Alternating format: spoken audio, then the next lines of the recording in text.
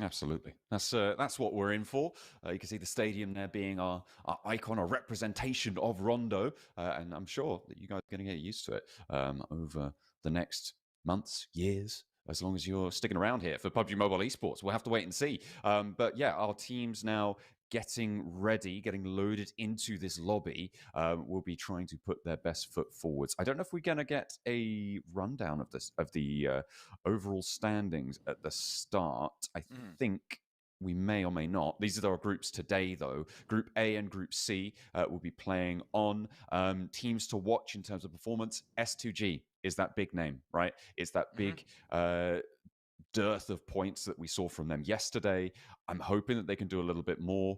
Teams that we didn't see yesterday, Pmsl, Ozorox, these are teams that need to step up in kind of a big way if they want to avoid that elimination bracket, those bottom four spots. But actually, quite a few teams from Group A are a little bit in danger.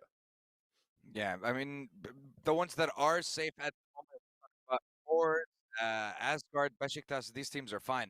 I think one of the other teams, the Noisy Boys, they had a good performance, but they still need to step it up a little bit. So the competition is going to be quite tough towards the bottom of the leaderboards. And I think maybe as we progress throughout the day, teams and their strategies might change. They might be focusing each other. We might be seeing more and more hot drops.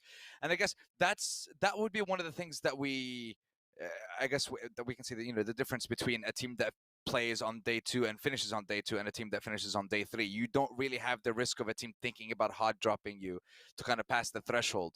You're not there. You don't have to worry about it. And teams at least on day 3, but you know the threshold that you're going for, maybe with the teams that are not there at least. But I mean, it's generally, very complex. I mean, generally, I think hot dropping overall is pretty inadvisable. I think that on most maps, it's fairly inadvisable. But of course, that Rondo wildcard does change things somewhat. But then, you, the team you're trying to hot drop might also be very ready for it and actually kind of willing to take that fight. If you're giving them an opportunity to get 3 points off the bat, that's brilliant. You know, they'll take that and they'll just grab a recall later and bring the entire roster back, which would be absolutely phenomenal, right? If you're on the bubble and all of a sudden someone who's just a little bit ahead of you gives you 3 elimination points, you're going to be very happy with that. You'll take that opportunity. And so I think that so on that front as well, hot dropping on Rondo might also be inadvisable if it's used as a specifically targeted strategy against a specific team. And I was more thinking that those kinds of things would happen maybe towards game 4, 5, and 6. I don't see it happening towards and specifically games 5 and 6. If you're in a situation where, well, I'm 22nd, there's a 10-point difference, or 21st, and there's 10-point difference between me and 20th, I have to do something. And I can't let them gain any points. You can't really rely on a chance of maybe someone else eliminating them. They might play super safe knowing that the ball's in your court. You're the one that has to be proactive. That would be like the only situation where I would see a team having to hot drop. Outside of that, there's no reason really. I mean, yeah, it's. I think that hot dropping in this conversation that happens around it in general, it's sort of like it's so unlikely that things like that are like the right call, if that makes sense. I don't. It's almost not even worth talking about it until it actually happens. And in Fair. general, Yeah, we it's too don't early to really tell. see. Yeah. I can't remember the last time I saw a targeted hot drop in PUBG Mobile Esports. I mean, I can remember one, but it was back in like 2020 or something. Like it was. It's. I really can't think of anything more recent than that in terms of a tournament targeted hot drop. Certainly not at PMSL level and higher. Okay, well, definitely not going to see it now as we go into that third day. And you know what? The teams are almost ready. We're waiting for that one final player, and hopefully we will get the show on the road and get the first game of the day started. And you know what? We will see a lot of hot drops in this one match and this one match only. Why? Because they have the recall ability. Outside of that, don't do it. There's no reason to. I know the risk reward. Just no. Listen to Well, John. yeah, Don't listen to John over that's. there. Yeah, this guy. Well, I mean, that's advice given to me by a lot of other analysts as well. I mean, they've it seems to be the prevailing opinion that in general, hot dropping is and can be a bit of a misstep. So we'll have to wait and see as to who is going to try and maybe make that leap. On Rondo, of course, as we say, like it's a completely different environment. I think that we may see teams start to extricate themselves from one another as time goes on. The opportunity for those extra elims does go away later in the game, just around after stage 4 closes, and I think in general that teams will sort of mature into the idea of, oh, hang on a minute, we might not want to be giving points even though we want to be getting points, and there's a calculation to be done around that. And I think that's a whole new set of coaching and analyst roles in teams that are furiously crunching these numbers, trying to figure out, are we doing the right thing? Are we making a misplay? Yeah, is this the best possible course of action for us, or is it going to benefit them?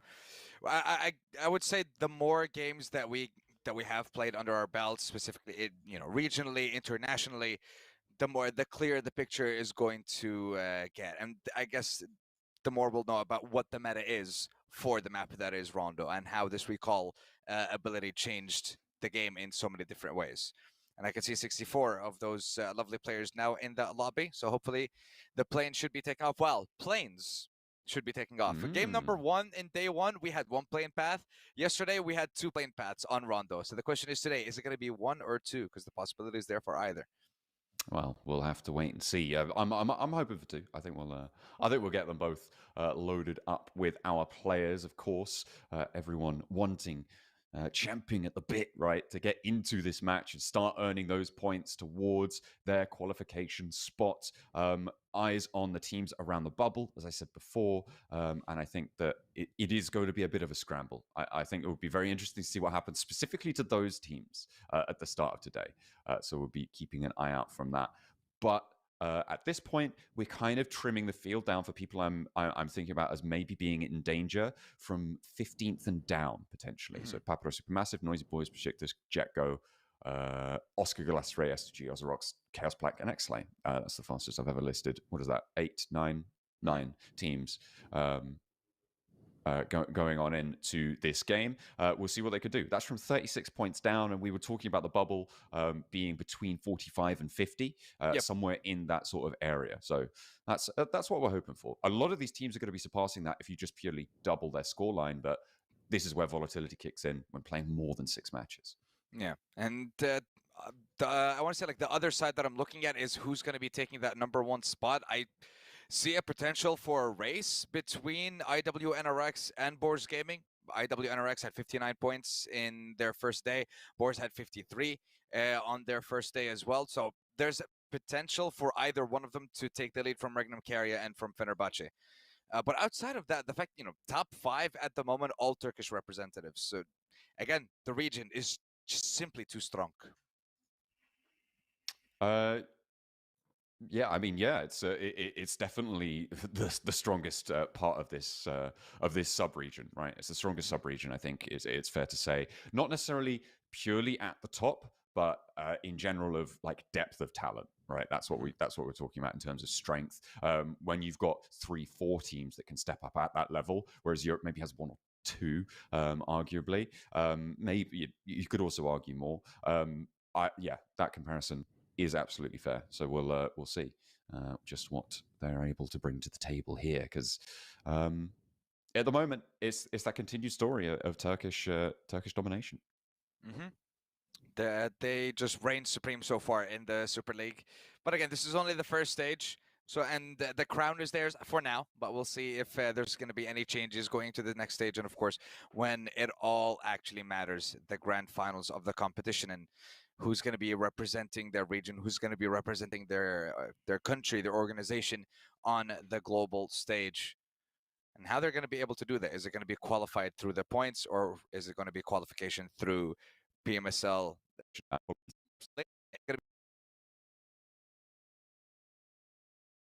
Because so far, Yekta, first one to go down. Yusuf taking a lot of damage as well, so he needs to heal up. But the Noisy Boys have a knock on their side. Not sure if they're going to be able to get to a revive. Okay, no, Muzaro is there, and they should be getting back to full strength. Oh, Ooh, okay. playing around the side of the staircase there. That is going to be a knock and a flush very, very quickly against the Noisy Boys as they will try and pick things up. We're hopping over. Where are we now? We're with Brara Boars. Why not? As the Boars do manage to get another elim, but Bra do have 2 players alive.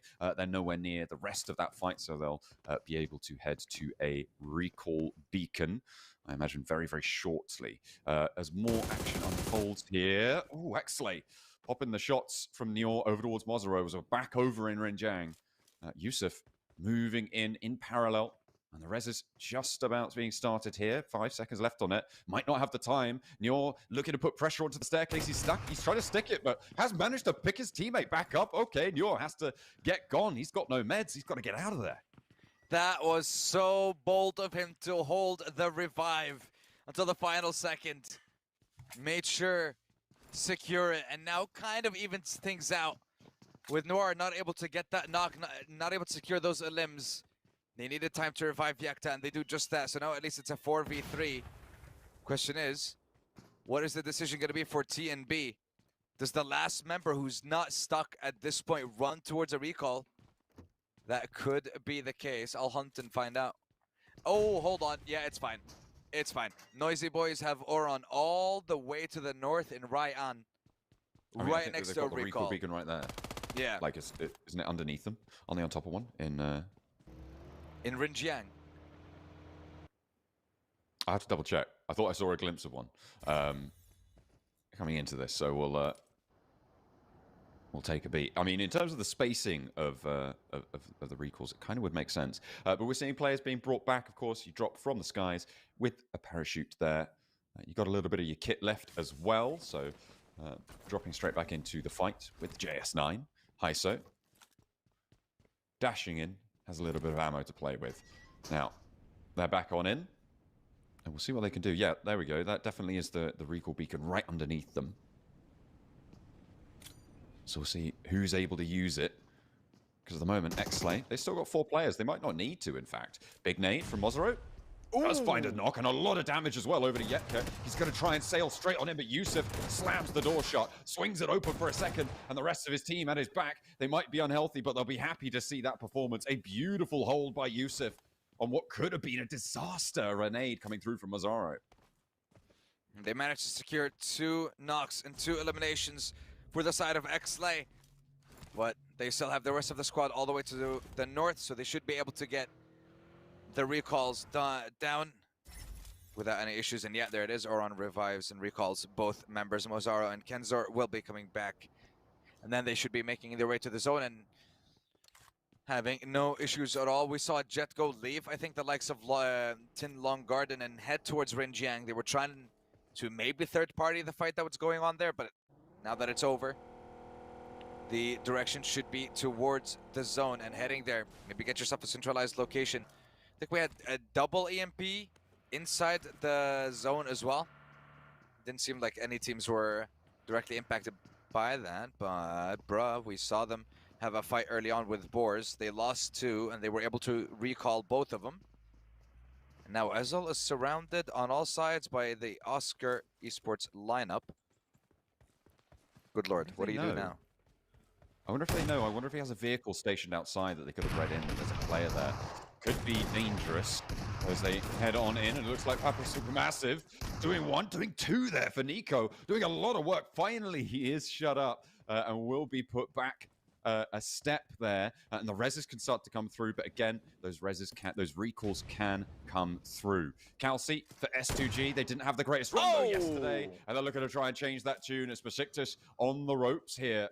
Around a recall beacon as well. That is not going to be a friendly sight. Besiktas going to have to go and divert to a different location here as Hamzy G comes back into the fold. That little, I want to say quick switch from Calci. Seeing through the window. Oh, I might get pushed in a split second. One quick bump, and now we switch over to Bra. Pmsl was able to secure the elimination onto Hardman before being taken out. But still, the roster should be able to recall their teammate without any issues. It's still too early in the game for the recall stations to be turned off. So they shouldn't really have any issues for now. But I'm looking towards the zone one more time here, and I see IWNRX with a fantastic position, smack dab in the middle, taking control of multiple angles, multiple compounds. And no teams around them just yet, so they're in the clear for now. Getting a move on. In the next couple of minutes, you want to be thinking about fully extricating yourself from situations that might necessitate rotating for a recall beacon. At this stage in the game, if you're going to be getting stuck into a fight, that fight's going to take maybe 2 minutes of your time, if you're lucky. And then beyond that, if you need to rotate for a recall beacon, that's going to take another minute or two. And by that point, you've lost so much pace in terms of getting into a good location for the late game, or, well, certainly the mid to late game. Then it's going to be very, very tricky to have a good game from that point on. So at this stage, teams need to be thinking about fully extricating themselves to get a hard north shift as well. That adds to the rotational pressure. And that it does. And you saw Ulf. They were in the center of their previous zone, but seeing it now shift towards the northern side. And I like the fact that they had Soulless in Stadium next to the recall station, just in case the team ran into any problems. And with the zone shifting in their favor, a full regroup has been decided. And I like that. If they manage to get themselves a little bit of a high ground maybe on the stadium, if it's possible. Nice little POI for them to hold on to as the rest of the lobby starts to make their way. And TNB might be the first to actually invade that little area that Ulf have secured for themselves. It's a little bit of an offensive being pushed on in. Scarface has full knowledge of TNB, though. Look at this. On the run up to the stadium. On the boulevard. They're having a real good time here. Ooh, Galatasaray taking a knock, taking a flush their way. Bra as well. It's likely that this is their last opportunity to find a recall beacon, get people back up as Galatasaray looking to try and continue this fight. Now they're looking to try and keep Jetgo at bay, and it's good for one. Quacks is going to look for more, but no, the spray around the corner, the pre-fire is good. And now Galatasaray with 2 players alive, going to have to desperately scramble or play on as 2. I don't think that at this stage you want to go so far out of your way. You've already gotten into a pretty central position here. Now Scarface stands up as well, overlooking the boulevard, getting the spray down onto 1 and onto 2. This is great news for Ulf, but terrible news for the Noisy Boys. And Aaron jumps in, but unfortunately a little too deep. Without scouting out, and Mozzaro returns the favor to Ulf. It is a 2-for-1 trade. And I don't think that the Kenzor will be able to crawl back through that door, because Scarface is just waiting for that. So you need a smoke, which is exactly what he has now, baiting the bullet. Waiting for him to go for a reload, but he sees there is a player going for it, trying his luck. Oh my lord, one more. That is a, okay, that's a Hail Mary of a nade. If he manages, but no, that's just not gonna happen. He's still gonna try his luck through the smoke though, dealing a lot of damage, and Mozzaro finally silences him a little bit with a bit of cover fire. Will they be able to get the revive onto Kenzor though? It should be fine now. I don't hear any shots being fired from Scarface's angle at the moment. But we switch over now to Chaos Black. Seem to be having a jolly good time. Yeah, trying to hold face on the northeast side, a little bit of a split, but they do get the favored shift there. Oh my goodness, we're going this way, that way. A little bit of motion sickness for our IGLs in this one, as we are going to be yoinked back down towards Yulin and the central compound that Chaos Black currently hold that north point on 2-2. You've got other teams as well marauding around in there. The res was available for Ulf as Eren sailed it in, immediately got flushed, but Stadium does contain that recalled beacon, which means that they can bring him back up. But they're going to have to leave now. The boulevard is no longer safe. Next zone is coming knocking. This next zone is just torturing players, forcing them to rotate time and time again. Let's see who manages to get themselves into a decent position. Galatasaray definitely feeling the pressure at the moment, since they are down to those 2 members. And looking around them, they can risk it and try to go to Stadium. They can maybe go out just outside the zone, north of where they are, but I'm not sure that's a possibility with the squads that are around them at the moment. They are going to be getting into their vehicles and dipping out of this conversation. And looks like, yeah, they might be setting their sights on the north, where Maniac's going to be heading towards one of the recall stations. Unless the rotation gets cut off, but Ozarok's not really thinking about that. They're just thinking about getting into the zone themselves, but we got a gang-style war going on here. Lozun, in a 1v2, switches from the driver's seat and takes down one of the Ozarok's members. That was stylish. I mean, it's not going to be the end of the world if Ozarok's are already going for a respawn beacon, but at this stage, I think the blue's going to hit too hard, so it might actually stick on that elimination. We're getting to that transition stage now that I was talking about. If you were embroiled in those fights before, now is where you're going to pay the price for it, and the teams that are on dribs and drabs, they're on half forces, they're going to be the ones feeling the brunt of the pain. In the midst of it all, Jetco have lost two players. They're trying to push in from that northwest side, from around that sort of stadium angle. The descent from there going to be a little bit tricky for them, but they'll be able to stay up as two, and that's more than could be said for some of our other players here so far. And I want to say the remaining player from Ulf is Scarface. I'm trying to track his movements. He's just waiting for that last player from the Noisy Boys to leave, but Kenzor is just not giving him the opportunity. He knows someone is going for the recall beacon, but I don't want it to happen. I don't want to give you the opportunity to recall and bring more players into the fold. Scarface might be able to dodge. He does. We'll be able to dip away from the conversation. Still not sure if the decision is going to be to still go for that recall station, but Mozaro and Kenzor making the call. We're gonna dip, and Scarface, I mean, he's forced to go for the recall there. There's nothing else you can do. Are you gonna play as a solo? Oh, okay, hang on a minute. Okay, Circle. hold on. What is it doing? Absolutely crazy. Oh my goodness me. And it's kept a respawn beacon in. It's difficult to see under the compound to the east side of this, but there is a respawn beacon near to Bra in that central location. So it's a very, very important spot for the time being, and they desperately want to hold on to it right in the middle there. But this west side is a little bit of a scramble uphill as Asgard wanting to keep themselves up as four. Galatasaray trying to get ahead. Galatasaray in a little bit of danger towards the bottom of the tables. They've managed to get 3 points so far. So have S2G. They're looking to move on forwards as we have our second team eliminated fully. That's Ozarok's out. Yeah, but both of these teams that you mentioned are down to 2 players left. We'll get back to that conversation later, as now Bra in a fight with Oscar Esports. Oscar is in desperate need as well of some points here. Can be really taken out that early. Kiss You, beautifully placed nade. Takes out the second. Currently stuck essentially in a 1v4. Gets a little bit of the high ground. Ooh. It is nice and toasty in there. He's going to try and heal up. Or maybe wait for a push and hold that nade.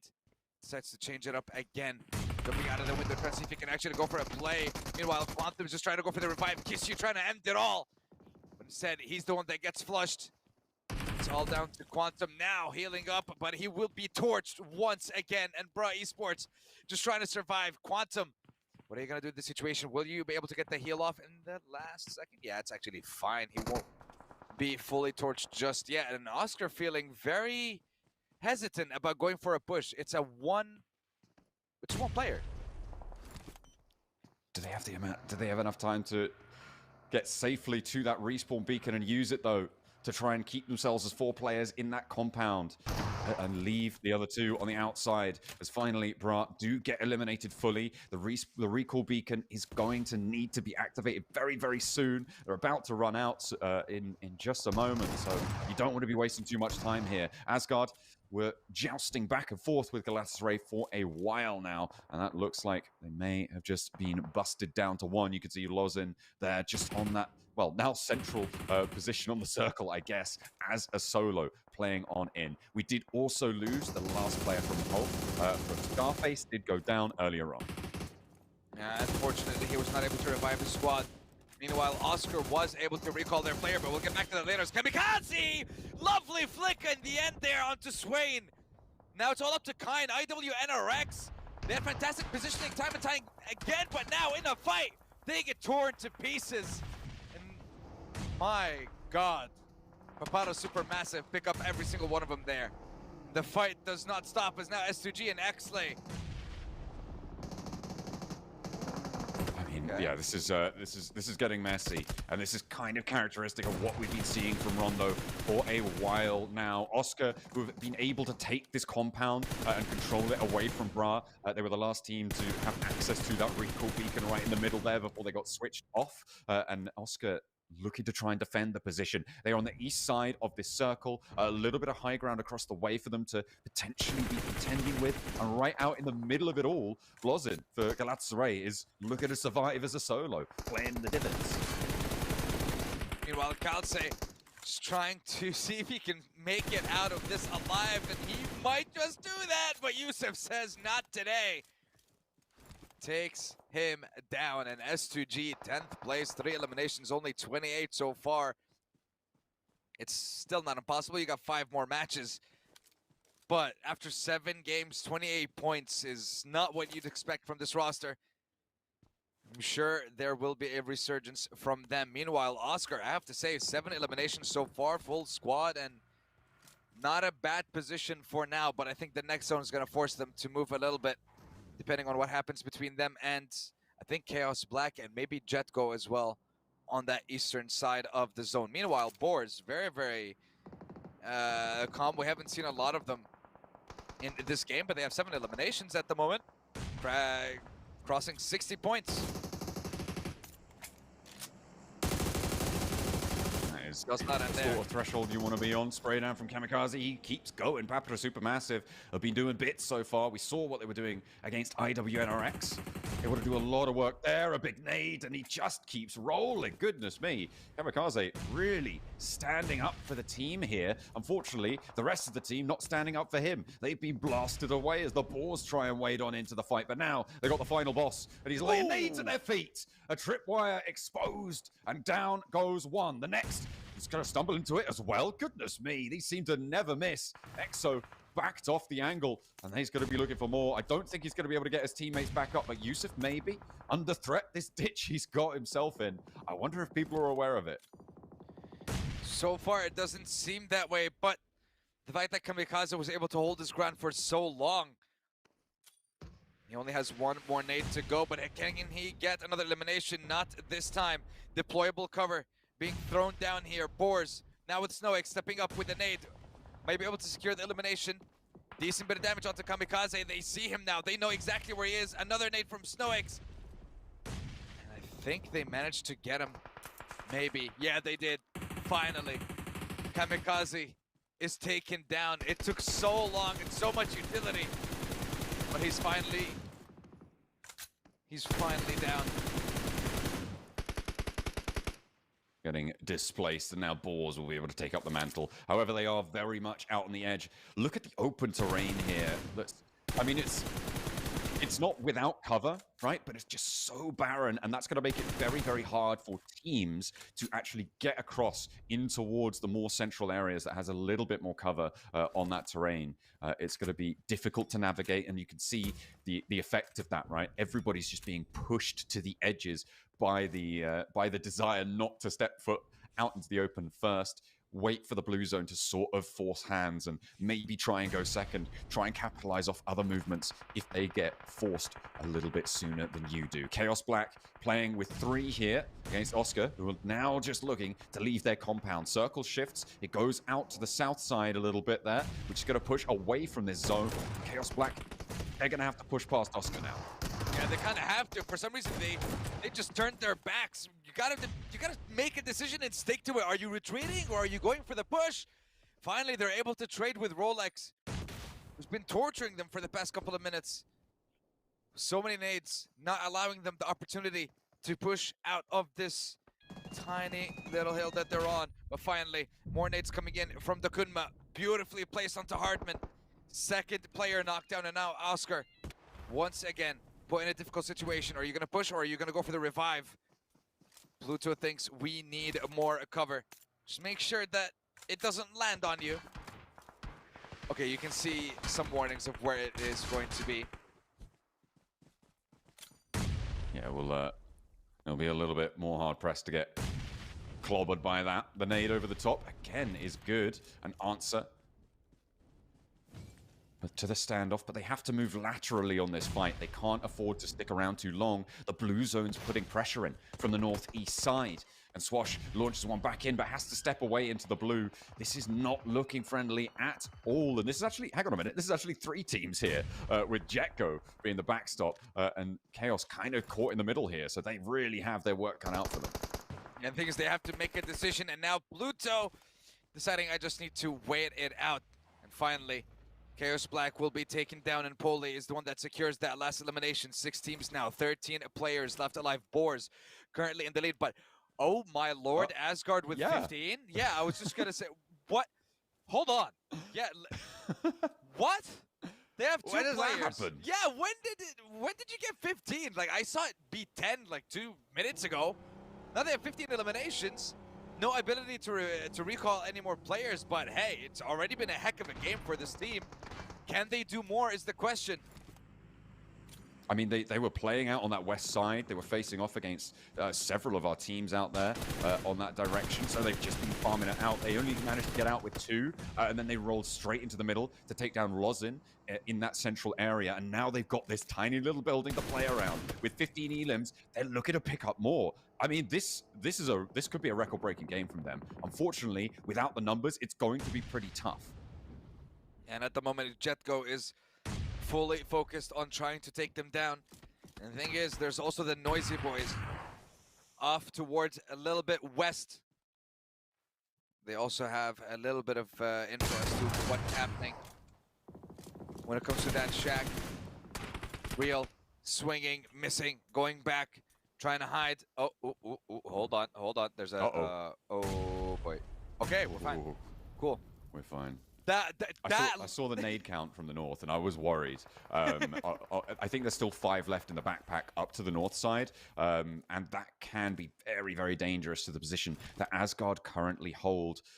Oscar with 10 elims as well, doing very, very fine work here, but the big story is, are Asgard going to be able to convert this one? With the circle as it sits as well, they are in this next stage, and that's going to make it nice and cozy for them on the inside. The difficulty they have is that holding the sight line from that angle is basically impossible. The door frame around that pagoda is very, very narrow, and it's difficult to take those peaks out without overexposing. And the thing is, the second you peek, you're exposed to both Oscar and to Jetgo. The second one of you is knocked at this stage, you can expect a push. You have to be exceptionally careful with your positioning. Although 2 teams that also have to move is, you were talking about Xlay and that last player that they have alongside with the Boars. Thinking, okay, might take a couple of vehicles and just rush in before anyone decides to take a couple of shots, but Oscar spot him out. Vic will have some deployable cover. They might be able to just crawl their way into this 7th zone, but Oscar, no deployable cover for them, and it looks like it's just going to have to be a wall of smokes or maybe just driving in like absolute madmen. Okay. Not able to wait. It looks like it is going to be 2 vehicles. You're going to need that extra bit of cover. And it looks like they may have found the right timing. No one's going to spot him out. Xlay not here to stay. They get 6th place, 6 eliminations. Best performance we've seen from them so far. Yeah, I mean, the Boars were preoccupied up to the northwest with Xlay, their final member, making a roll up to the Noisy Boys on the north, so their attention was drawn. A really nice bit of timing there on the south side for the approach to make their way in for Oscar, but they still have a little bit more to go. However, from the position they're in now, it's going to be a lot easier. You can see Asgard now starting to step out. I mean, luckily, the exit to the pagoda is on the north side, so they really only have to worry about Jetgo, and that's why they're putting all of this resource into getting rid of them. As soon as that happens, they can potentially leverage things like the emergency cover flares and start to flex out from their spot. But how much more are they going to be able to do? Because we've got some real high elimination tallies in this game. Like, ooh, maybe Oscar under threat from Real. Got them up with the first one down, and Kvik finds the angle and secures that elim, and they get themselves up to 12. It's basically between Asgard and Boars at this point, unless the Noisy Boys can perform some magic. Slow and steady from the side of the Noisy Boys. Jetgo and Asgard have been going at it for the past 4 or 5 minutes at this point. Nades, all kinds of utilities. So many bullets have been spent in this direction, and these 2 players still stand 7 eliminations in Lazy's name. I think that's the highest so far we've seen for one player. He might be able to get more though. There is certainly that opportunity. Boars are going to be making their approach, and Asgard should have the lookout on this. The nades, though, more preoccupied towards Jetgo. They know if they get close to the wall, it's going to be very, very hard to deal with them. They don't really have too much flexibility here. Nades high and into the sky, bursting a little bit short there. And Asgard now looking to start to step out. They are in this next zone. They will have to move if they get in towards this final stage because it closes dead center into stage 9. But the Boars have been using these smokes. They've been playing around them very, very nicely, and they've been racking up elims to try and catch up to that 15 tally that Asgard laid down a lot earlier. And not just that, they're trying to set another record here. I think they were the ones that got 16 before. Now they set their sights onto more, knock onto Haiso. And they will secure that one. But it looks like Kensor was taken out by the zone, so it's only going to be 14. But we continue the fight between Jetgo and Asgard. Nades coming in, not enough damage. Lazy and Real still managing to stay alive after all this time. And with one of the knocks onto Boars now, there's no potential for a third party for now. Oh, it's going to be right down to the wire as to who has to move first here. I feel like Asgard maybe have a little bit a better position to hold if Boars have to move first, but we'll have to wait and see. They're still worried about Jetko, though, who've been surviving for so long. The maximum elim count that you can get in this match is 19, right? For Asgard or for Boars, if they're able to get all 4 of the remaining elims that sit across from them. Actually, hang on a minute. No, it could still be a 20 elim game because Boars have 3 players alive. They managed to get that res off. The Symphony getting sprayed down. Real really, really wants to make it work, but it's stolen away. Oh no, the Boars deny the 20-point potential and getting a 30-point game, but we're still on the cards for a 19 if they're able to find it. If they manage to get closer, Snowick's taking a lot of damage from either, I think it was not from Real, but it was from Lazy. Lazy now forced to heal Freedom. The second he moves, Real will have that line of sight on him and should be able to take him down, but it's still going to be a numbers advantage in the favor of Boars. Freedom not moving. He does not care for now. He is holding his ground. He does not want to give away a point. He will play the healing game, or will he? He peeks, and Lazy's ready, and he takes him down, and now it's a 3v2. You're looking at Boars, and you're looking at Asgard. One of them's going to end up with an incredibly high elimination game. It's either going to be 18 for Asgard, or a total of maybe 17 for Boars. We'll find out who's going to be forced to move first, who's going to have the better cover. Looks like the advantage is all Boars, whether it's numbers, whether it's positioning. This game looks like it's theirs. I mean, the ammo is pretty low here for EXO. That could be nasty. Doesn't really have too much to be working with. I mean, the shotgun in the back pocket, if you get close enough, that's going to be good enough. But Asgard, yeah, they're waning. They're falling to the blue here. Playzone gets that first knock. Now it's all up to Real to try and keep this one going. Denying the point, sure, but they will be able to pick up another huge elimination counts towards the end there as Rondo delivers yet again. And the Boars deliver us a chicken dinner. That they did, and what a juicy chicken dinner at that. I believe at the end, they managed to get 16, maybe 17 eliminations in their name. Along with that chicken dinner, we were talking about them going for that #1 spot because of their consistency in day 1 being, what, I think it was 53 points. And now they're already starting off game #1 with 26, 27 points. They already have, I want to say like half the amount of points they got in day #1. And they should be within touching distance of that #1 spot and getting themselves that $4,000 prize for first place of the league stage. Sensational from the Boars, and honestly, I'm very happy for the squad, seeing them from PMCO and then performing here in PMSL. It's great, and I hope to see it continue within the next stages as well. Yeah, I mean, it is really good to see, and it's got to feel pretty good coming in as well for Snowix, right? Playing off against the Falcons. The Falcons did have a much better day yesterday, but I feel like he might be able to overtake on the points tally if they keep up that pace. Well, if they keep up that pace, then of course they are going to be able to. But that was a huge... That might... I think that on its own, that's like a first place performance coming through. And the second factor of this is that Asgard have completely secured themselves, right? They were on 40 points at the start of today. We were feeling okay. But now what they've got like 25 points just added onto their tally. They're fine. They're through. There's nothing more. There's nothing more to it. That's it. So now the conversation is going to switch over to the teams that haven't had the best performances in their first game. And honestly, the first one that comes to mind is once again S2G. 7 matches, 28 points, only averaging 2-3 so far. Again, an average that's fine if you're looking at making it to, top 20 out of 24. Sure, that might be enough, but that doesn't give us much hope for the next stage and then the one after that for that lineup. So definitely something has to change. And Rondo just does not seem to favor them at the moment.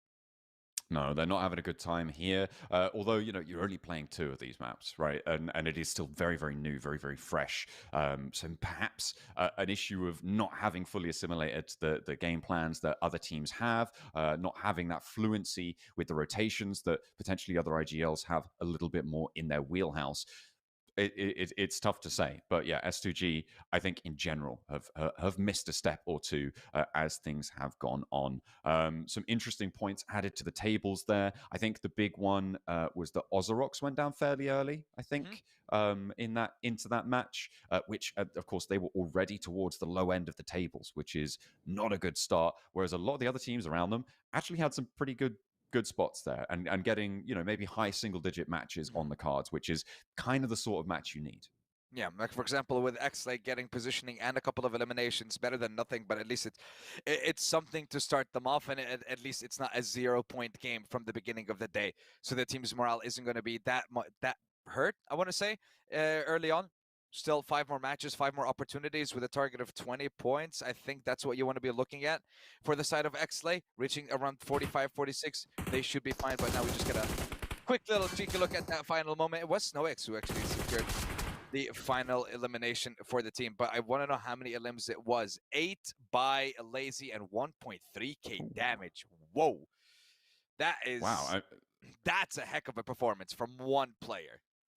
Yeah, and I mean, we won't get to see their full team stats there, but I'm assuming that it's going to be a fairly similar performance coming through, right? I think they ended the game on 16 elims, something around that anyway, 15 or 16, which means that this is half of the elims, sure, but there's another part of the duo that was sat in the meantime, as well as the rest of them. And through all that, only 1 nade elim. Go figure for SnowX. EXO did have the most elims towards the top of it, although Lazy did have the most damage. And okay, so well, here we go. Here's a fact we've learned here is that the tiebreaker is not damage.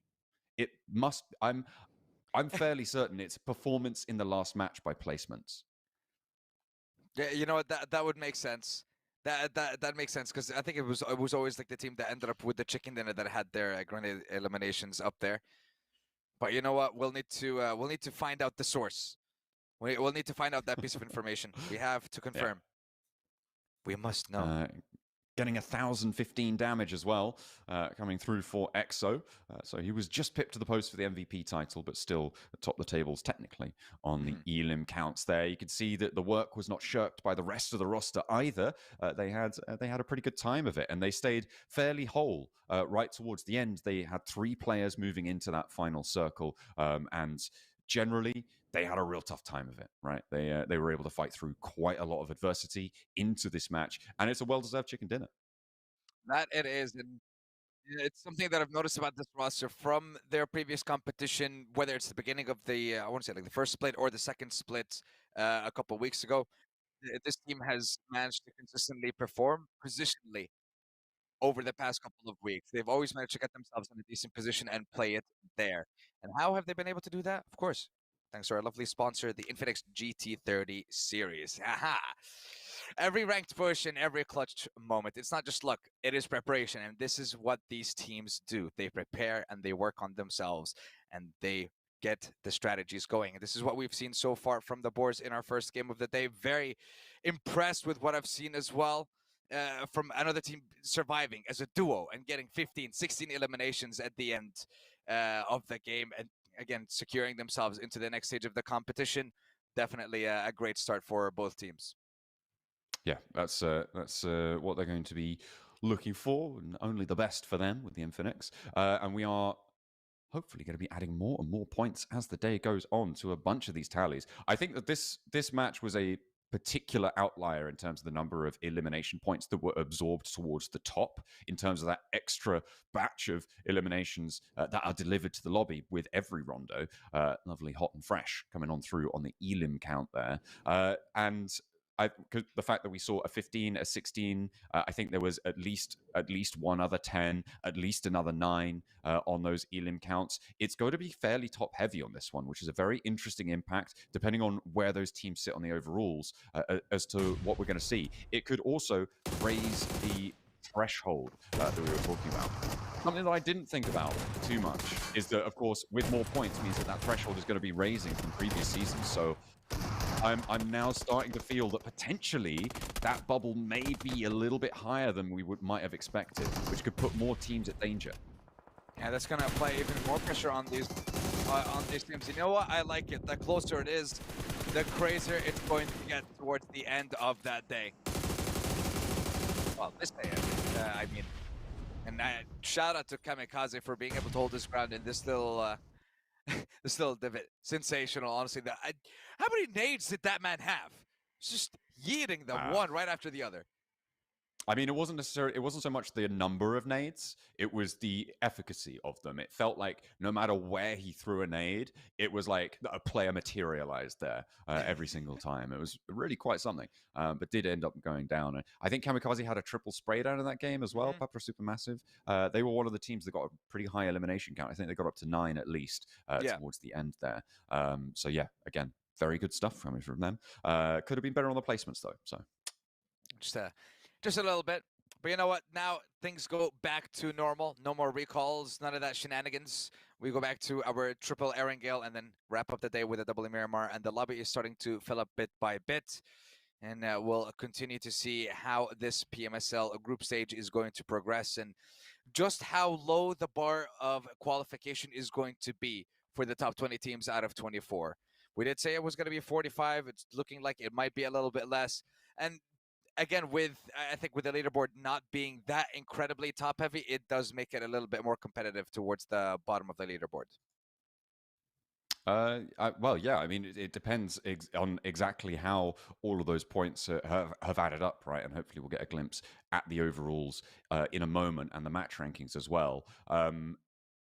Yeah, I think that we're just going to have to wait and see on that one. I haven't got an up-to-date live stats page in front of me, unfortunately. So we're just going to have to wait for those numbers to come up for us to really get the full analysis there. The volatility that's introduced down towards the lower end of the tables is when they're obviously a lot closer in score lines. And the fact that there were some fairly lower placed teams getting some really big points chunks there might actually push them out of the volatile zone around the bubble and into a sort of separate middle bracket that's below the top but above, fairly clearly above the teams at the bottom. So on that front, it might actually decrease volatility depending on exactly who's moved up and by how much. Yeah, and because I do remember seeing towards the end of the first game, there was quite a few teams bottom of the leaderboard, but they still had like 6, 7, 8 eliminations. And I have to say that last game was a very incredibly high elimination game compared to the first 2 rondos that we've seen so far. And once we're done with the day, I'm definitely gonna go back and see exactly how many eliminations we had, how many recalls did we manage to get at the end. Because there was quite a few fights that ended up with players being lost, recall once again, go for a push, lose 2, recall.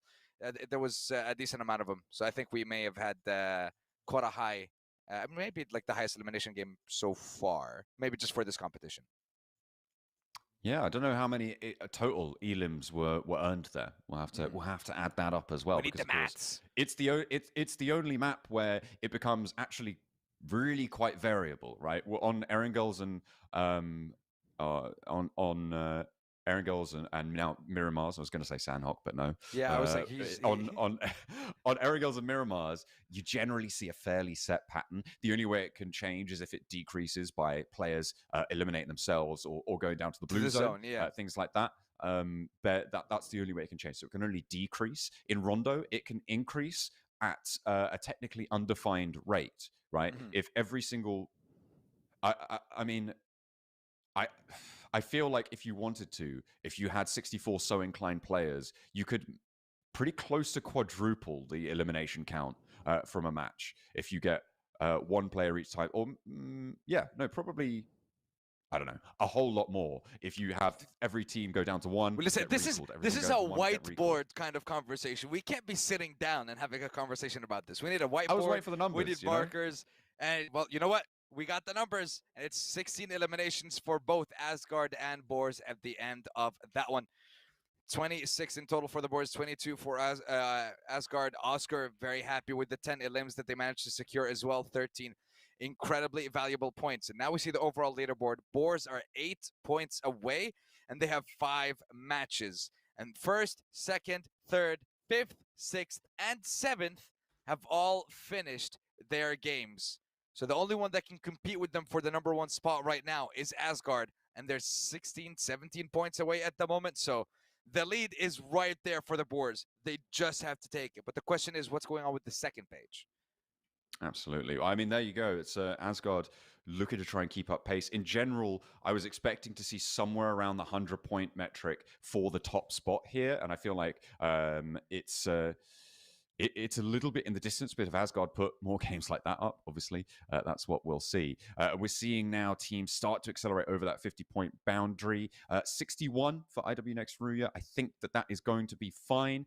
For Papro Supermassive, I think when I readjust my estimations, including the extra Elim points for Rondo, although arguably, it's a fairly minor points increase overall. It's somewhere in the region of like 5% more elims per team when you introduce Rondo to the mix.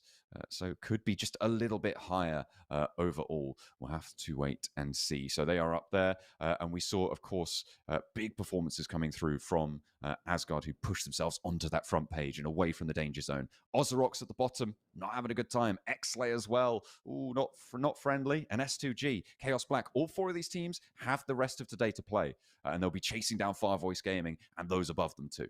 Yeah, and it's not really that big of a distance. It's 10 points between Far Voice and 21st, second, and maybe just a little bit more from 23rd. One game for any of those teams in the bottom 4, and that's basically them done for the day and them qualified to the next stage.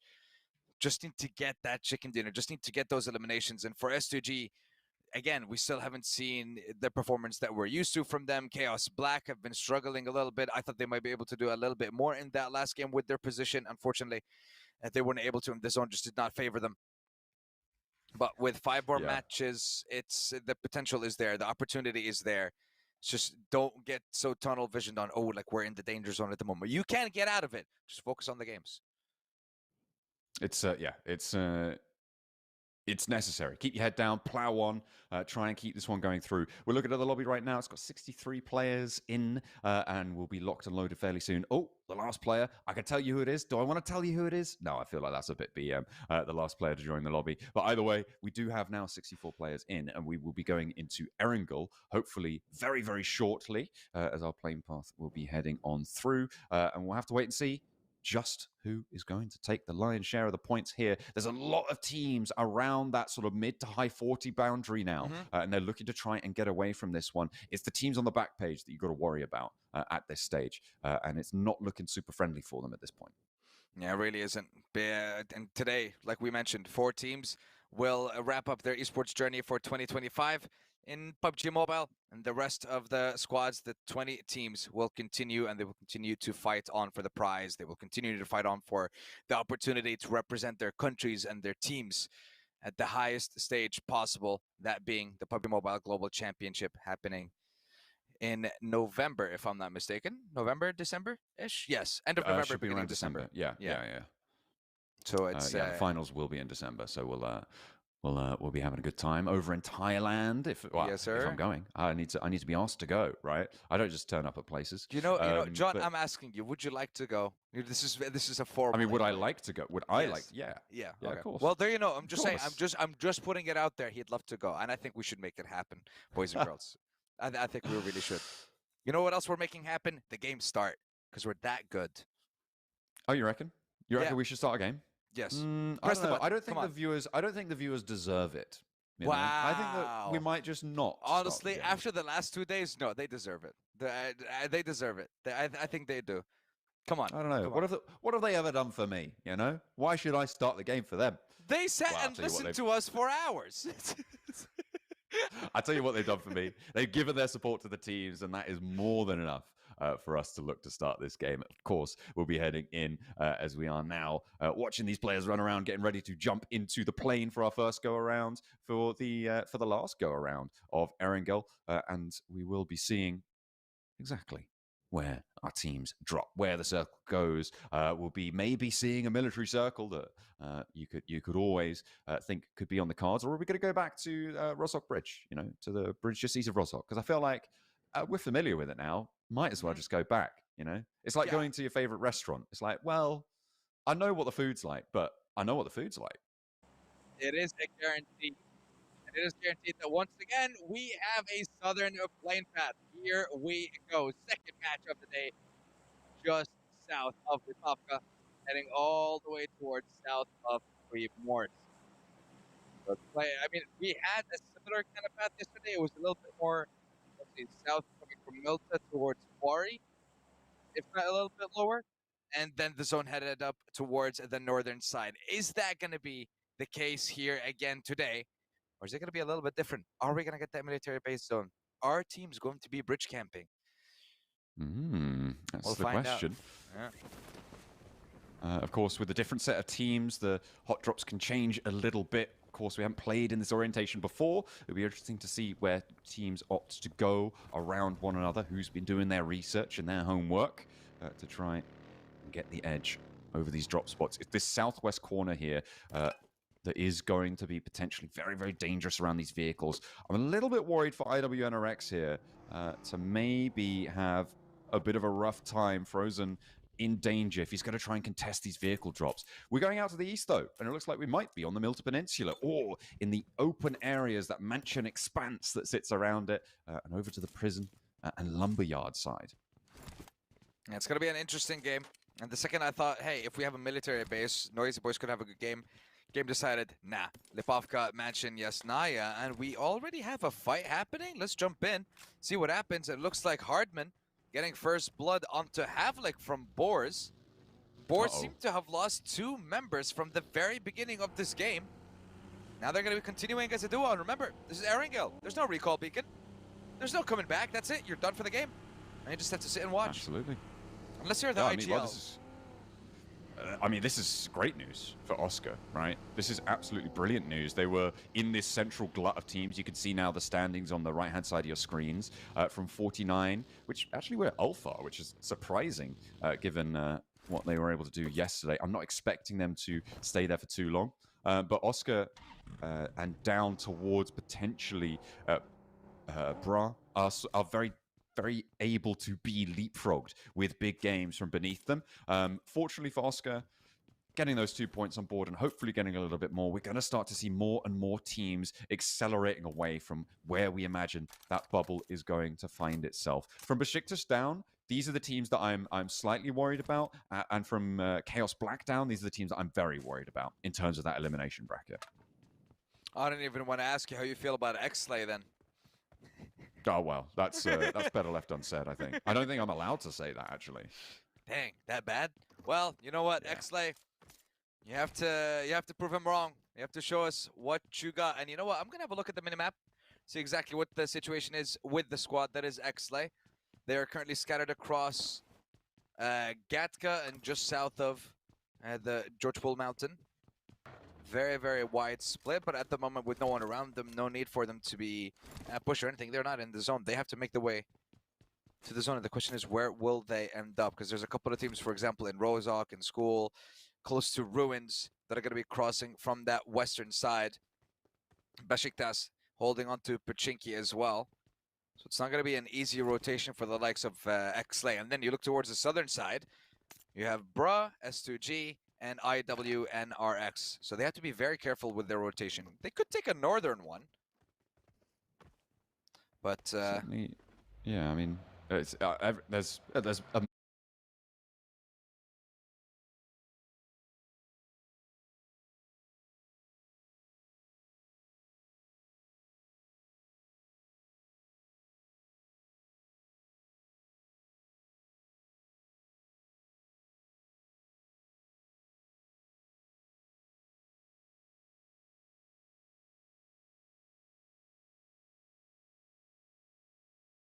multitude of options right now, but we'll have to wait and see who's going to break east of Roshok from this scenario to know who is going to be challenging the exit from Pachinki as well around that Potato Hill area.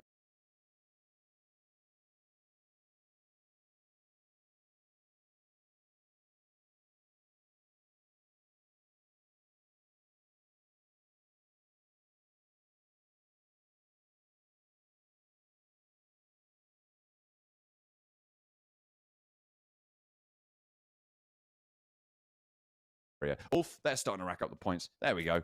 Oscar, unfortunately, getting spotted on the rotate, and it's mostly Scarface who, I mean, he's doing more. He loves these high ground perches, does our Scarface, and he's looking for more as well. Waiting for a team shot, maybe? Yeah, he's got a teammate just to his left there. You can see in a vehicle getting ready to roll straight on down and look for more. Two teammates, in fact, and they are going to hound down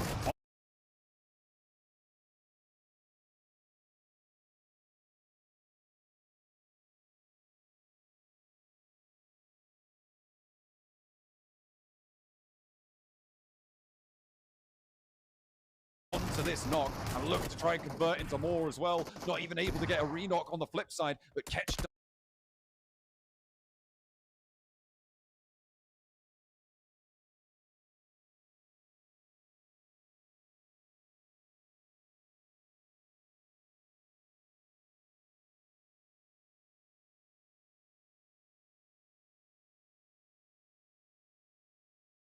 fall. Oh, the cover! Looking to try and pick up the point. Can he get cover? Looks like he can. Oh! Point confirmed, but they go down in the process. Oscar out first. Oh no. Catch is probably like, brother, just in those final moments. The elimination was secured. They lost him.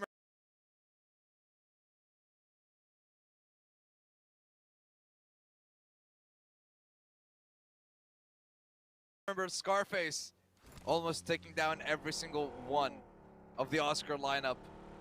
But dang, that's unfortunate for Catch.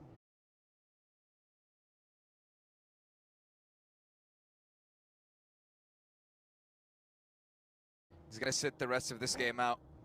But we move on. We move to Papara Supermassive at the moment. Currently sitting at 45. Just need to hold on to this position. Don't need to do anything crazy to get themselves into the next stage. As of now, should be perfectly fine. And I definitely agree, from Besiktas to the 24th team in X-Slay, those are the teams that have to be a little bit proactive. Can't be sitting too comfortable. And now with the zone forcing them to move, let's see where they decide to go. I like the rotation that the Noisy Boys made. They went for military base. They crossed the bridge early on, which I'm surprised no one's camping. And they look to be heading towards Milta Power, and they might be running into Ozrox. And yeah, the elimination feed shows us exactly that as Rogo gets taken down. Hopefully we'll... It's not ideal. Yeah, not the best. Ozrox are in desperate need of points here. They certainly are. Losing a player this early is bad news bears. IW next Ruya looking to deliver some bad news to Besiktas, but they turn around immediately. This is on the route out from Pachinki, out to this east side. And IW next Ruya seem to be at the head of the pack right now. Let's see where they end up heading. I mean, they could go to the dip, to the pizza slices, and see what they can find there. Or they could try and send beyond out into the open ground. It's stage one, so generally want to prize rotatability in these early situations when you don't quite know where the zone's going to be. From stage 2 onwards, you could start to get a little bit more targeted towards a position you think you might be in for a lot longer. But this early on, yeah, I kind of like where IW next Ruya are holding up for now. I think they should be able to get away from these shelter entrances and play on from there quite nicely. Sometimes you can get trapped if you have someone roll in with oversight, but for now, I think they're okay. They should be good to go, and this is the position that I was talking about when it comes to the Noisy Boys. They're not directly in Milta Power, just right outside of it. And we'll see where the zone decides to go for that next shift. But as of now, we've had a couple of kerfuffles, a couple of fights early on, and then things calm down once again. Boars still in Yasnaya. Bra were still, by the way, on the most western side of the zone and of the map, I want to say. Still, they're going to be a little bit late, but it's only the first zone, so it's not really any problems or issues for them. IWNRX looks like they're going to like shelter. Looks like they're going to be holding up in there for a little bit, getting a little bit more loot. Ooh, okay. All right. I mean, it's always good to get a little bit more loot on board. Why not? As Pmsl make their way in, of course, our team at the bottom of the tables right now with 24 points. It needs more oomph. They are currently on that southwest side, rotating in towards the open fields because we've got that shift up towards the Yaz fields here. It looks like they're going to try and play that south border. I wouldn't want them necessarily to go into Yaz fields at this stage. I mean, there's some positions right in the center, but I think it's far too isolationary right now. Yeah, this is a good roll up. The brilliant compound on that south side of Yaz fields. I think they'll be more than happy here as long as they can get everyone there nice and safely, because S2G are pretty close by and might challenge for it before that full defense is set up. We'll have to wait and see if they're able to purloin a point or two. The west side of Yaz fields can be very, very strong as well, but at the moment, again, it might just be not late enough, not sure enough that those Yaz fields are going to be a major factor into these later circles. Yeah, and Bra look like they want to take that gamble, and as you said, take control of that western side. Hope and pray that the zone decides to shift in that favor. I would put my gamble on it going towards Mansion, Prison, and Shelter for the next zone.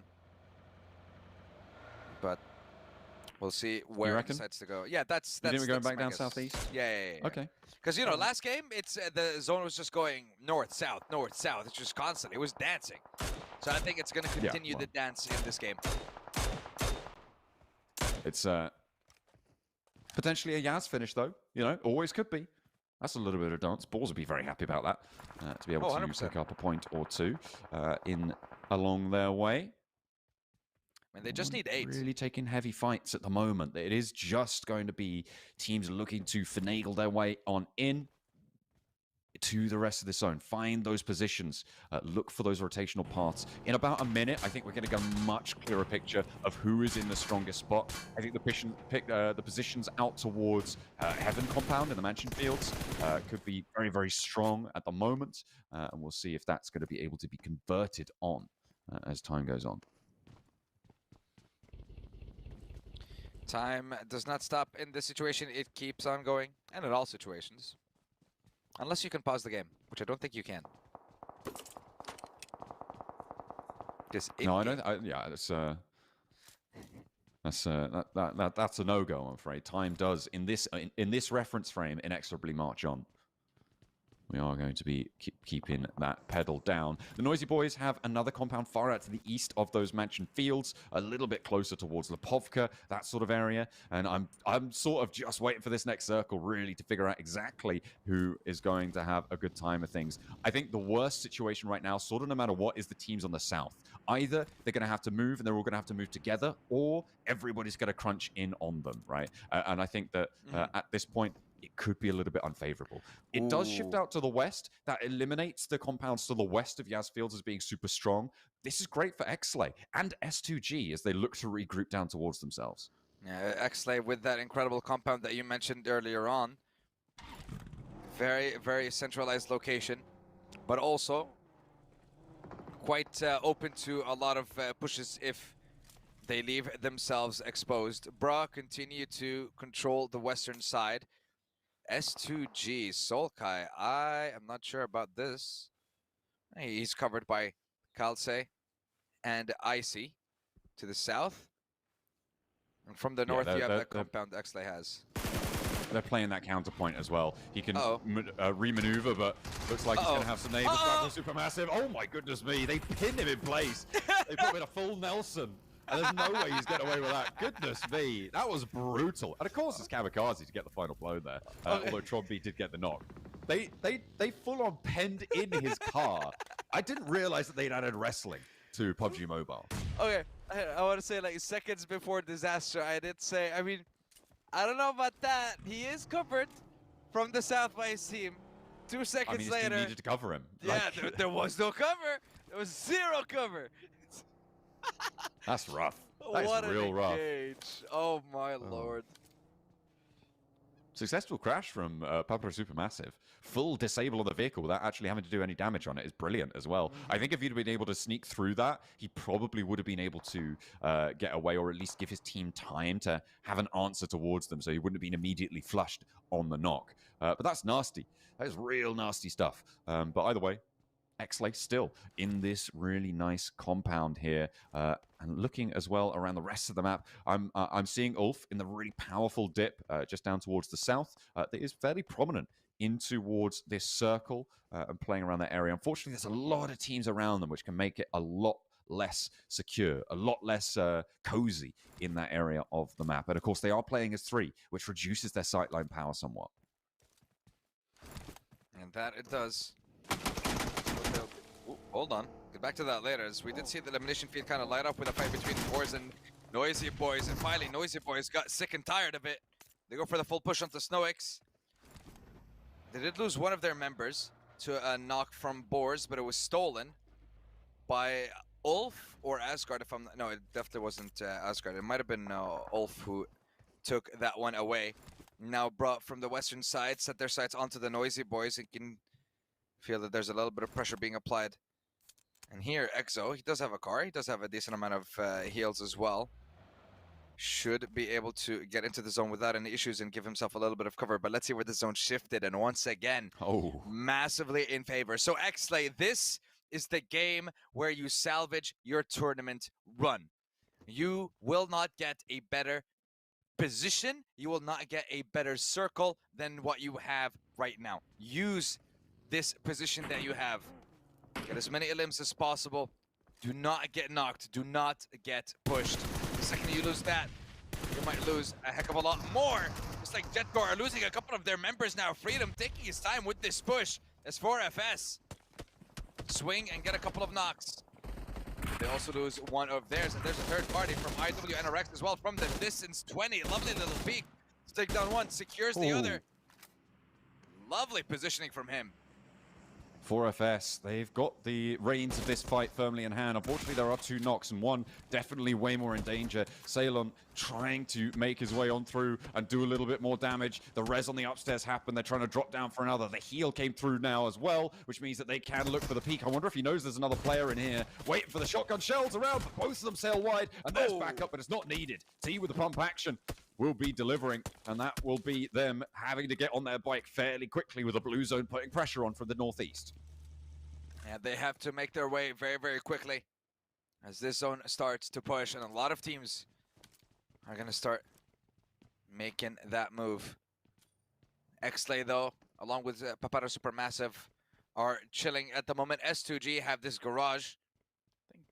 They wish maybe they can close the garage door a little bit, give themselves a little bit more cover, but not going to be possible right now. We go back to the Noisy Boys.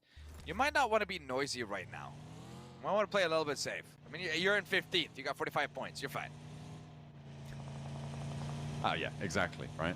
It's totally fine. 45 points at this point is not really that fine. You do want to be pushing a little bit higher. As I said before, I think that it's still probably true that if you're over 55, in terms of the number of points, not in terms of the age, you've got to be fairly safe. Oh, wow. Moving into the future of this tournament, right? I think if you're 55... and you're still playing? Wow, I feel like if you're 55 in this tournament, you're probably and you find yourself in this tournament, you're probably a little bit lost at this stage. I don't know how old our oldest player in PUBG Mobile is, but I'm wagering it's nowhere over maybe 35 at a push. I would say 28, 29, maybe. I think, yeah, I think 30 over is probably a reasonable estimate. I think an outlier might exist somewhere, but we'll have to wait and see. The roll up for T this time around, his pump action doesn't serve him as strongly as it did on the inside of the compound. The modal has to try and pick up the pieces here around the door frame. Going back and forth, 2 threats, but there's the backline assist for 4FS, and he's able to storm the door frame just in time to find it. And again, a double res now on the north side as Chaos Black bite the dust. In 20th place with 3 eliminations only. Not a game you want to be having in the final day of the competition for that group stage. They have to make it up in the next games, and Ozrox as well suffer the same fate. eliminated in 12th place, not a single point earned. Now we set our sights onto Asgard and Bruh. Asgard is perfectly fine, so is Bruh. 44 points, still a full squad, 3 eliminations at the moment. And looking to secure even more in this game. Galatasaray, though, currently facing S2G right in front of him, and then in the distance, Paparo Supermassive. S2G need to make it out of this one alive, and so does GS. Xlay, though, still, again, in the zone, perfectly positioned, perfectly primed for this win, if they have the firepower. Quacks trying to hold his own around the rock, but the blue zone's moving in 10 seconds, and they are right up against it now. S2G need to hold firm. With 3 players alive, they definitely have a shot here inside the building that they occupy, but Galatasaray might be able to break out wide here, try and give them a slip, but where do they go beyond that, right? At this point, I don't really know what they're going to be able to do. And all the while, Xlay have got 0 elims, right? In the center of this circle, there's teams floundering, trying to fight for position, but I feel like for Xlay, you want a little bit more. There comes the holders. They do try and roll up to S2G, and it feels like it's into the meat grinder here. They will be more than happy to add those points to their tally. That's the sort of result that you're looking for, and they find an AD elim to boot. Another team goes down. They will not make it across the open fields. That they will not, and S2G jump into 20th place at the moment, which is perfect for them. They just have to keep it going. It's not going to be an easy one in this game, though. It's not easy for Boran at the moment from Besiktas. He's getting hammered at the moment by IWNRX. Meanwhile, Bruh securing a position for themselves. Quantum not able to dodge that last bullet. Will be put down on the ground, but I don't think he's going to be eliminated just yet. S2G trying to pull up into the zone. No, Kelsey down. Icy still alive. They have one more. Besiktas. Falconis gets picked up as well by Frozen. IWNRX not allowing them to get into the zone that easily. They will lose at least one player. IWNRX mounting the hilltop, going for a crash, potentially over on towards Besiktas as more teams and more teams getting eliminated. Asgard go down. Their chase for first place not going to be happening here. Boars maybe in with a little bit more leeway and a little bit more breathing room. Big nade from Kakali to find Rookie here. Besiktas still playing on, but they are now severely diminished and will be plinked away from across the way. And that is the second elim to be added to Xlay's tally as they third party across. Still 4 players alive, and they want to start to rack up those points now. With 8 teams alive, they need to start extracting value. From all of these teams moving around, they need to be heads up. They need to be on the swivel. There's pressure from the north as well that they could potentially be in danger from. But right now, that hasn't resolved. They're just taking shots out to these other players, other teams. Is great for them. Spray down not quite connecting onto Icy. That would have been great for them to pick up. Terrible for S2G though. And I don't think it's done yet as an 8 comes in, and Icy's down. Swain claims that one. S2G get one more placement point by landing in 8th with those 6 eliminations. But you can see from 17th to 23rd, all gone. You know what that's perfect for? X-Slay. You can jump so many positions. You win this game. You jump from 24th to 18th. You go 36 points at least with a chicken dinner here. The goal would be 40 plus as a result of this game for X-Slay. The saving grace right here, served up on a silver platter. Can they take it though? I mean, this is the big opportunity, right? It's a question of when do these fights resolve? Being in a central compound is great until one team has a clear shot at just going straight for you. If a team is able to extricate themselves from a fight, so for instance, I'm slightly worried about Paparo Supermassive right now because they only have the outpost of Swain sort of looking their way, and to slow them down, there's not really too much more that can be done. I mean, Bra on the north might chime in, but they could have a really good shot at going for a crash. It is still very, very dangerous because as soon as you crash, another team is crashing on top of you as well. So as soon as a team is freed up to actually reasonably go for the crash onto Xlay, that is where the danger zone sits, and that's where they'll really have to prove themselves. Up until that point, they need these elims to come through faster because they have not been keeping up pace with the rest of the lobby. Yeah, they really haven't. And again, even if you qualify this way for the side of Xlay, what are you going to do when the stakes are even higher? When the lobby is even more difficult? When the teams are even more ruthless with the way that they approach the game? We'll see what they can do this game for now. And if they can even get themselves into the top 20. Papata Supermassive lost. They are still a full squad.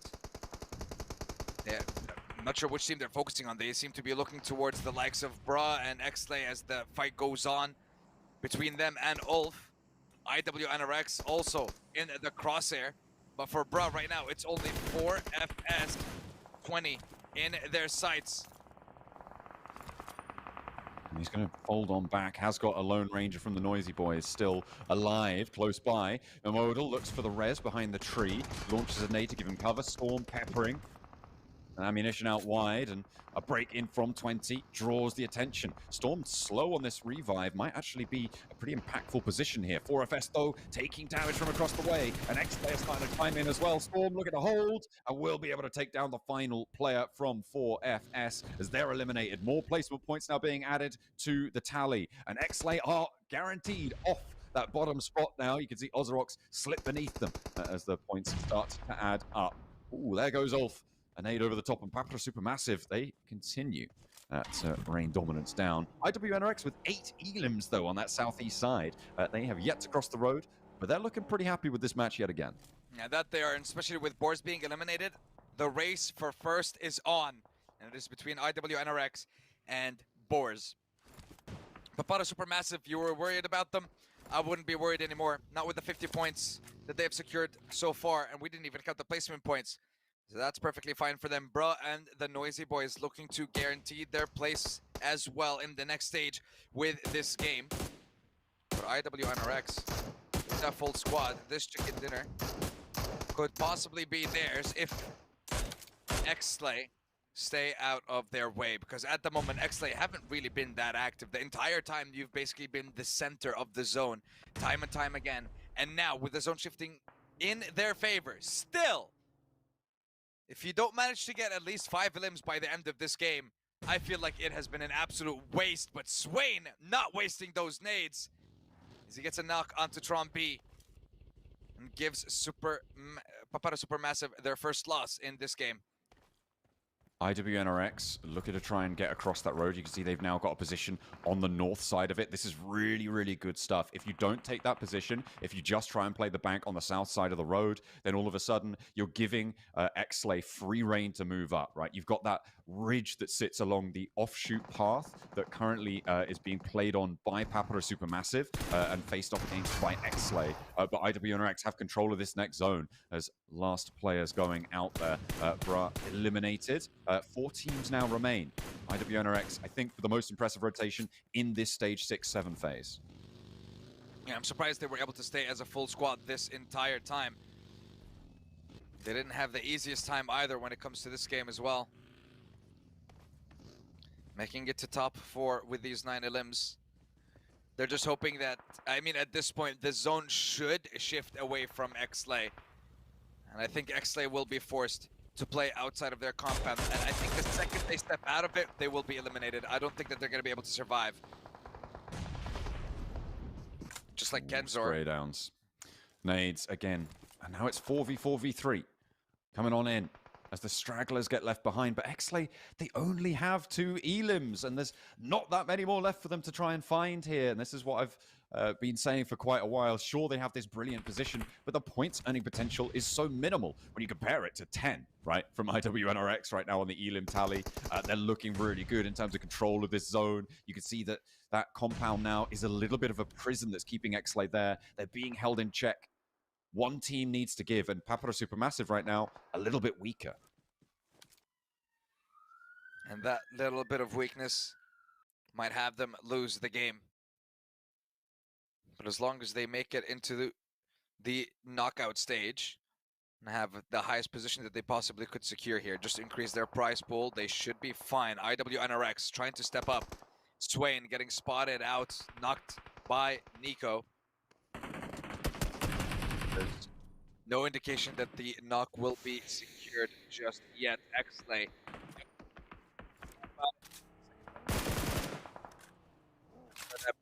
I don't know if they're going to be able to survive. It all depends on if IWNRX take the fight with Papata Supermassive. But right now they don't have to, and actually will be exposed to they leave. They had a little bit of an opportunity there with the knock sent over towards IWNRX. The sightlines were going to be severely diminished, but they weren't ready to pull the trigger on the rotate, and instead they had to just bide their time, try and marshal it, and now they're just going to be eaten alive on this push. Papa Supermassive moving into the divot, though, under cover of fire towards Xlay. That is great news for them, and IWNRX going to turn their attention to them finally after putting a massive dent into the health bars of Xlay, and there's a nade from Kamikaze. He just magically finds them. More reses for Xlay. Are they going to be able to find it in time to be able to get themselves into this next circle? The ore spotted will be flushed out, and that is going to be Xlay down to one player active, no players active, and all of a sudden their point scoring potential is down the drain. In the meantime, though, Supermassive looking to continue as they push on towards the hovercraft shell. It's IWNRX with the numbers hope, and they will try and rotate around Lost and Nico, trying to make the most of it, trying to make something happen. Potential for reses here, though, as Kine and Frozen both flushed out. Yeah, but the nades coming in from Kirkali and from Swain should be enough. They don't hit just yet. Kirkali trying with the nade, but the molly. The nades may have missed, but the molly cooks him to a crisp. And IWNRX, they see Boars on the hunt for first, and they decide, you know what, we can't allow you to take it just like that. We're going to step up to the plate too. They get themselves a chicken dinner, and now the race is definitely on for first place. The race is on for that 20th and that 19th spot as well. A race on both ends of the leaderboard is exactly what you want to see with 4 matches left to go. Some teams were given phenomenal positions, not able to perform. Some teams were put in incredibly difficult positions, but still were able to perform. So many different stories that we've seen across that last game. But the best story was IWNRX still managing to survive until the very end with 4 players. I think 2 were secured at the end by Supermassive, but still, chicken dinner is theirs.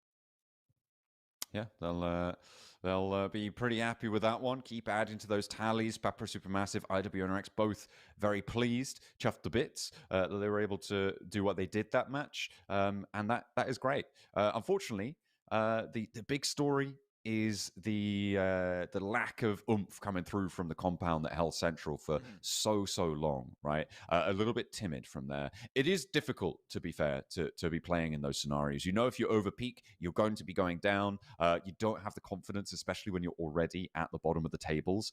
You just don't want to be getting too stuck in sometimes, but yeah, it felt like I think in the end they got maybe like 6 points from that position. It's not good enough. Certainly, if you want to launch yourself off from the bottom of the tables, right? For Xlay, they needed more. They were given a great opportunity, and I think that there's potential that they could have taken a split position instead of all committing to the compound. I'd need to go back and have a look at exactly where everyone around them was sitting to know if that would have been a good idea. But even then, that's a difficult call to make. So yeah, for Xlay, it's disappointing, not necessarily entirely something that you couldn't understand. No, I definitely agree. And I would have loved to at least see them use that position and at least I want to say like peek, fight, try and get a couple of knocks. I'm not saying necessarily abandon the position, but use it in some way.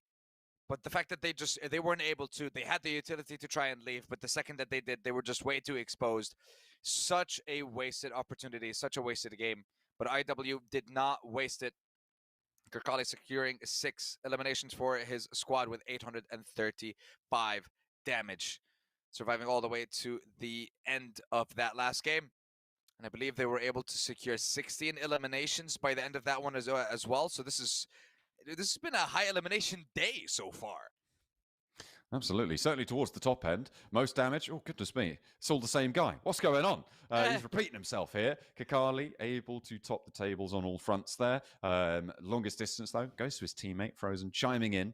Still the same shirt, but he is, of course, a different man. You can tell because he doesn't have a mustache. That's my secret. Don't tell anyone I told you. Zelda, the long range, although 335, that's that's not the longest we see. Yeah, we've seen 398, that's for sure, in this competition so far. You know, I'd find it funny if they used different pictures for the same player for the different stats then. Hmm. Yeah. The mustache, really? That I mean, it's also the beard. It's not just the mustache that's different between the two. No, it's just the moustache. Okay, That's the only difference. really? Yeah. Okay. Yeah. Because look, there's Kakali and there's Kakali and there's Frozen and Kine. Look, you can Okay. see it because he's got a Oh, moustache. I thought it was like That's two Kakali. Frozens and two Kakales. Uh, well, okay. Look, you said it. That's on you. That one. Listen, we're just saying that no beard, same person. With beard, same person. So wait, I got a beard and a mustache. Does that make me Kakali as well? Then is that You're not. is You're that the not logic that Kakali. we're? No, no. I'm This is Sandstorm. Actually, wait. Can we fix it to Oh Kakali, man, please? I need to talk to someone because I've been under false pretenses this whole time. Wow. Oh dear, that's going to be a problem. A little bit. I think, well, you know what? We have our lovely production team. They always like to solve problems, and they have been solving problems tirelessly over the past couple of days. Once again, thank you very much for that, gentlemen. And yeah, 2 games down, 4 games to go. We got 2 more Erangels and 2 more Miramars, and we are still yet to see S2G performed to the highest level. I mean, yes, that last game, it was just, they essentially caught off one squad as they were rotating towards the zone. That was the only fight that we saw. Those were the only eliminations that they were able to secure in that last game. Outside of that, not much to write home about. Specifically, that push on, I think it was Kelsey at the start when he got completely ambushed, guerrilla warfare style, 4 cars hitting him from all angles, a whole squad pulling up, eliminating him, Yeah, and then just moving on like it's nothing. That was a pretty decent highlight. I really did enjoy that complete rundown, and it was just like bang, bang, bang, and then they all hopped out. They were all on his screen, and you could sense that he just knew what was going to happen. You know, it's like the future was already written, and he was just reading the story, man. Like it was quite something. I really enjoyed that.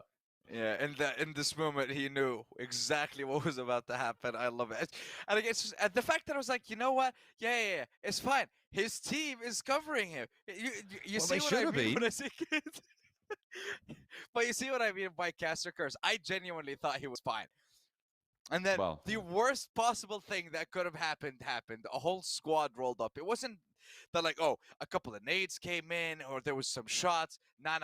There was zero room for him to survive there. Yeah, well, that's how a bit unfortunate.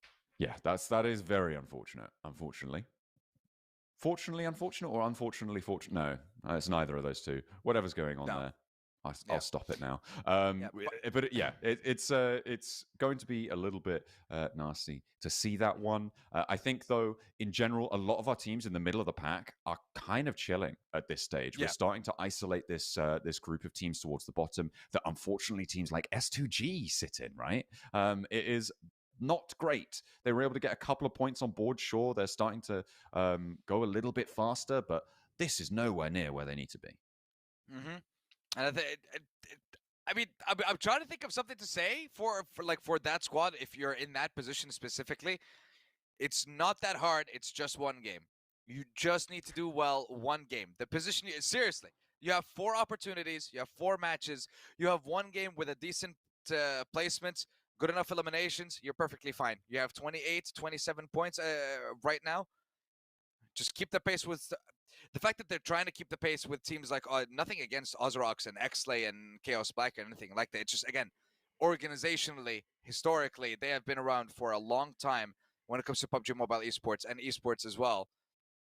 They were world champions before, so definitely can't be seeing them in this kind of situation. No, it's far from illustrious. Of course, they have had a little bit of name drain on their roster as well, right? Mm-hmm. This isn't the same players that we've been seeing top the tables, and at the moment, it does feel like they're really suffering from that. They still have some of the really strong elements of the team, but it feels like they're not being directed as they once were. Obviously, they've had their fair share of really strong IGLs. I mean, obviously, Silas probably the most notable in terms of S2G IGLs, but then they had, I think Sarah was on the roster at some point, and they've really seemingly fallen short of the mark here, which is unfortunate. And in general, for the Turkish region, I'm going to be looking to other teams to pick up that slack, and that's exactly what IWNRX are doing, what Regnum Kaya are doing, what a bunch of these other guys are doing in their lieu. They will just have a better time of it. So far today as well, I've been very impressed by Papro Supermassive and specifically Kamikaze, right? Today for Kamikaze seems to have just been a bit of a miracle run, pulling his weight again on one of our Turkish rosters. Yeah, he's had kind of a last man standing, king of the hill type fight with, I believe it was IWNRX in our first game. And then he was holding up against Boris towards those final moments when he was finally overwhelmed by the full force of the squad. But still, he was able to dish out quite a decent amount of damage. And you know what? I was having a look towards eliminations for that first rondo, obviously our first game of the day today. And I was looking at how many eliminations, because we had a high elimination Erangel, we had a very high elimination Rondo as well to start off the day, and it was 20 eliminations over. So we had a total of 84 elims in total in that last game. And that was without counting the teams and the player, well, specifically the players that were eliminated to the blue zone. And I can account for at least 2. So there was an insane amount of recalls. Yeah, that's a very heavy recall match, right? Yes. Up to 84. That's pretty incredible. As we take a look at our match rankings, you can see IWNRX with 16 elims, doubling the tally of the next highest team, Papro Supermassive, who they did their fair share of work. 5th place for Pmsl. Okay, they got 7, not 6, but still, it's not what you want to see. And S2G did get 7 as well. And they are still doing a little bit here and there. Ozorox, 0 points. Again, on the back of a bad rondo, finding a bad result here on the first Erangel. It is going to start to get sweaty in the Ozorox camp now. And I'm imagining that they may be second only maybe to Shockwave right now in terms of nerves. And I want to say right alongside them has to be Galatasaray as well. 0 points in that last game, also currently in the danger zone of not qualifying for the next stage. So those two teams having a 0-point game today is the worst thing that you could possibly do. For S2G, at least they have those 7 points. They haven't had a 0-point game so far. They need to make sure that if they keep the consistency of 6-7 points every single game, perfectly fine.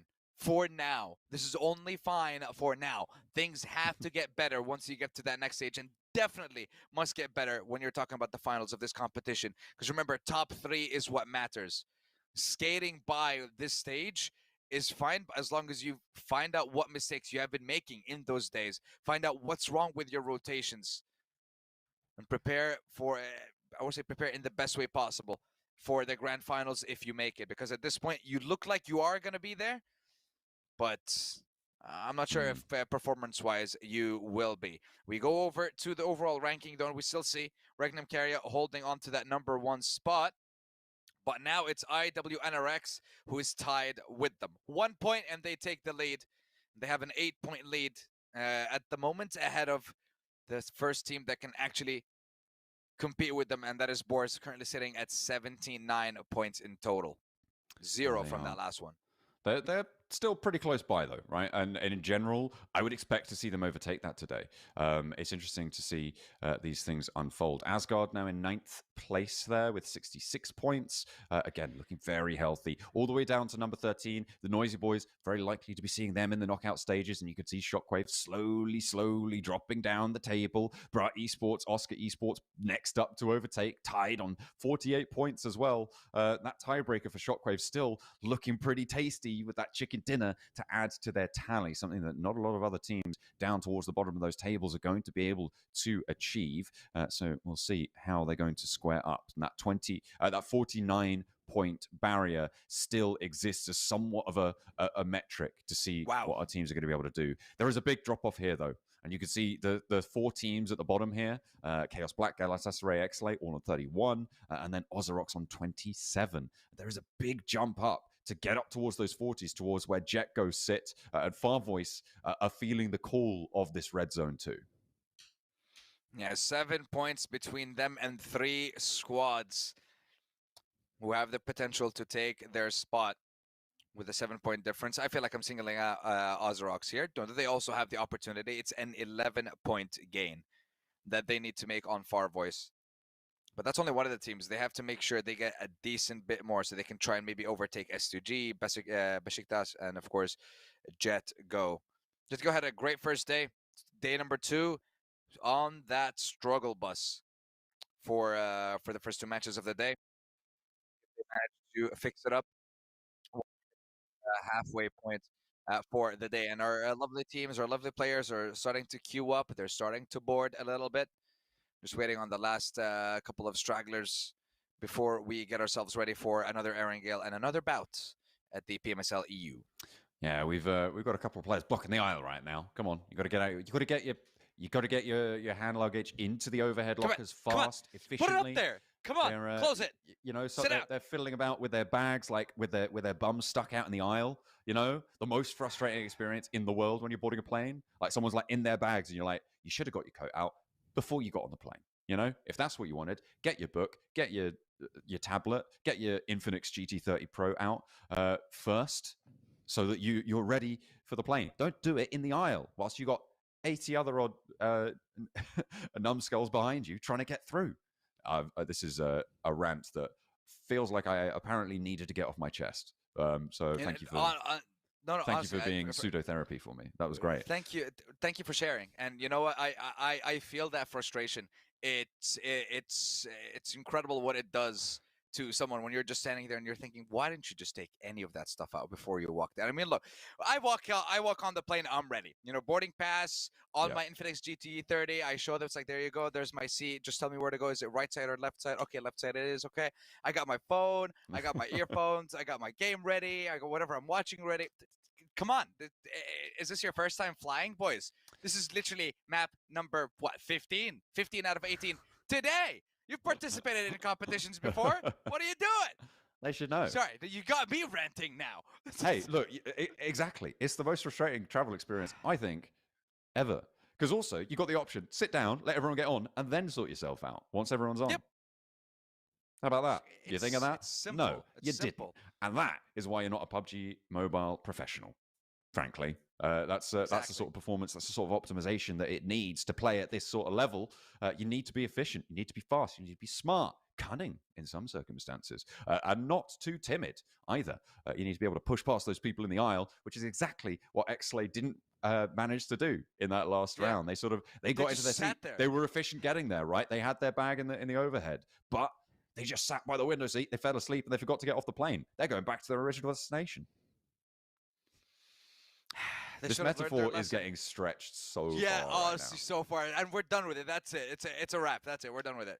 Okay. Because you know what? We have our 64 players. I will not expose the last couple of players that we were waiting for, but the lobby should be starting in exactly 30 seconds, as I can read the message on our lovely little stream to find out where that plane path is going to be, and I'm excited for it because I feel like at this point, maybe the past 3 Erangels, like the one that we've had today and a couple of the ones from yesterday specifically, have all been southern plane paths, northern-ish kind of zones.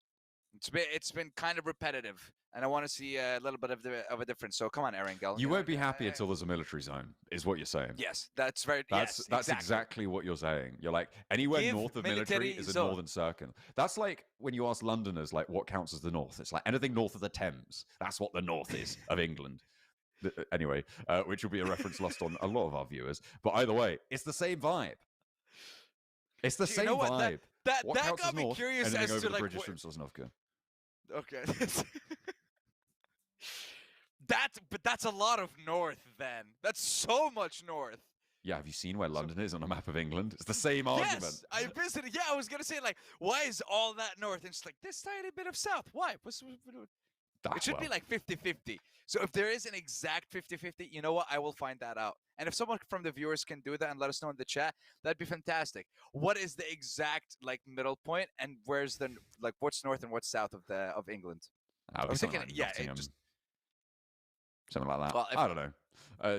It's an age-old debate. We won't settle it here. I guarantee you that much. But we are indeed waiting on this plane path to come through. Our players are running around now on the pre-flight island, getting ready, locked and loaded, warmed up, and they'll be jumping in just a moment. And that moment is going to happen right now. Whoa. Fantastic. Let's have a look at what we've got for match 15 as we're heading over Erangel once more. Look at that plane path. It's over from Novo up towards Severny.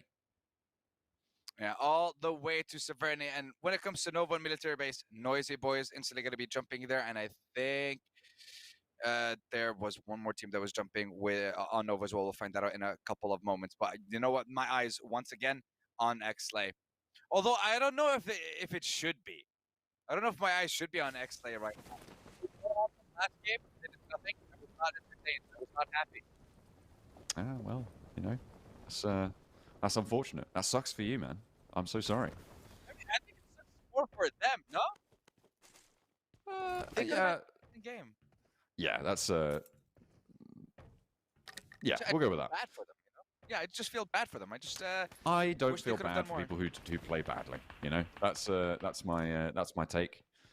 That's it's your own fault, and I mean that's why we play more than one match, right? Because there is an element of sometimes you do just lose games, and you do need to just pick yourself up and move on. You can feel bad that they didn't get the max from there, but you know that's what it is. Very similar circle to the last match we just saw, going all the way out to the east. Three. A lot this of is water. Game 3.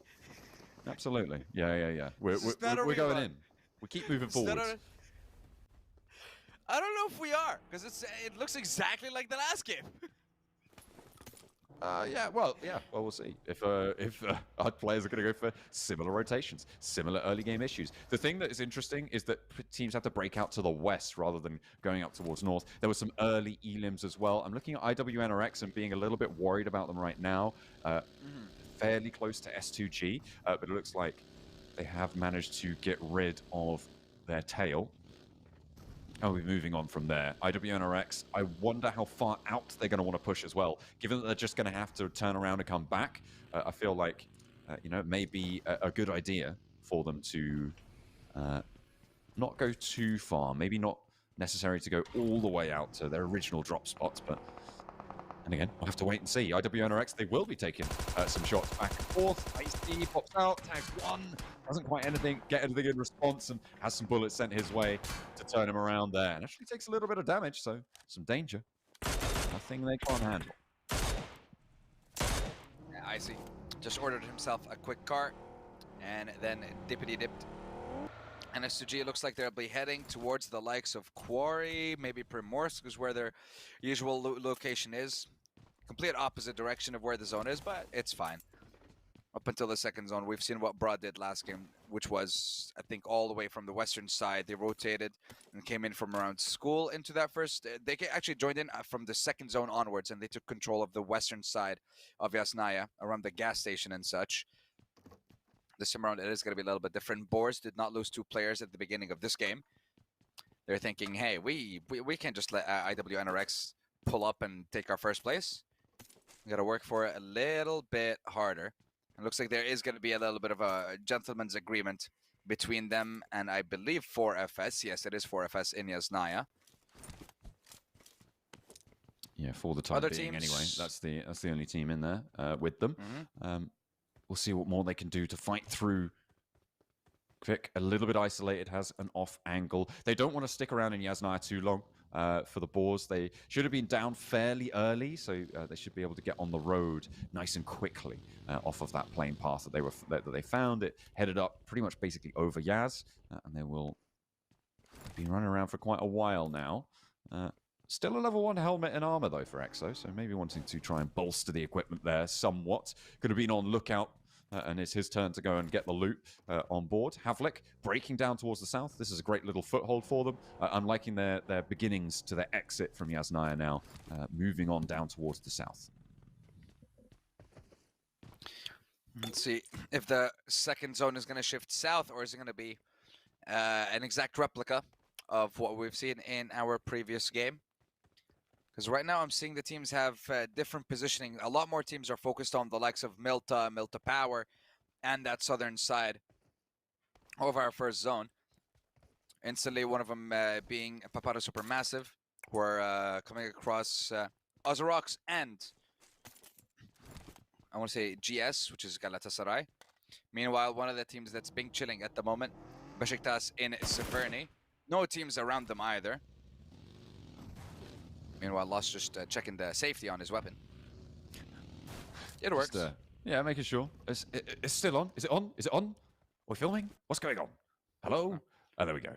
And there's the first point added for Asgard up on high, but there's an answer from the Noisy Boys onto Stefan. More sprays going in, and Asgard continue their scrap with the Noisy Boys on the cliff sides, trying to make their way on through towards this bridge on the crossing.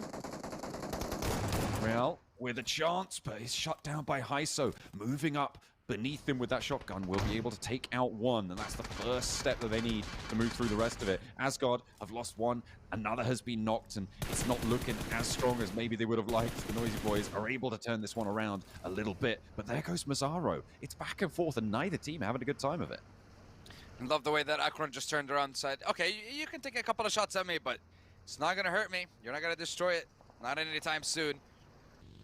Trades and dips out of that conversation, and Noisy Boys definitely not going to be too happy after losing that player. But overall, thinking big picture, 53 points in 13th. Happy as Larry for now. Meanwhile, Ulf Eastport. We've seen what Scarface can do from high grounds before. He did love playing and using those high grounds. Meanwhile, Oscar, they get a knock onto Solus, and is this a push from Oscar, I see? I mean, it feels like it. Ludo's still pulling up. Aaron whips out the DBS, decent bit of damage. Solus just needs time to heal himself up a little bit. Nice, well-placed nade, but not well enough to get any knocks or anything like that. Meanwhile, Oscar just decides to stick in their vehicle, and Aaron shreds him one by one with the DBS. My lord, once again, we see just switching from the driver's seat and instantly taking down two. There is a little bit of a response. Catches down.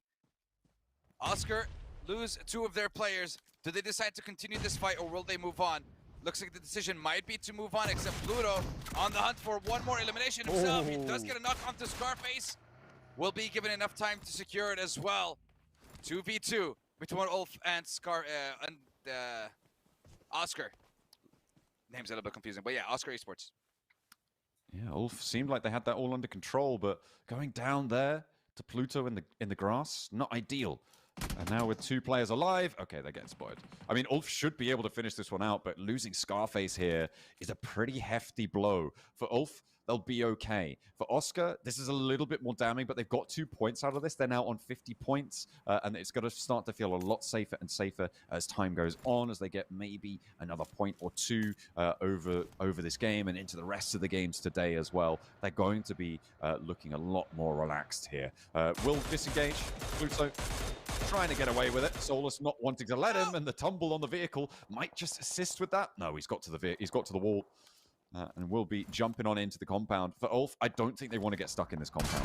I think they want to disengage from this as well, but the Boars have other things on their mind, and that is an immediate spray-down flush coming through from Kvik. They are really chasing down that first place spot, because IWNRX right now, they're ahead, but only by a hair.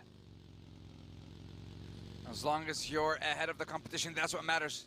Doesn't matter how much. And looking towards that second zone, it has swapped and made a move towards Mansion, Lipovka. There's still a decent bit of water. I want to say like 25%, maybe 30 to 70 split at the moment between land and sea in this zone. So I'd see maybe teams positioning towards the likes of Prison. Around that area might be the next best move, but we'll see.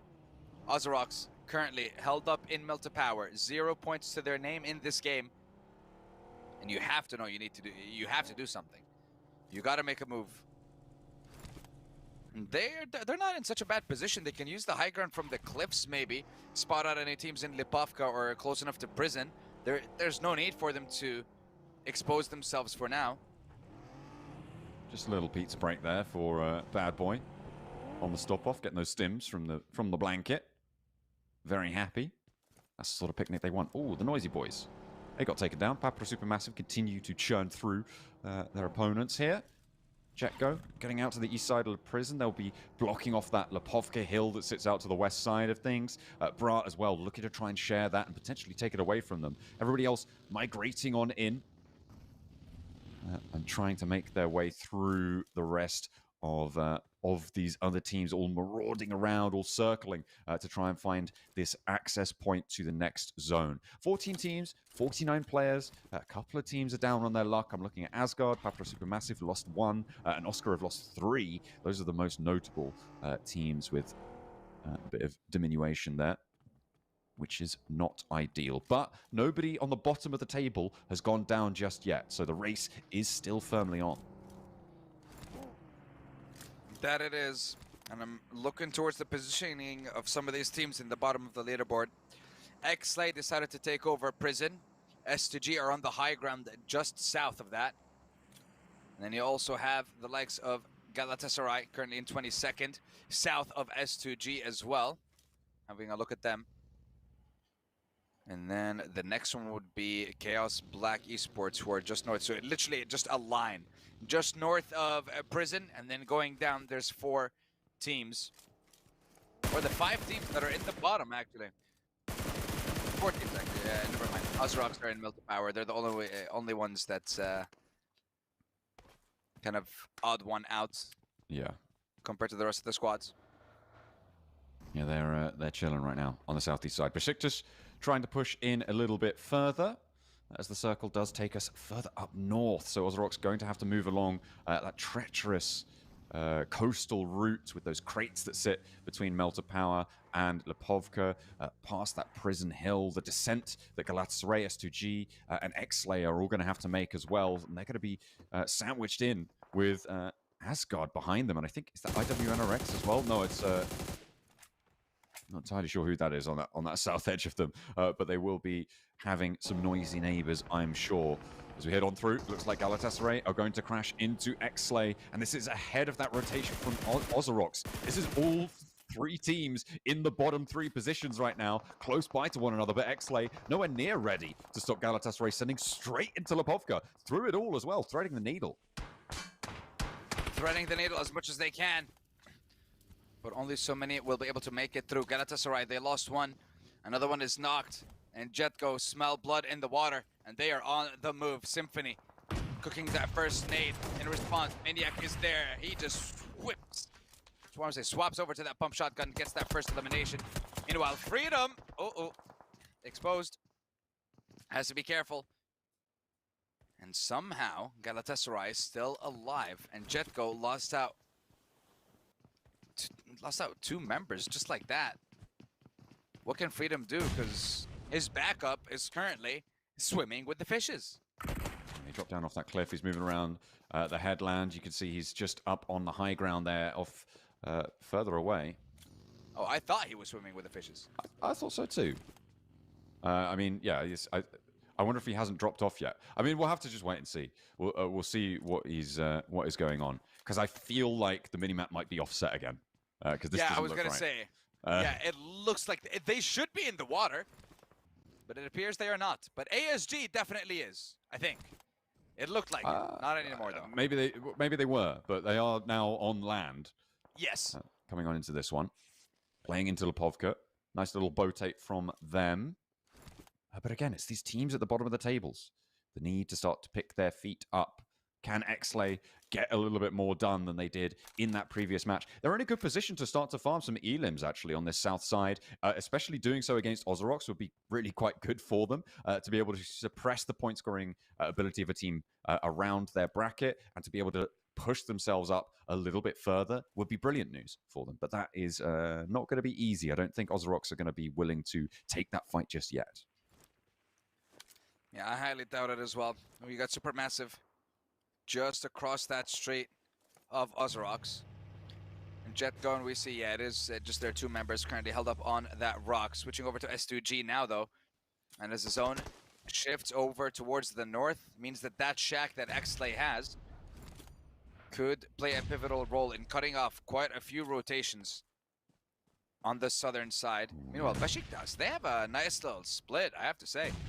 A lot of control on the northern side, if they can hold on to it. Meanwhile, is that IWNRX just getting destroyed? Are they? Yeah, they're gone. Yeah, they're out of there. That's them done. They don't want to play anymore. Wow. They wanted to let Boars have a clear run on it. He said, you know what? You're on 5 elims already. Go on, show us what you got. Ozarok's on the crash. Okay. Okay, this is big onto Galatasaray. 2 players on the inside. A big nade, but doesn't quite connect with the full Monty. And his teammates are going down on the outside. Doesn't matter if they bounce it around the edge. And the shotgun doesn't light him up. One more shell in the chamber. Needs to be careful on the placement. He's given them the bounce. The runaround comes through. Maniac now, where are you? Oh my goodness me. Ozarok's fumble. Galatasaray don't do much better, but they survive it in the end. I am speechless. Maniac being able to play left, right, up, down, ducking, dodging, dipping, diving, and dodging again from so many bullets.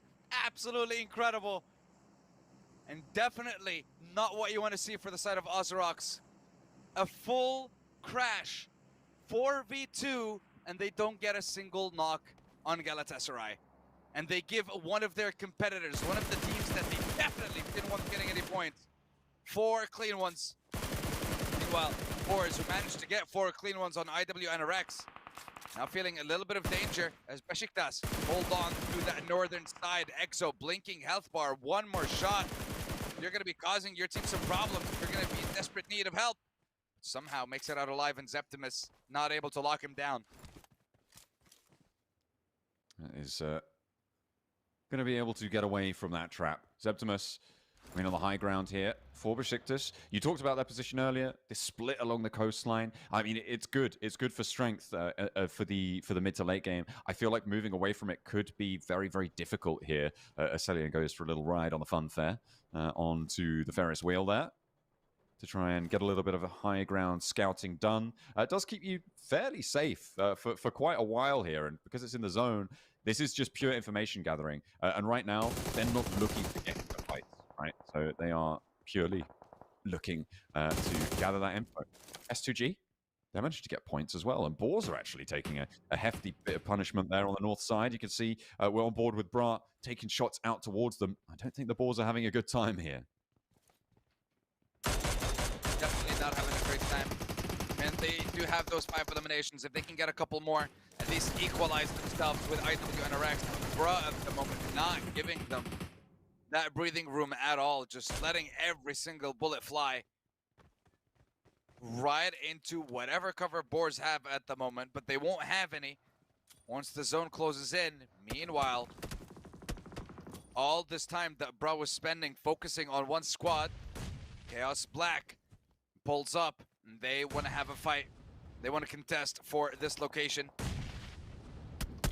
Looks like they decide to maybe not, as the zone pushes them and tells them, hey, not anymore, you gotta move. Meanwhile, okay, Lipovka is gonna be where this game wraps up. Looks like this could be where Boars finish up their game as well. Are we gonna see a Ferris wheel win here coming through on the coastline from Jacko? Because they could chill there for a lot longer now. Galatasaray have another team to try and fend off. This time around, it's Pmsl. They are potentially just going to be farming the teams towards the bottom of the lobby here. They're up into 20th place now. They have managed to jump up on over with the 5 elims that they found. They do have 4 nades. I mean, they've been delivered an entire team's supplies, right? Coming on in, and more than that as well. So they'll have a lot to be working with here. At least 4 for Quacks. Pmsl, target practice on one another. That's your teammate. Try again another time. Yeah, I was wondering what was happening. They'll be neighbors for now. I was like, yo, what doing? Maybe he was checking if there was friendly fire. But usually you do that at the beginning of the game, not halfway through. Yeah, you'd think, wouldn't you? That would make sense. It also makes sense to just not test if friendly fire is there by shooting your teammates. But sometimes it's fun. Yeah, well, you know.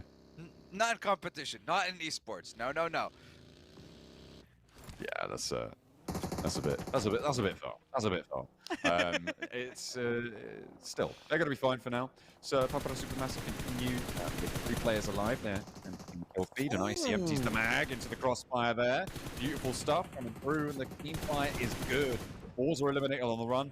4FS almost immediately after that, going to be taken down a notch or 2. It looks like Chaos Black are suffering in the midst of it all as well. They have taken a knock, but I think they might have just been able to find some cover there to keep themselves going. And all of these teams at the bottom of the tables are still alive, Sandstorm. Look at this run away from the bottom of the tables and away from Ozorox.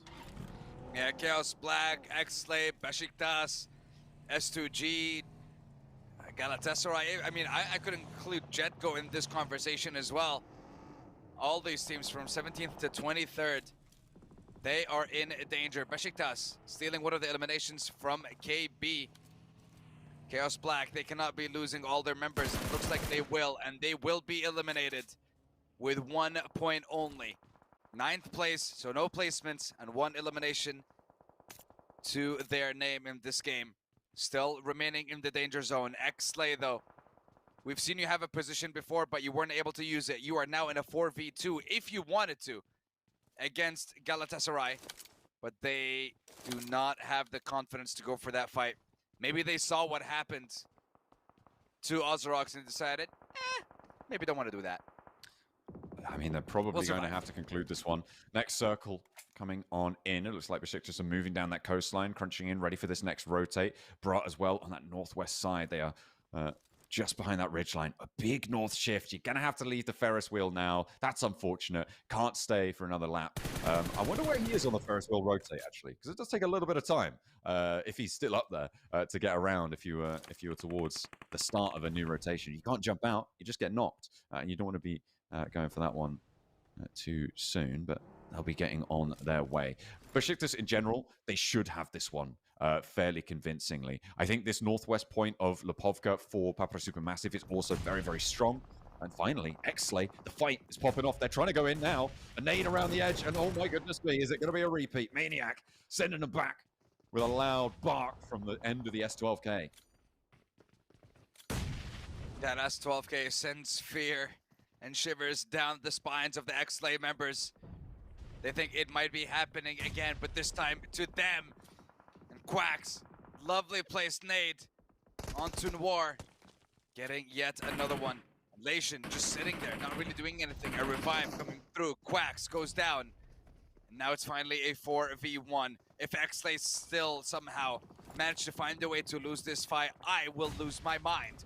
Maniac deciding he wants to go peek. Okay, he takes down one. Swaps over to the M4. It gets absolutely lit because of that Molotov. And into the embracing arms of Lation, and Galatasaray will be locked out with 5 eliminations, and X-Slay finally get themselves something. Now we swap over to S2G. Might not be able to make it into the zone.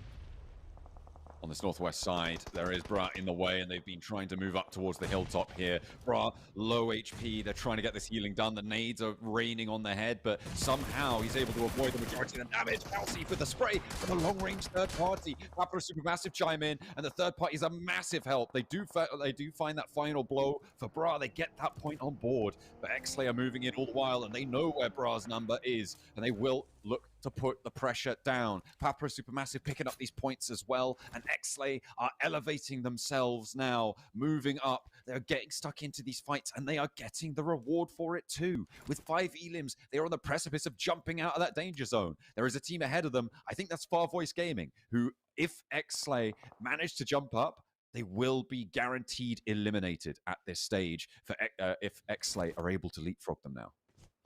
Yeah, and as it stands, it does look like Ozorox and Farvoice are the ones in absolute danger.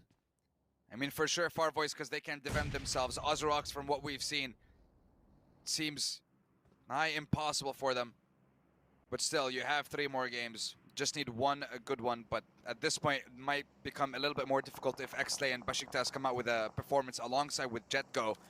Because it just seems to be the teams from the bottom of the leaderboard who are performing exceptionally well. Yes, we have Supermassive with 6 eliminations at the moment. They have 65 points. Their goal is to just get a better placement for a better prize from the prize pool at the end of the day. And then see what they can do in the next stage. Nico from Supermassive, that's a lovely little angle that he has to be able to peek on the western side completely. As Lost tries to find a pick with a nade, not able to, but with the zone shifting towards the north, Besiktas is getting handed a game here. I mean, it is under their control, right? The one wild card is that West Point for Bra, and potentially able to chime in with an off angle there, taking shots down towards the south side and towards Pmsl as well. They have taken a knock on that south edge. Up to 6 elims now. They are in 20th place still. Besiktas down in 19th. So 21st place now, I believe, is occupied by Far Voice Gaming, which means they are guaranteed out at this stage with that 6th elim found. And we are going to be seeing them get leapfrogged. And unfortunately, we'll not be seeing them anymore. Pmsl, take another knock. And again, this position for Kisyu, he is going to have to leave eventually. And he has a very low HP, very low ammo as well. Has a UMP in the back pocket with some ammo count. But let's see how he's able to do here. Is he trying to play all sneaky beaky like? You should be able to spot that, surely. There's off angles though, and they are chiming in. There's a knock, there's a trade-off, and that's Papara Supermassive doing devastating damage to Pmsl. There's no way Yusuf tries to go for the regroup here. There's just no entranceway. There's no door into this zone. He's going to go wild on the swing. Goes straight across the road and straight to another bullet. That is going to be the end of Pmsl. They've got one more player, but flow on the update. Yekta can't make his way through this, surely. Highly doubt it. The zone starts ticking. One bullet from Nico will spell his doom, but it is going to be a rookie who picks that one up. And now 3 teams from, well, one team from the very bottom of the leaderboard, Besiktas, with both other teams in Papara Supermassive and JetGo on the southern side of the map. Massive advantage in favor of Besiktas at the moment.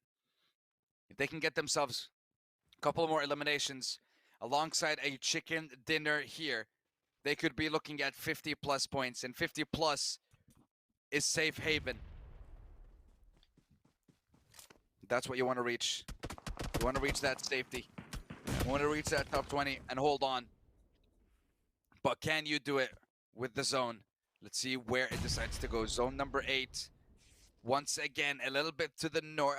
It's actually quite central, but that still means that JetGo and Supermassive have to move. They're just playing these rocks. They know that the impetus is on everyone else. Papara Supermassive have profited very nicely off of their position here. 3rd place, a really solid chunk of elims. JetGo, they were getting the jollies on the Ferris wheel there early. And now it's getting a little bit more serious. Lion steps up, gets a knock onto Lost. Should get that flush. Adding the point to the tally, and now Besiktas have 2 duos to worry about. They're all trapped in these buildings, and yeah, this is basically done and dusted at this stage. There is almost no way that either of these teams are getting out. Well, JetGo certainly don't have any vehicles. Papara Supermassive, I'm not as sure about, but I would be quite surprised if they're able to marshal a strong rollout here against Besiktas. It's going to need some miracle picks, really, on these off angles. I think they may have 1 or 2 vehicles in the walled-off compound there. No, I think they're all gone. I don't see too much going on. The buggy for Nico. That's what he's got. It's pretty cool. Can they get him a chicken dinner? That's my question. Don't think so. Native from Nico. No, a little too far. But Besiktas are still waiting for those players to start moving. The second they cross that wall, that's exactly what they're going to see. That's exactly what they're going to feel. A couple of bullets flying their way. Zeptimus forced to reposition a little bit. Trumby now might be able to hold on to that angle. No, he isn't going to. Ceylon and Freedom will have to focus on them, but Rookie spots out the first one. Ceylon still position unaware. Papara Supermassive trying to see if they can steal that one. And Nico from Supermassive does. And a point away from Besiktas, which is going to be quite important to them. And now Trump, you know exactly where that last player is. You peek and you take him down. And now it's going to be a 4v2. Supermassive. Not much needs to be done from them. Not much can be done by them at this point. Moving across here. Papara Supermassive really nicely played this northern point, but now it should be the end of their run. The play zone's pushing them in, pushing them out into the open. Besiktas just needed to wait to this game to come to them. They were able to take care of Bra on the east, which was really their only threat. And that is going to be that. Deny the point, out into the blue zone. Besiktas able to have a quiet chicken dinner, but their points nonetheless. They'll be happy to eat that one all up. Yeah, Besiktas definitely happy with that one. They were able to use this zone to their advantage time and time again, and their positioning has been on that northern side for the past 4 zones. I'd say at this point, no one was able to push them. I want to say Boars tried, but they were able to cut them down. I think they were able to secure 2 of those eliminations, and the fact that they got themselves that chicken dinner, they used that position, and it's going to benefit them quite massively at this point in time. Definitely going to feel a sense of relief coming off of that chicken dinner there. I think 15 points in total. They should be around like the 47 plus. And with 3 more games, relatively safe compared to the likes of Ozorox and Far Voice, who are now definitely going to be in that 20th to 20 or 21st to 24th bracket. But the question is, who are the other two? Chaos Black didn't manage to do anything that last game. And I think X-Late, they got 7 eliminations, maybe top 5. So a little bit better, but they should have been able to perform in that last game specifically. But ladies and gentlemen, 15 matches down, 3 wrapped up for today. We wrapped up the first half, and we're going to be taking a very short break and hopefully come back with the second half. One more Erangel and double Miramar to wrap up the day and see which teams make it through and which teams will be eliminated. See you in a few.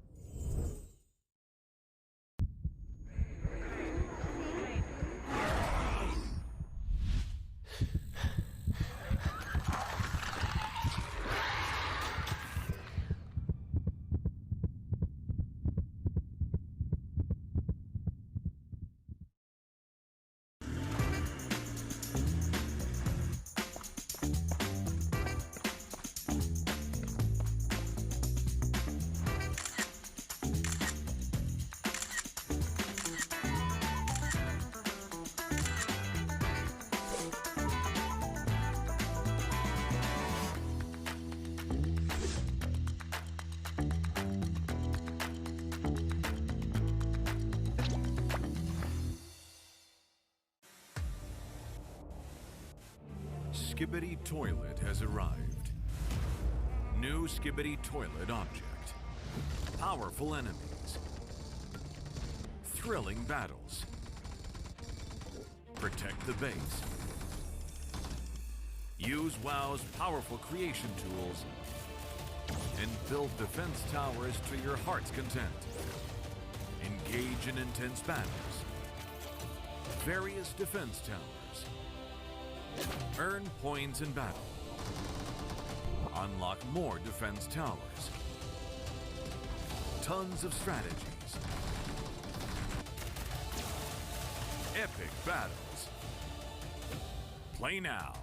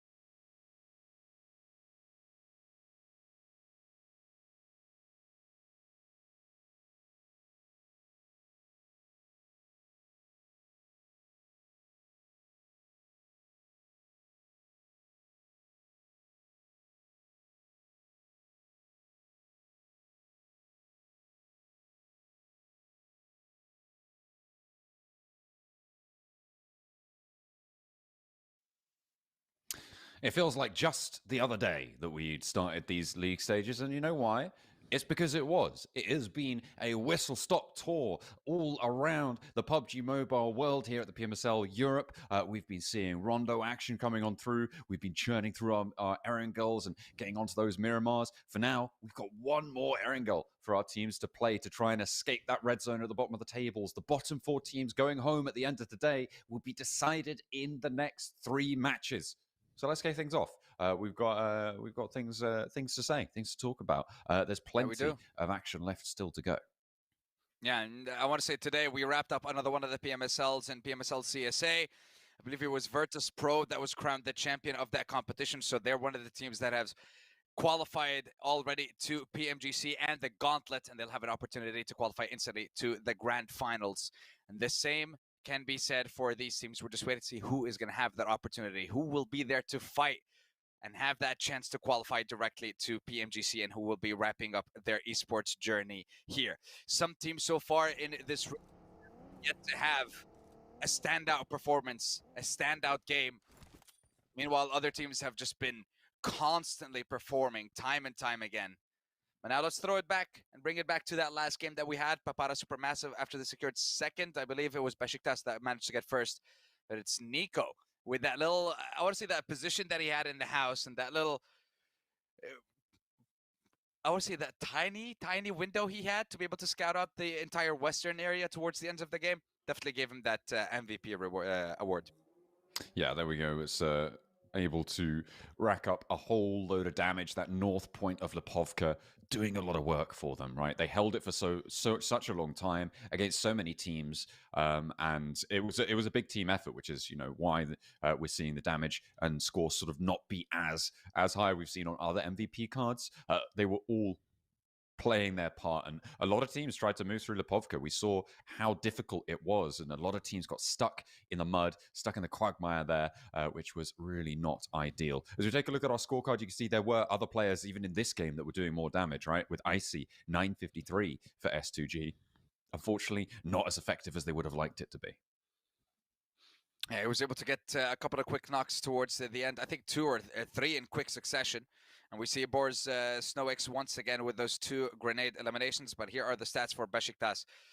Not the best of performances. They only managed to get 5 eliminations. But when you're talking about 15 points and wanting to accomplish an objective of qualifying to the next stage, this is exactly what you need to have. You need to do a little bit better, maybe get a couple more eliminations when the stakes are higher. But for now, the important thing is making sure you don't have a 0-point game, making sure that you are still there for the next stage. And Besiktas, after that last one, should be perfectly fine.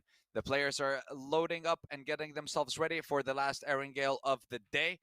See how well they're going to be able to perform, and if maybe, hopefully, fingers crossed, personally at least, to get a military base zone. I mean, it's your last chance here in the league stage, right? There's only one more opportunity for that to happen. Just one opportunity. I feel like I haven't seen a Lipovka circle in quite a while, so it was nice to see that. It was a little bit of a disappointing end, though. I would have liked maybe a little bit further out to the west, where it wasn't just so dominated by Besiktas, which was, it's pretty great for them. They're having a whale of a time on that location. So yeah, all credit to them. But yeah, we'll see what more we are to be delivered fairly shortly. It looks like we've got 58 players in right now, so we're short a team and a half coming on in, and I'm sure they'll be in very, very shortly as we are getting locked through. I'm sure a lot of our teams just want to get this one out of the way and get to prep for the knockout stages, which are coming around the corner next, because a lot of our teams are basically confirmed to be in, right? There's just sort of, no way that Boar's dropping out in not in a million years are they going to be dropping down below that threshold. As we take a look at some of the replays from that last match, we saw this crazy roll-up from Aaron on a backseat bonanza with a DPS, making light work of his opponents on the roll-up. And that lovely little crash on the compound that was under the control of Galatasaray in a 2v4 situation.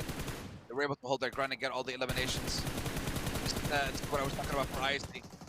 He gets one, gets two. After the second, and then instantly sets the sight on the third. While they were just trying their best to get into the zone, and Besiktas, this was one of the very few eliminations they were able to secure, and now we get to see their scoreline, 15 points tied with the 9 eliminations that Pmsl was able to get. But Xlay, once again, showing up at the top of the match ranking, second time in a row today. First time it was them being in the top 5, I believe, points-wise. They only managed to get 7. This time around 11 points, doing a little bit better. S2G still very, very consistent by having the same amount of points as that last game, 7. Still making a massive difference to them. Galatasaray, those 6 points will definitely help them out as well. But when you look towards the bottom of the leaderboard, seeing Ozrox with nothing, KB with nothing, Oscar with 3 points as well, not much to write home about. Oh, it's looking pretty dire down towards the bottom ends of those tables. If we take a look at our overalls, Regnum-Kai, of course, that immovable position, but they are now joined on 87 points by IW Next Ruya after that game. They wanted to try and get past it, maybe next game, but Boars are breathing down their neck with 84 and see what they can do. Papua Supermassive aren't actually terribly far behind either, with 74 there as we flick very quickly over to the next page. Ulf on 58 there, leading the charge on this page for teams playing today, breaking the tiebreaker with Bra. Yeah, that they are, because of the chicken dinner. And you see towards the right side, Noisy Boys, 4FS, 55, 54, perfectly fine. Oscar Esports at 51, and Besiktas crossing that 50-point mark, alongside with Jetgo, Shockwave, 49. And there we have it. Guaranteed our first team to be eliminated from the competition. It is going to be Far Voice Gaming. They are not here today. They are not participating in the third day of the competition. They already played their 12 games. They only managed to get 38 points. So now we focus on STP, on XA, more specifically on Shockwave, the team that is also not available here. So then that would be the threshold for the teams in 22nd, 3rd, and 4th. They need to reach the threshold that is 49 points in order for them to make it to the next stage, because otherwise they will not be able to. Being so close yet so far from just getting to the next stage definitely will not help the team's morale if it ends right here, right now, with these 3 last games. No, they're it's going to be very, very difficult for that one to come through for them, and sometimes that's just how it is. I think Shockwave on 49, they were always at risk, but fortunately for them, I feel like the teams a little bit further behind aren't really doing so much. I mean, moving up a little bit closer. Sure, there are chances here and there, but I think it would need all of them to continually do quite well, fairly significantly well in these final matches for Shockwave to drop all the way down. But I don't know, man. It's just so touch and go at this stage, and we're just going to have to keep our eyes on it because it is a question of who's getting these big elim games. We've seen both, right? That last game wasn't a massive elim game towards the top. A couple of teams were getting some decent chunks, but it was a lot of high single-digit elims rather than the big 15s that we saw at the start of the day and transitioning into our other Erangels as well. Yeah, we did have quite a few. I think 4 teams in total might have gotten towards that 16 elimination games. Out of the 3 games that we've had so far, it's been quite high. Meanwhile, other teams have just not been able to see even 1 or 2 eliminations throughout the entire day, which is definitely not how you want it to go on your final day of the competition for now.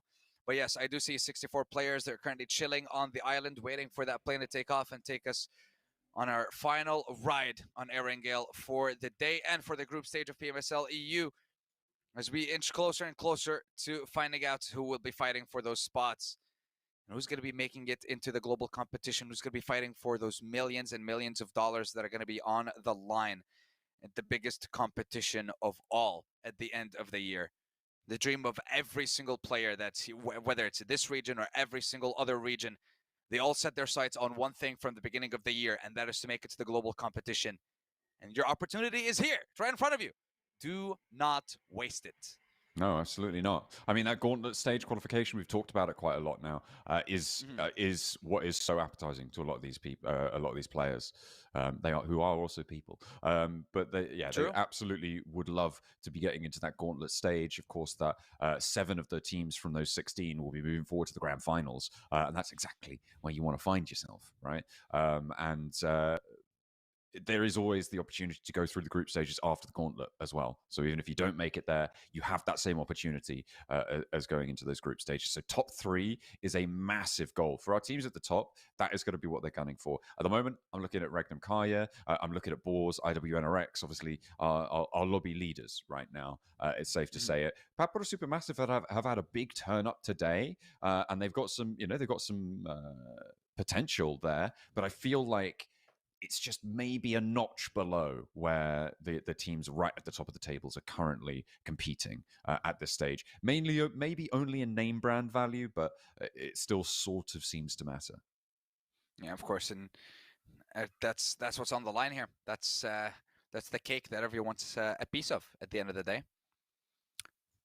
Speaking of, what kind of cake do you think it is? What kind of cake do I think it is? What? Yes. What do you mean? I don't know. What do you mean, what kind of cake do I think imagine it is? I don't know. Imagine the trophy to be just completely random. But you know what? Let's not even go there. I'm just waiting for the game to start. Okay. It was a random point that there was no need to bring it up. Let's go with lemon drizzle. Why not? Sure. Okay, fair.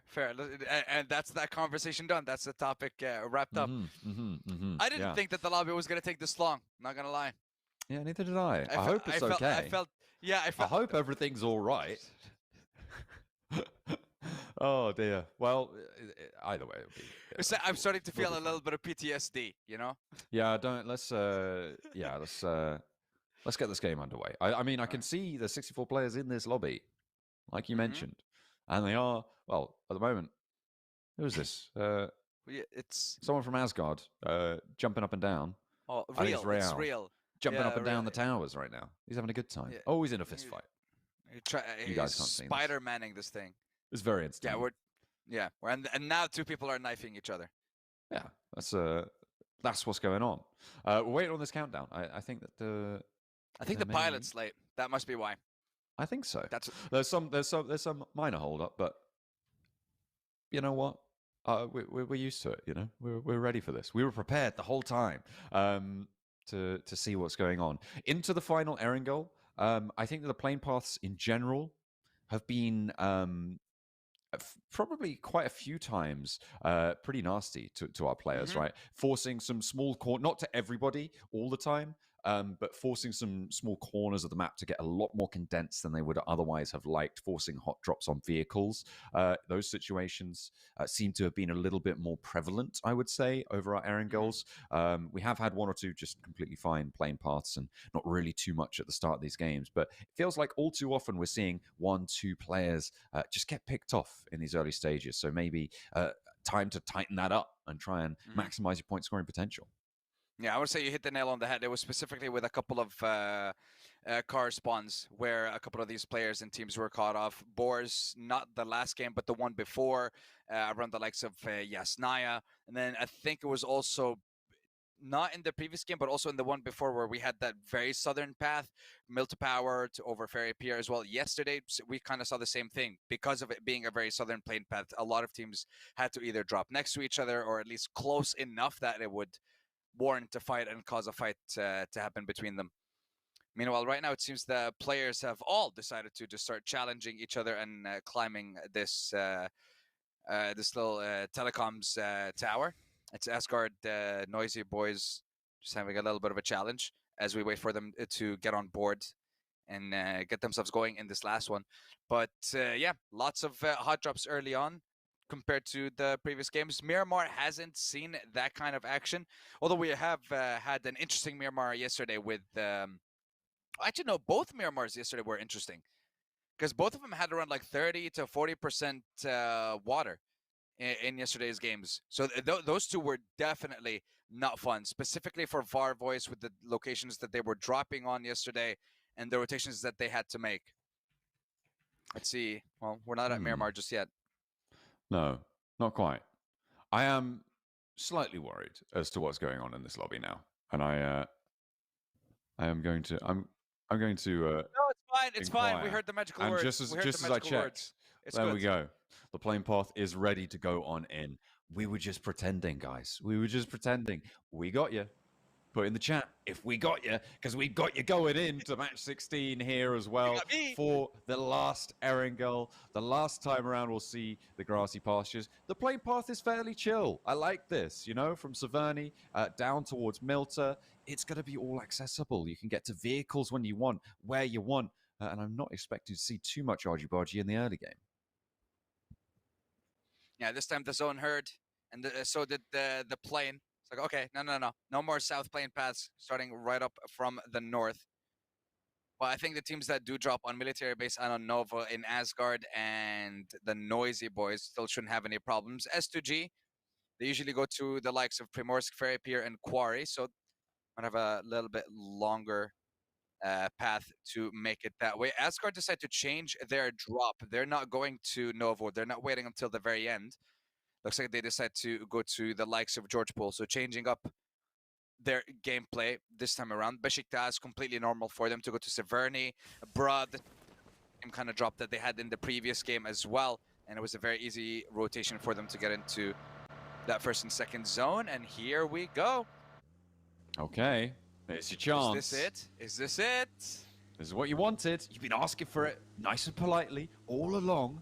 And you may have yourself a military circle here. I mean, it's not guaranteed. It is far from guaranteed. But I will say it does look fairly likely at this stage as to where we're going. So expect to see some teams moving fairly fast at this stage to see just how they're going to find themselves on that military island.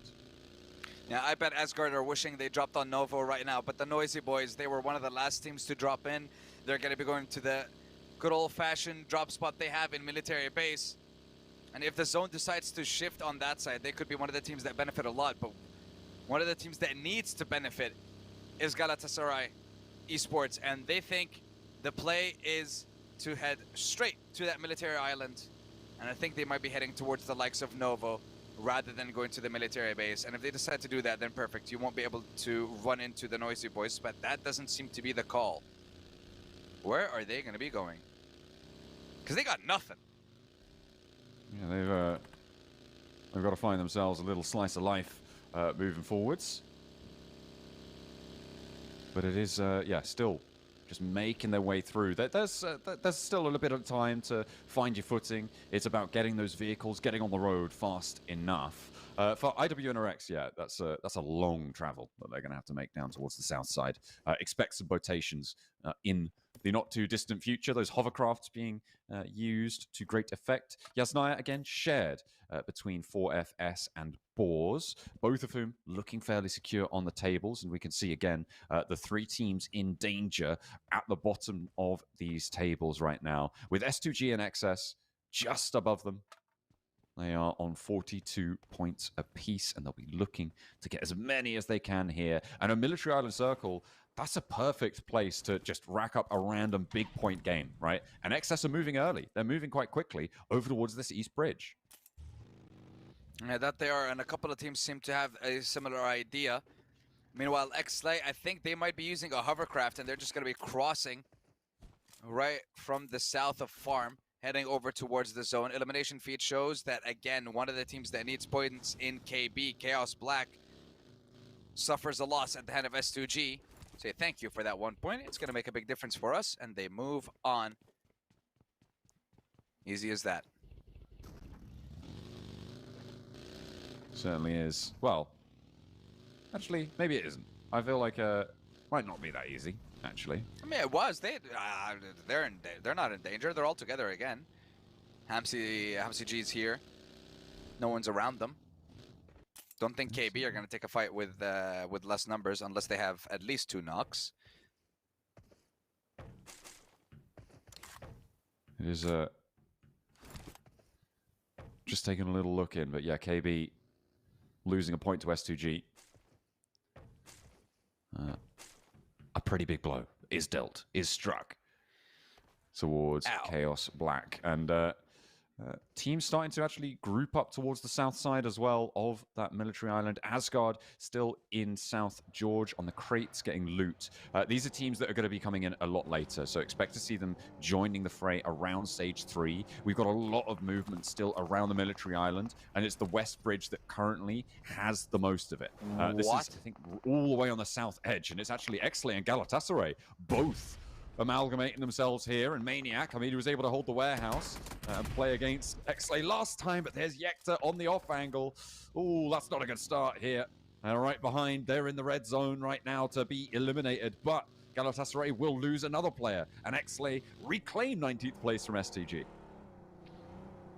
And that they do, concentrating back and forth between the teams at the bottom of the leaderboard. And I'm surprised that none of them scouted the likes of Novo, and instead both teams decided to go to the southernmost point in the map. And you know what? It doesn't look like they're alone, because KB have taken a rotation with a boat as well. They're going to be going off the western coast of the Military Island, and looks like they're going to be bunkering and hunkering down in that location. Not everyone has decided to start rotating just yet towards the Military Island. Some are thinking maybe it would end towards the northern side. Maybe it would go towards the likes of Milta, Farmer, and Pochinki, and go back to the mainland. But I think even the second zone, if it shifts rather towards the northern side of the zone, then there's still a potential for it to hard shift towards the Military Island. So I don't think the second zone is going to dictate whether it's going to be a northern, I guess, a mainland finish or a military base finish just yet. We'll have to wait until the third, I think. I mean, it's kind of fair. I feel like it's fairly secure about going towards a Military Island Circle here. I mean, we have to wait for the next phase, but in general, I would give this maybe a 75% chance of going to that Military Island right now. I feel like it is looking pretty likely in terms of where you can place the center of the circle. That's the majority of the landmass actually probably sits on the Military Island itself. So I think committing to it at this stage is fairly good. It's a fairly good idea. It's often said that it's a lot easier to get back to the mainland than it is to get to the Military Island. I'm not entirely sure if that's the case, if there's a lot of teams playing on that coast side. And in fact, it does funnel you in quite a bit. So maybe in this instance, it could be a lot trickier. But, ooh, goodness me. Calci spotted by Ozerox as well. It's a little bit of a point sink. Unless Ozerox gets massive games, points going over to them is kind of good news for everyone who isn't getting shot by them. Yeah, meanwhile, Solkai just enjoying a nice little cycle, knowing that he cannot revive Kalse at the moment, as the elimination was secured by Azerox. Sure, 1 point, and it looks like they are going to be sticking to the plan, which is camping this bridge. They have blue to secure their flank as well, in case any team or any player decides to go around them. And as the zone gets closer and closer to closing in, yes, it is going to be a shift towards the military island, and it will be shifting. Yeah, I mean, it's not 100% on it, but some teams might be able to survive for one more zone on the mainland, but I think everyone's going to have to make a move towards the military base and that island. Galatasaray will take over the southern side. Look at where Jetgo is going as well. Where are they going to land? As Yekta seems to be tracking that boat. Oh no. Okay. This is not good. This is not Oh, good. dear. And here Oh, come the dear. shots. Oh no! And the first one's Oh. down. There's no way that Not they're getting good. them back up either. It's just not Nope. going to happen. It's just freedom. Goodness me. And I sprayed out from Yekta to be able to clock those shots, but it's a sitting duck situation on the outskirts here. And now he knows there's only one person left remaining. He's waiting for it. He's going to take that boat out of commission. A mad swim for the shoreline, but the breath is going to start to burn in the lungs here. But Yekta more preoccupied with the boat itself here in that situation. And it looks like he's going to pick up some of those Elim points, make sure that they're adding them to tally. This is a huge bolster to those Elim points as well. A really nice little pickup here coming through for Xlay to push themselves further and further up the tables, getting to that 45 threshold. Yeah, and the fact that it's against Jetgo, one of the teams that, I mean, they're not in danger now, but I think the result of this game will put them in the danger zone. And it all depends on how well, I want to say, Galatasaray perform, how well KEB, and of course how well Azerox performs. That last person from Jetgo needs to survive for the longest time possible. But my lord, is he going to have a tough task ahead of him, because Yekta knows he eliminated 3. He did not take care of the full squad, and there's still someone alive and well.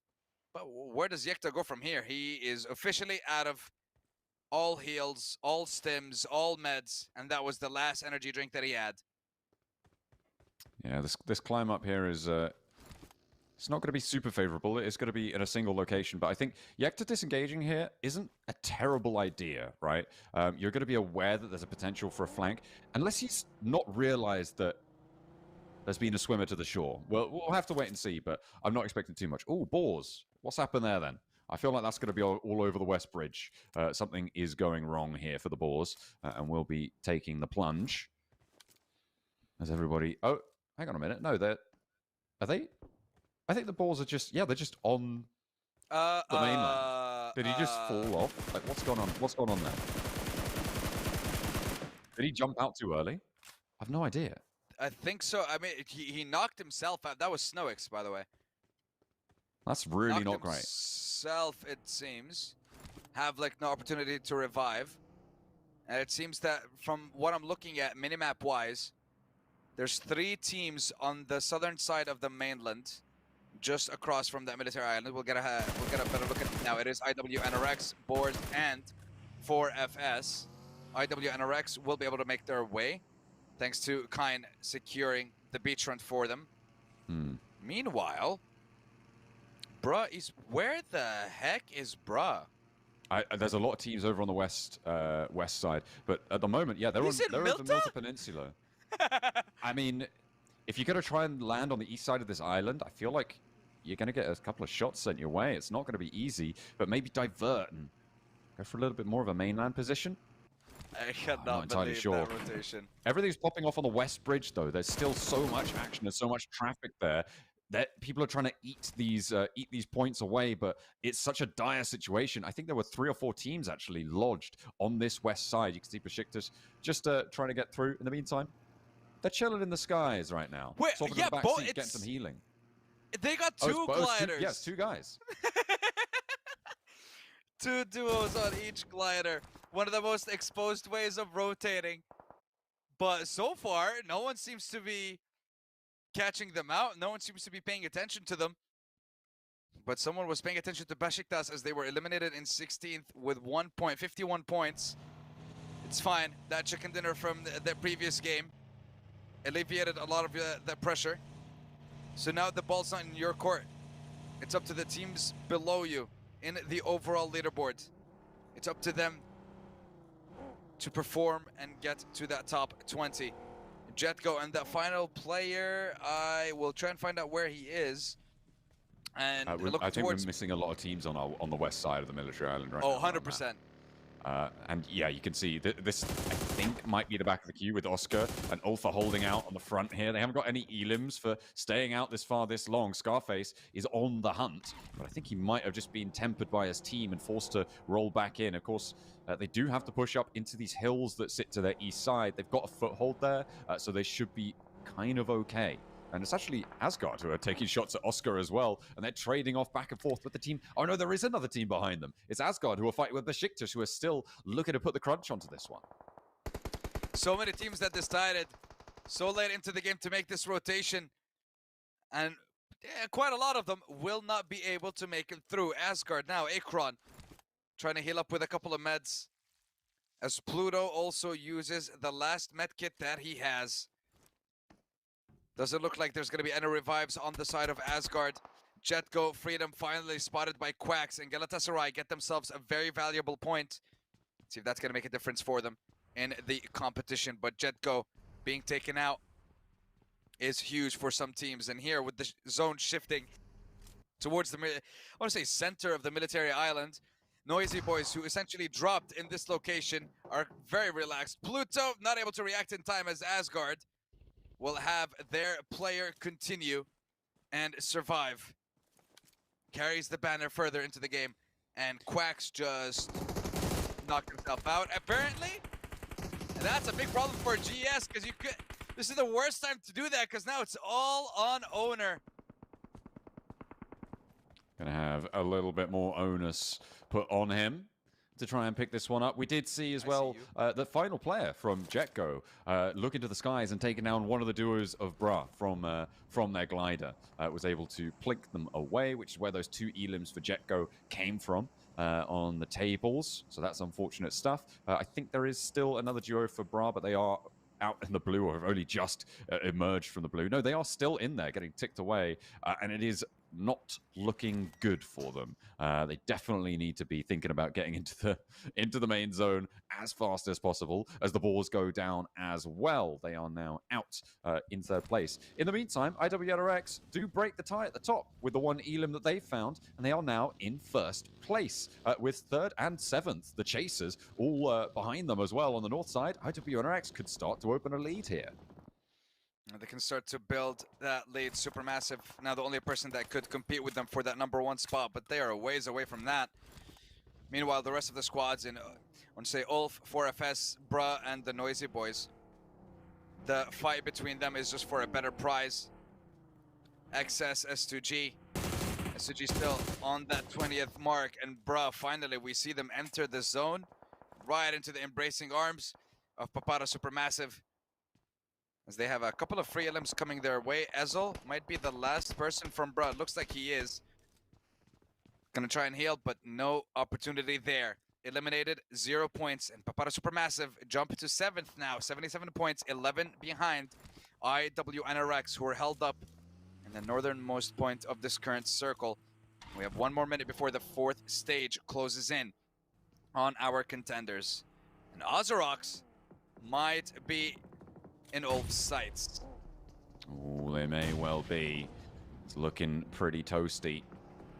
Up towards the top there with the nades being launched on in. With Ulf on 4 players, they're transitioning away, and these buildings may just be the tomb here. Scarface opens the bidding. There goes Blue, and now he looks for more, but there's a nade sent back his way. And who is this? It's IWNRX third party. They've moved up behind Ulf, and this may be the gap that Ozorox needed, but with 2 players down, they need to spend this time getting themselves back up to their feet. Ulf looking to scramble to pull themselves back together. They can't commit to this fight anymore. So Ozorox get a little bit of a respite, but they've lost 1 fully, and it may be a little bit more than that soon enough. And Ulf decide, okay, we want to revive and get the heck out of Dodge. Frozen might say no to that with a lovely nade. Oh, that's exactly what it does. Takes down Scarface and brings Aaron to his knees as IWNRX will be able to claim their third elimination. So now it's up to Soulless and Catch. What can he do? Another nade. Oh my god, these guys are on fire! Perfectly placed. Ooh. Secures the elimination there, but the fight is not done as Soulless is able to bring down one from Ozrox before he gets taken out as well. And Ozrox as a duo, 29 points, two eliminations already secured, being taken out here and left to fight with 2 matches only on Miramar. That might just seal the deal for them, considering the way that the other teams have been performing.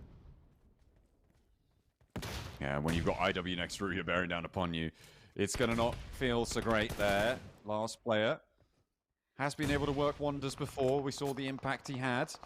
Didn't get too many points for it, though, but as a solo against 4 players from IWNRX, when they don't really have too much more to deal with, there's T on an off angle.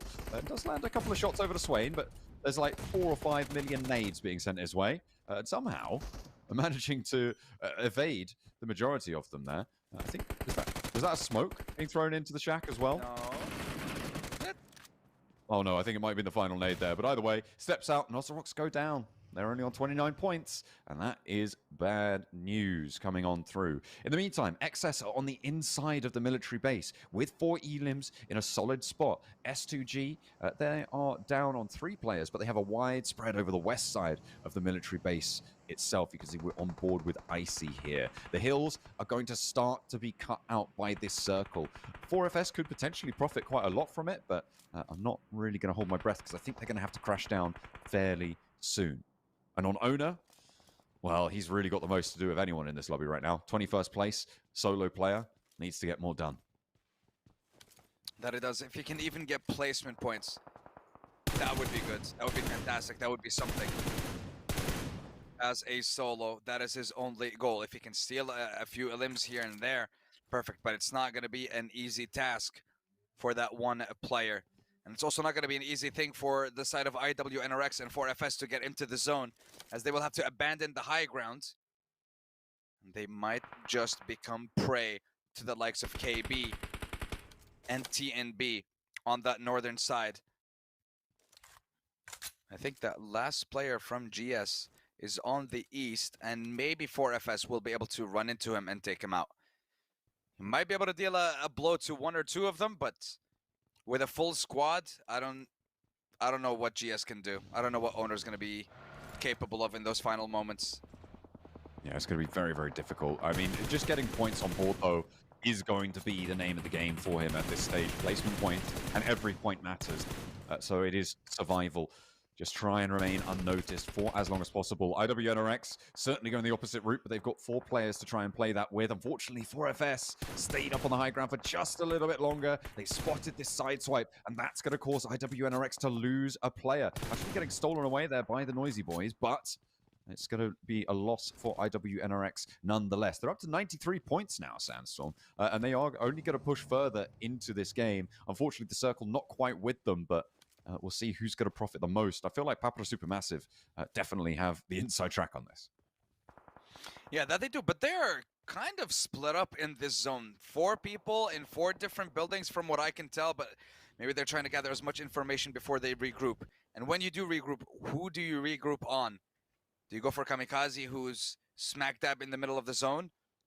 Or do you go for Tronby a little bit more south? We'll find out later. Right now, our focus is going to be on IWNRX. After losing that 1 player to 4FS, and their position is very exposed to both KB and TNB. And the Noisy Boys, hold on. Let Supermassive cook here. Yekta overpicking a little bit. Takes quite a lot of damage for an Owner. Oh my god! Oh my god! Oh dear. He just heard all these vehicles driving, decided, no, please, no. And had no time to react whatsoever. Meanwhile, IW are reacting in time with a knock onto KB and an opportunity to push. And the same can be said on the Noisy Boys. How are IW fighting this? A nade should be able to deal a lot of damage and secure an elim here, but somehow it does not. The suppression on those windows is impeccable from IWNX Ruya, and from whatever off angles are playing into this one as well. S2G might get the side swipe, but the fact that Frozen is in the building now is absolutely crazy. The rest of his team, Kakali trying to lay down the law from the distance, but it's up to Frozen, the man of the hour now, to try and take them on in the corridors of the military base. He's looking for the pump-action shotgun shells to land and do their work, but it's easier said than done. Kakali has to heal a little bit more. They're down to 2 players. He's hopped around all the way on the outside, now back onto the inn, and doesn't have the broadside sent his way.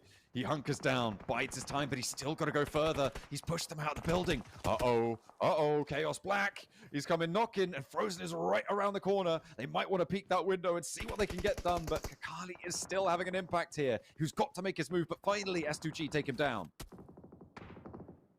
They finally take him down after all the pressure that he's been applying. And then all of a sudden for IWNRX, it's all down to Frozen. Solkai trying to see if he can actually make it to Icy and go for the revive at the last possible second. He does, but he risks his life as well. Puts it on the line. And suffers. And S2G down to one last member. It's all up to HamCG. And now we switch over finally to Frozen and seeing what in the world is happening in this building between him, the Noisy Boys, and of course, Chaos Black.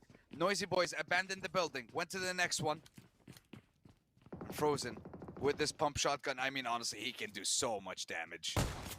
Just one pump per person. And look at how fast those pumps are coming out. He jumps outside. Oh! And nade from Oron right onto him, and they secure the elimination and instantly traded. The elimination feed is just saying so much right now. I am lost, but all I know is Chaos is out. And we have 4 teams left to go. And look at the split. All 3 teams on the north and Papara Supermassive have the zone. And they're not even going to allow any team to make it to the zone here, John. I mean, they have a chokehold on this zone, right? They've got outposts everywhere. The difficulty that they have, though, is that if one of them gets knocked, there is a massive weak point in their line. The advantage that they have is that there are 3 teams all fighting off against each other laterally across their line, which is going to force them to take care of each other before they can make that move. Xlay at the moment are fending off the Noisy Boys, and Papara Supermassive actually helping with that as well. There's so much pressure on this west and this east flanks that I think that of all of the teams on the north side, Xlay are going to have the better time of all of this, and it could not happen at a better moment for them. They are absolutely desperate for points right now. They managed to escape from the bottom 4 in the last match. Looks like they're trying to repeat that performance this time around as well and jump up as far as they can. Kamikaze with the spray over towards the run out from the Noisy Boys, and I don't think they're going to be making much noise anymore. They are not long for this one. Xlay actually getting clipped as well in the meantime, but 4FS getting chunked away on the sidelines. Yeah, but look at the way that they're playing it. Tronby knows he does have the backup from Kamikaze. And the pressure that Kamikaze has been able to apply assisted so much. Now down to 3. Xlay slowly but surely going to be moving. But again, Kamikaze is going to be the one with the best POV possible. Kenzor is out, and now it's a clear cut 4v4. And with the positional advantage that Supermassive have, they are looking like they could get 17 eliminations if they secure every single one. And they will definitely be joining the fight for first, knocking down 2, securing the 3rd as Lost jumps in with that hovercraft. And that's Xlay demolished. And Papara Supermassive get themselves yet another chicken dinner. That's the 2nd one of the competition for them. And that's sending a message to IW and to Boars that now it is a 3-horse race for the top. That rollout was quite something, but most of it came from just holding that south side, that line, forcing everyone else to go for it. The fact that so many people were on the south side of the island, but they were the only team on the south of that military base is a little bit crazy to me. I feel like other teams could potentially have tried to navigate around that area, but they just had so much freedom. It was guaranteed that they were going to be taking that one down towards the end there, especially with how the circle kind of helped them out a little bit, especially in that final south shift, right? Brilliant news for Xlay as well, remember. 2nd place, a decent chunk of elims, and that is going to be really, really pivotal. I think they may have done enough to launch themselves up. I think they may be over Shockwave as well after that match, so certainly close by. A brilliant result for them. But yeah, a huge elimination count coming through from Papara Supermassive. They have, again, just moved from strength to strength today. I don't know what's gotten into them. It's brilliant. I think... I'm not too sure either, but I like it, and I want to see a lot more of it from this lineup, because we've seen what I mean, if they were in a better position in the last game, in Lipovka. We could have seen a back-to-back from them on Erangel, but at the end of the day, they got their chicken dinner here. They got it with 16 eliminations. IWNRX with the 8 eliminations that they got as well. They may have, I want to say, extended the lead a little bit, but by being taken out and having Papara come out with a massive game, I think Papara might be over Boars at this point. They might have done enough to be over Boars. Ooh, Could they might just be have in done. second place, yeah. But I look at think that, of course. they've overtaken Kamikaze. RCB, but yeah, Kamikaze. This guy has been the team MVP for the day, right? He's just been absolutely a terror to anyone who's stepped up. And yeah, I credit a lot of their mechanical performance to him. I'm not too sure where to put the tactical performance for them, but either way, very happy with what they've done. Yeah, and they definitely should be proud of themselves as well, improving day by day, game by game here at Pmsl EU, which is exactly what you want to see from a team setting their sights on that top 3 at the end of the competition. If this is what we get to see from them in the first stage, I can't wait to see the next stages as well. Moving over to the statistics from the entire match, Tronby this time around from Papara Supermassive with most grenade eliminations, that being 2. I want to see more. And of course, Nico, who had the highest score in that last lineup and in that last matchup. MCG, the one who traveled the most. Curious how he would. S2G were on the western side. Interesting. But let's have a look at the stats from the rest of the squad. It looks like everyone was putting up numbers except Lost. Lost might have been taken out a little bit earlier. Might have suffered. Actually, no, they were all alive. He was on the southernmost side where there wasn't really any squads. So that's why his numbers are a little bit lacking. But it's not due to his performance, just due to lack of foes for him to focus on. I mean, yeah, Kamikaze was able to farm that damage as well, right up the top of that of the silo cover. Just doing so much damage. Brilliant stuff. That's exactly what you need when you're on that sort of high point lookout. And nobody really was able to challenge him, which is the very important part, right? Because sure, it's a good vantage point, but with every vantage point comes the danger of being flanked, being spotted, taken down, and then immediately you're kind of just dead in the water. There's nothing really that a team can or should really do to go for that res. It's sort of only if you're given a really, really good opportunity to go for that res should you try and take it. So that's really great stuff from Kamikaze. They add a huge chunk of points to their tally yet again, and you're right. It's probably going to be pretty close towards the top of the tables. I feel like enough was done by IWNRX to put them just out of reach. I think they ended on like 96 points or something. But I was expecting this tournament to end around the 100-point barrier at the top. Seems like it may go a little bit over that. Yeah, and I want to say, like, the more points that the teams at the top secure, the closer the qualification threshold is going to be, and the closer the competition is going to be at the bottom of the leaderboard. Because we can already see how it's 2, 3, 4 points between so many squads in the middle of the table at least, and then you go further down to the bottom. There's quite a few, but of course, with having some teams not participating today, it does look a little bit closer than it actually is. But for now, I think Farvoice are gone for sure. Next on the chopping block is going to be Shockwave. And honestly, yeah, I thought they were going to be safe with 49. I genuinely thought they were going to be safe for 49. But the fact that Xley has performed time and time again and they flew up through the ranks, they should be perfectly fine now. So it's just Galatasaray, Chaos, Black, and Azerox. Azerox, I mean, I don't want to say it, but it seems like a lost cause. I'll say it is a lost cause. It is. You can't lose a 4v2 as a squad. You can't lose a 4v2. Not at this level. It's still stuck in my head from that last game. I mean, there's panic in the Azerox ranks, right? They are just not having a good time of it. We can see the final shutdowns there, but we get the points at the end of that one. 26 points for Papara Supermassive. I think one point did get denied there in the end. I think I can't remember exactly why. But either way, XS with 12 is really great stuff coming on through to jump up their tally. That is going to be beautiful. It's exactly what they needed. A little injection of life. S2G as well, they are plodding along and may just be doing enough to keep themselves out of that red zone boundary. Question is it enough? We'll have a look at the overall ranking and give us a clearer picture. But yeah, seeing Boars with switch it up a little bit. Seeing Boars with 0 points Not used to seeing that, but hey, what matters is, yep, there it is. Wait a minute, hold on. No, they didn't Ooh, even equal. They what? jump over. They jump over everyone, and Papara Supermassive with their second chicken dinner take the lead, and they cross that 100-point threshold. IWNRX. I thought they were on 96, not 95, but it seems like it is 95. Regnum Carrier 87. That's not going to change. And Boars, they got to 84 and kind of just stopped collecting points. Xlay in 15th with 54 points. This is a team that started with what, 19 points at 23?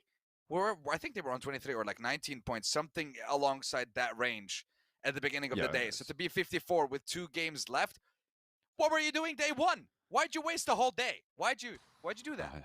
I know, man. Like that's kind of crazy. In fact, they had 16 points at the start of today, so it was Wow, that's right even down worse. in the dumps. This is an incredible resurgence coming through from Xlay. They've had, I think, 3 very, very strong games back to back on Erangel. It has been good news for them, but that's a different story for the Flames at the bottom of the tables here. With S2G on 47 points now, being on that 20th place with 2 matches left to play.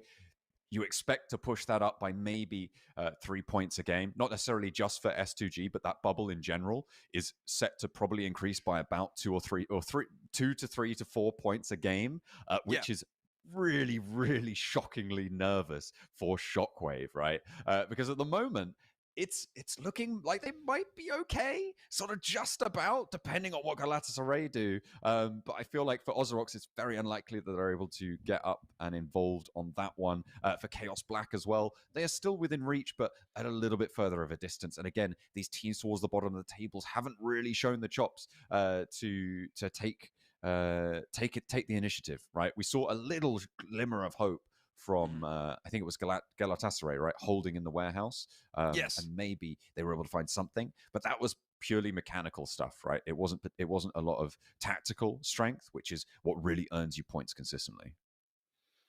Yeah, and unfortunately, these teams were not able to do that consistently over the past 10 matches. Now we are down to our final 2. When I'm looking at Ozorox, like 18 points to get to STG, but you're also talking about STG not getting any points at all. 20 if you want to cross over Shockwave. I mean, sure, mathematically speaking, a chicken dinner in your next game puts you in a good position as long as it's not a chicken dinner like the one that Xlay would have gotten in that Erangel where they had the compound the entire time. Yeah, that chicken dinner needs to be seasoned, needs to be spiced. You got to have some sides. You can just have cooked chicken or boiled with no spices, no seasoning. Can't be doing that. You know those eliminations. Sure, yeah, that's fair enough. Absolutely. But it's got to be seasoned, man. That's all I'm saying. That is true. It does have to be. As we take a look, as we go into the final 2 matches, here are MVP rankings. And I mean, yeah, Kamikaze, this is almost entirely off the back of today, right? Almost 5,000 damage, which is incredible. 21 elims as well, picking up on those assists. MVP ranking, I believe, takes into account survival time as well, which isn't shown on this graphic. And he isn't. He's only top in damage and only just by a hair against default. Look at that. That is crazy from Anno. Just a bit behind, but a lot fewer elims there. And in general, today has been a blinder from Kamikaze. He has been a whirling dervish of damage being dished out to the rest of the lobby. Yeah, I didn't notice how close Kamikaze was to default until you mentioned it. But yeah, it's due to the 5 elimination difference and the 3 assist difference. But default was also pumping out massive numbers for Ano Famagusta, but they're not playing today, so he will not have a chance to fight for that and to pump those numbers up. Kamikaze, 2 more games to keep that going, and of course, keep yourself in the running for MVP of the competition, because I believe it is from the very beginning until the very end. It's not just a grand finals MVP, is it? It's MVP of the entire tournament from start to finish. Ooh, I'd have to double check on that in terms of the MVP title, but yes. It's certainly going to be a pretty hot contest. I think that's safe to say. There are a lot of very close by contenders on that graphic. So these last 2 matches could change things, right? Obviously, there were a few entrants. So, for instance, Anno not playing today, so there's no chance that the default can move up. He's probably going to be dropped down by one or other team as time goes on. But we'll see how far that Kamikaze can extend his lead. because that was pretty impressive. Trying to get a couple more. And I would say like the position that he had, the position that his team had in general was perfect. And the fact that, Noisy Boys had an opportunity to hold on to that, considering they were the first team on that island, did not make a good decision positionally, but they still got the results that they needed today, which is make it to the next step. But the two teams I'm very upset with personally is Galatasaray, for abandoning, not even sending any person to scout Novo when you cross the bridge. You crossed the bridge at the very beginning of the game. You didn't hear any shots or anything like that. So sending someone to just have a quick scout would have been fantastic. That might have changed the whole game for them. But hopefully they learn that lesson going into the next stage if they manage to make it. Meanwhile, the top two, it's Kirkali and Kamikaze. 900 damage difference, but same +1 eliminations in favor of Kirkali. I was looking at the survival time there. There was almost half an hour more game played for IWNRX, which is it's pretty nuts, difference. Right? Yeah. That's essentially an entire match.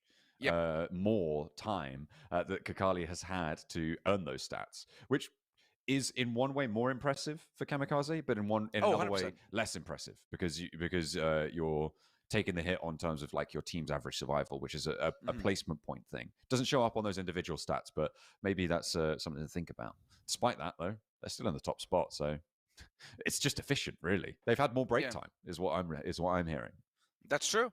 And from what I'm looking on that certain unnamed website that shall definitely not be named, I don't see a prize for the MVP.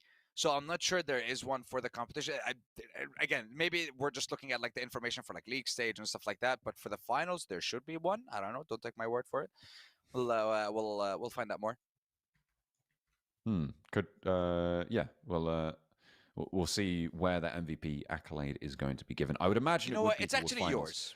Because I give it to you, John. Thank you very much. Well, I'll take that paycheck. But yeah, I would imagine it does include finals, right?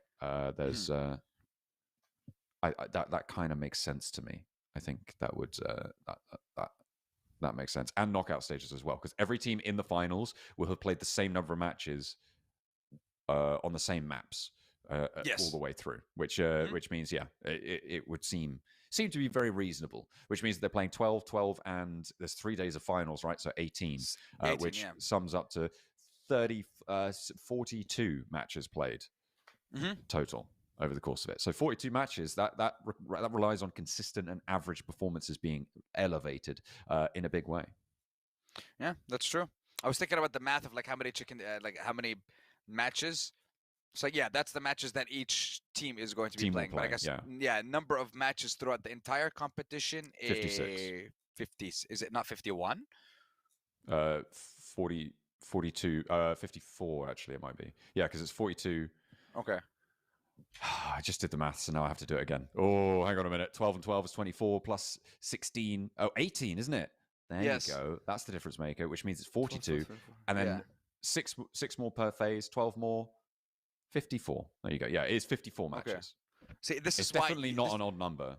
You said 51. It's definitely not an odd number. But this is why I am wrong. Wait, I am wrong. Oh, because it's 5 matches a day. Oh, this is... No. Yeah, it is 5 matches a day. Yes. Yeah, which means it is an odd number. Oh, man. Yeah, that's true. You know what? Yeah. There's so many matches to be played. It's so easy to lose count. It could happen to anyone. Let's not talk about it anymore, because that's frankly embarrassing. See, again, this is a reminder why you don't do math on stream. But again, the reminder of what math you need to know. It's reading one number, 64.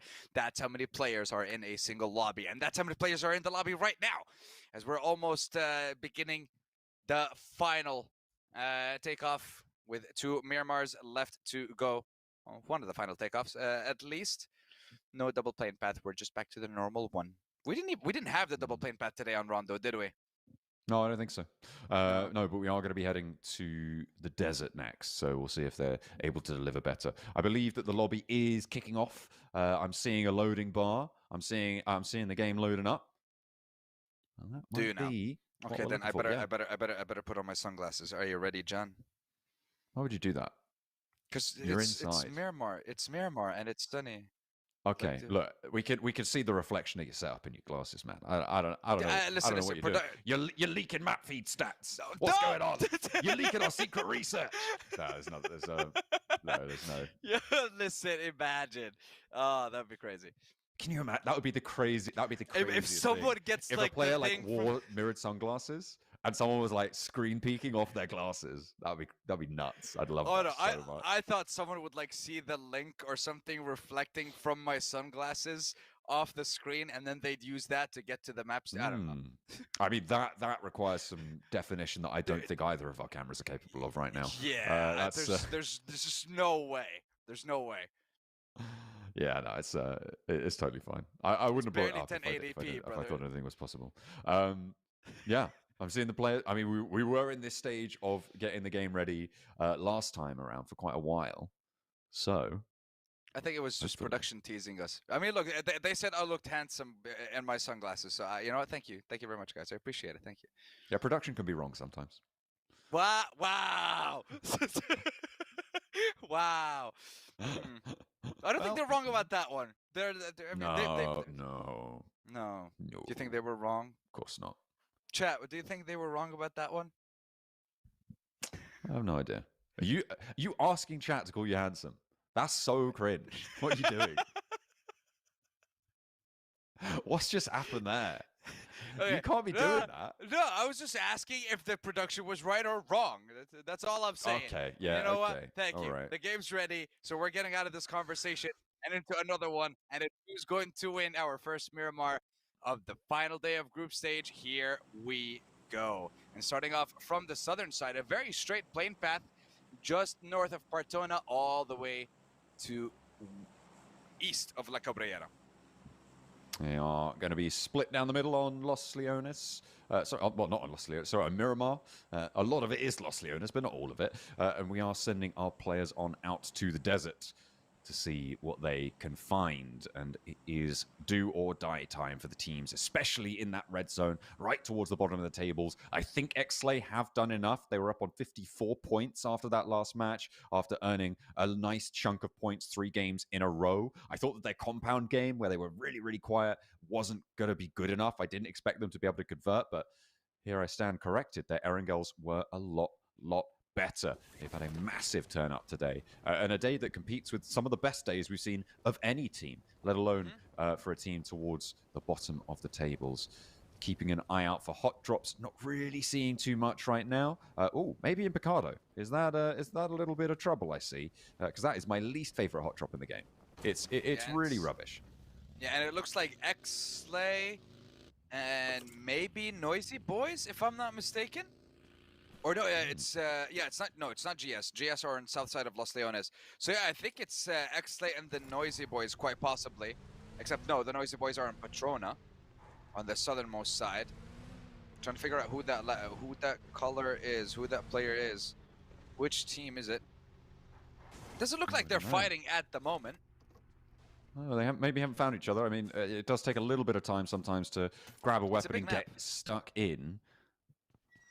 Is it? Oh, it's Ozorox. Oh, hang on. Are they?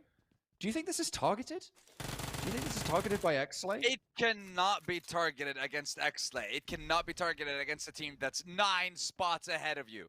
No, I mean, yeah. Well, maybe. I'm trying to remember. I'm trying to cast my mind back to the previous Miramars, but we haven't seen both of these two teams in a Miramar yet. But they're beaten to the punch on First Blood, as that is going to be given on over to Bra, as they are going to scrap it out with a little bit of Asgard on the sidelines.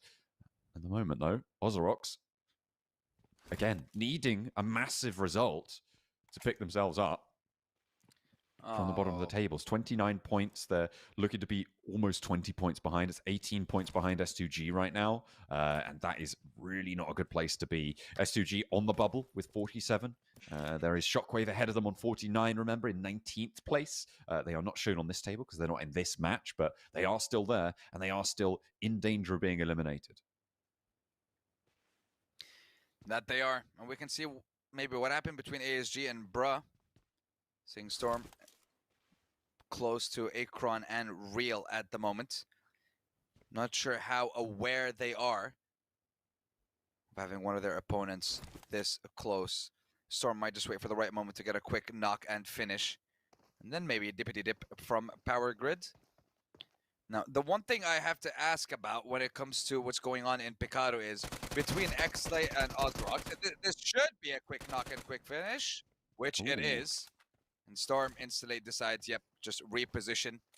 Or maybe just get the heck out of there in the first place. There's no need to force a fight this early on. And Asgard, losing 2 members like that is not the best start for them. No, it's not, but they are in 8th place with 76 points. They are very, very chill in terms of qualifying here. Nothing really to worry about for Bra. It's a little bit more nut, but at this stage, no, it's just not going to happen, right? 4 teams leapfrogging you. Well, more than 4, actually. It would take half the lobby leapfrogging you at this stage in 2 matches, which I don't think is actually possible, depending on... it's probably possible, but again, not going to happen. Acorn, yeah, pretty good on the corner, though, and... Sails wide with the SKS down the throat there. Storm has to employ his teammates to greater effect than he's been able to dish out. As the standoff in Picardo continues, I mean, no one really wants to pull the trigger on this, least of all Ozorox. And Xlay seems to be just content with staying here. And this is one thing I absolutely hate about hot drops. If you decide to drop a team, you can't... I mean, you have to make a move. You have to do something. You have to be proactive. You either loot and run, or you go and take the fight, because otherwise you're wasting time, you're wasting opportunity, and you're wasting so much information as well that you could gather by making a move. But now that I see that the elimination feed showed Xlay getting a knock onto one of the players of Ozorox, the fight should end. Yo, same team, same team. Oh, okay.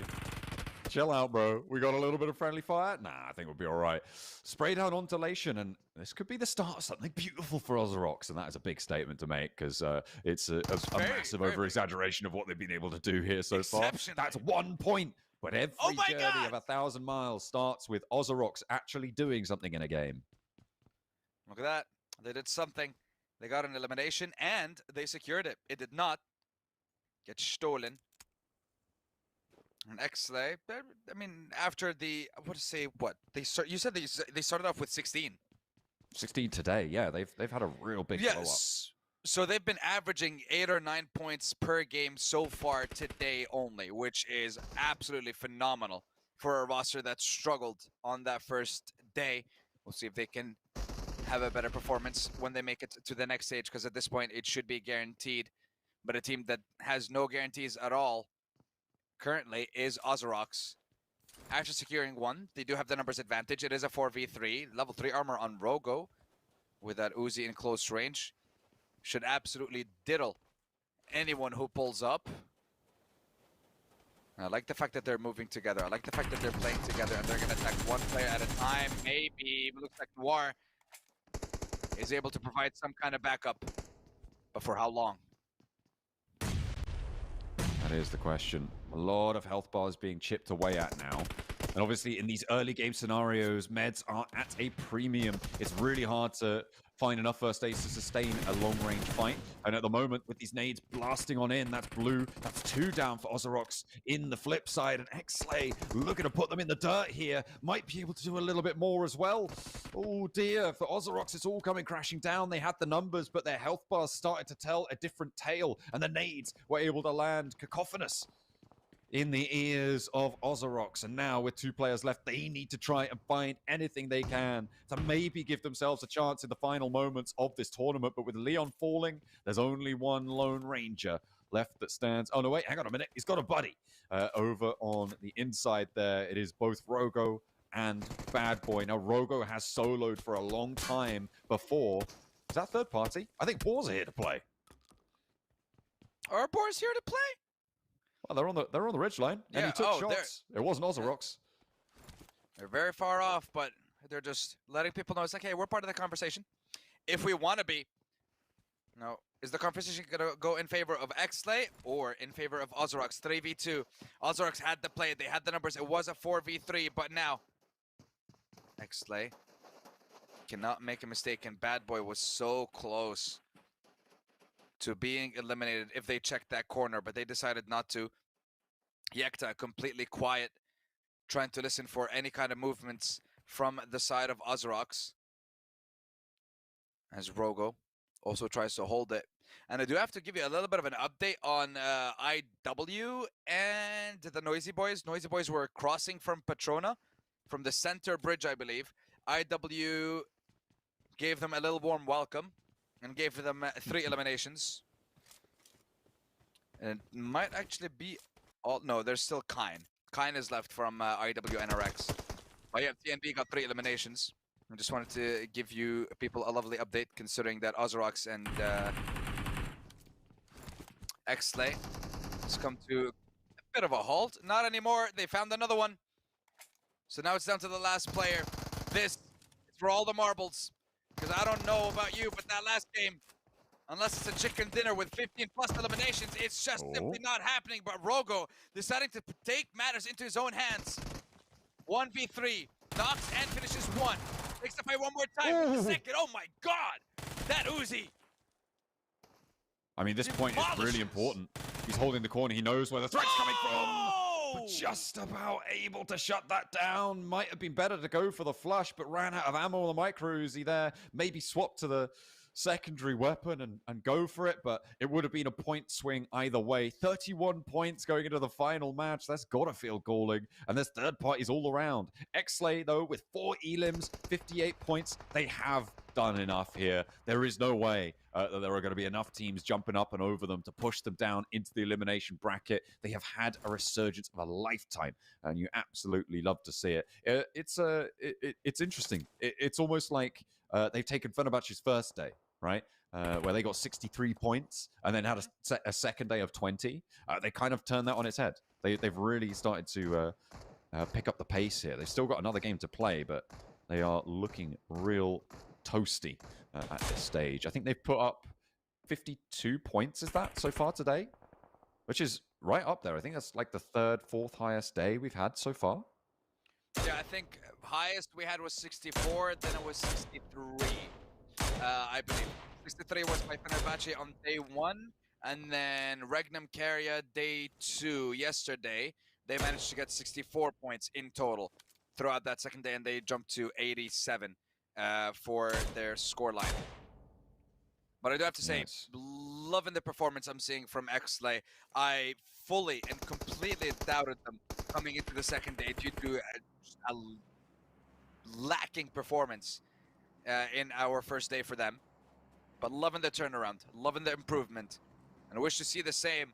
Honestly, I know they're 20th, but from S2G, consistently getting 6 and 7 points it's great for now. But I want to see something that's going to make me believe that, hey, S2G, they're here to play. They're here to stay. And they're here to make it to the grand finals and win the grand finals. I mean, I remain unmoved by them. It's nothing. It's been very little special about their performances so far. I don't even know what their I don't know what their highest point game is on an individual game, but it feels like I haven't really seen them do much of anything at all in any real scenario, and it's disappointing. We'll see if they can evade the grasp of the lower rungs of the table, though. See what they can do. 21st place Galatasaray would love to catch up to S2G, push them down into that 21st place, take their place in it, but it looks like for Chaos Black, that's going to be a little bit harder. They've taken one full elim, a second full elim now that was a knock onto Rolex, and that is that's nasty stuff. That's real bad vibes from Jetgo getting the spray down. Yeah, that it is. And to answer your question, I believe it was 3rd and 7 eliminations from what I could quickly find. That was the best result that we've seen from S2G. And then outside of that, it's just a lot of 6th, 7th, 8th, 0 points, 0 elims. That was yesterday. Today, though, it's a different story. It's a different result. And now we start our sights on to Galatasaray. They started off on the southern side of Los Leones, looting that area. And the zone didn't really apply a lot of pressure to them. It didn't put them in any situations where they were forced to fight, forced to gather any points or anything like that. But now, you kind of have to. You don't have to put in the same amount of work. You don't have to. You're not under the same level of pressure that Ozrox is, because their game is done now. If you can get yourselves 10 points this game, that would be a dream. You would equalize then with Shockwave. And then your goal is Besiktas or S2G. Yeah, it certainly would be quite something. To be able to jump on up. Besiktas, I mean, they're slowly dropping down the rungs as well here. I mean, we thought that they might have done it, but with 51 points, they're not out of the woods just yet. Oh, they do have Shockwave beneath them. That's fair. So they do still have a bit of a buffer zone. It would require 2 of our teams in the bottom bracket to jump up over, including S2G, which does make it a lot less likely, especially considering Chaos Black right now and their scenario. They should be fairly chill on 51, but we'll see where their bubble ends up landing. Only 2 matches to go. IWNRX going down here. I mean, they have done enough, but it'd be nice to see them at the top of the tables. Papra Supermassive on the 101, teaching them a lesson on the scoreline. Circle shifts out to the west of the Labendita crater. I think this is probably one of the better scenarios for our Circle to have fallen. Although that big crater on the south side, near where the Noisy Boys and where Bra are currently sat, it's kind of a devastating position to find yourself in. I feel like the Noisy Boys may have just signed their own death warrant with that rotate. Look at them moving into that. It's such an open position. It's so unlikely you're going to be allowed to leave. Everybody's going to know you're there. Everybody's going to be taking shots. It's fine. It really isn't. It really, really is not. That position is horrible. But let's see if they make it out alive. And if the other squads will give them that opportunity. And for the longest time, as I was looking at that previous zone, when we had the previous graphic, I was wondering, how in the world do Jetco have like 8 players? It's only because like them and KB have a very similar color palette for their name tags. But no, it is KB just south of that ridge. And then Jetco doing a 2-2 split. 13 squads still alive, 16 minutes into this game with 46 players. A lot of full teams. KB, Chaos Black, after losing 2, 36th and 23rd. Let's have a look at their position as well, just to give you guys a bit of a better idea as to what they could possibly do. For the side of Chaos Black, they may be in the center of the zone. They're going to have to do a lot of work, though. So will S2G, but S2G and Besiktas having a little bit of a fight between them at the moment. Rookie jumping in, not allowing for that nade to come out, but there is a little bit of a trade between S2G and Icy secures it. Besiktas bite the dust. Will be eliminated. 51 points, 18th place. No eliminations this game. No placement points this game. And S2G do not lose a single player. And I think that should be enough realistically for S2G. I mean, you'd hope so, right? They're above they're now above Shockwave now, right? Which means they are 19th.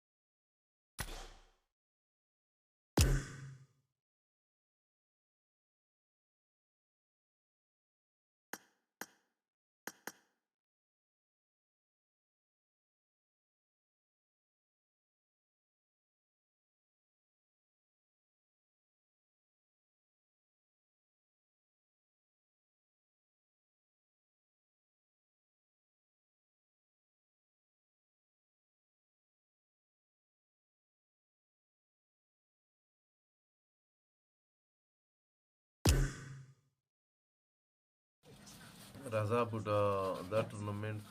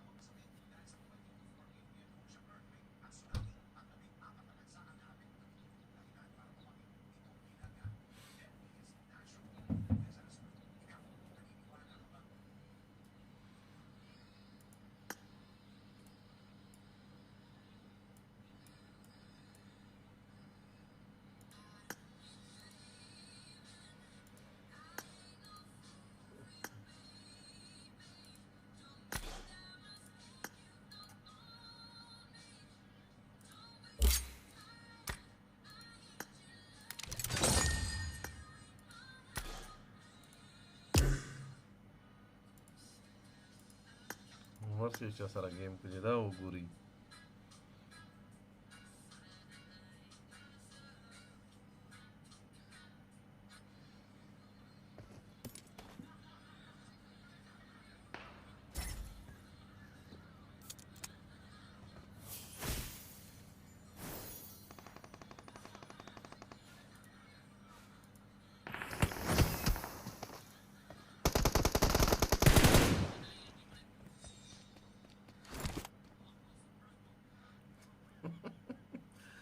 Stasera io Marcecca va.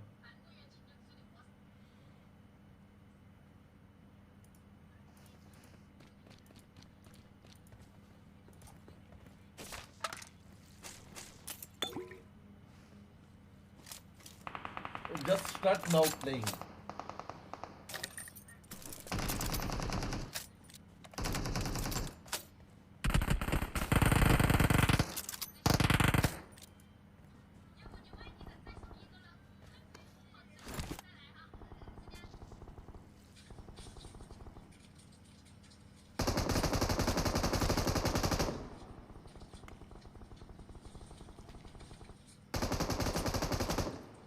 Cecca pure sapo.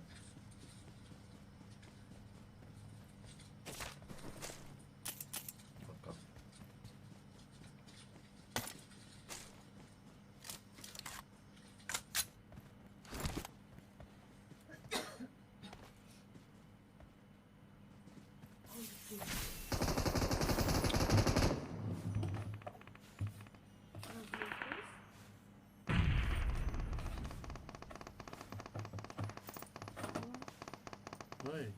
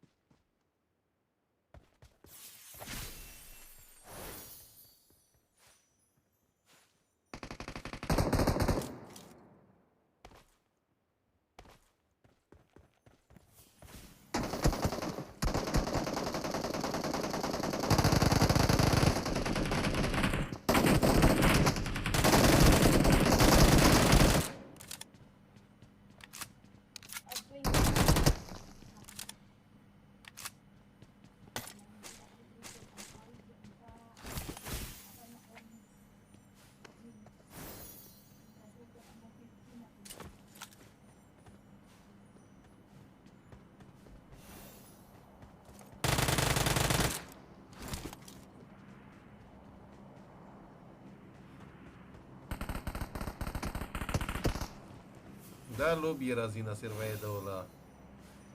Yine evet.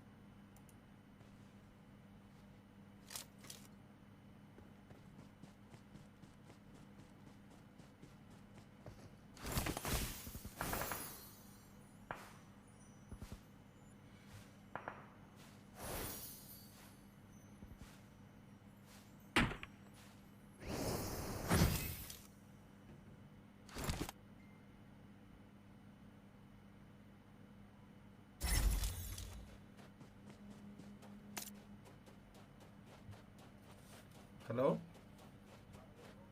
Walaikum salam. Outside? Okay, मैं आया भाई.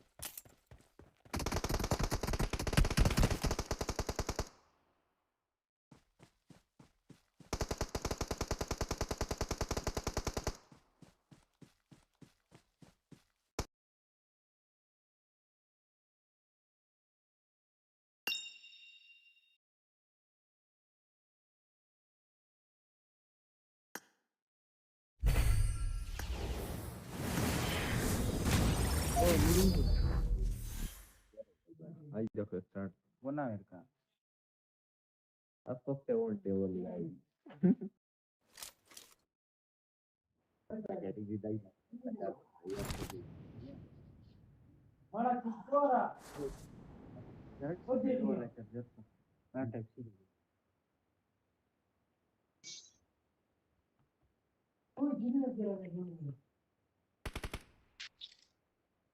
Assalamu alaikum.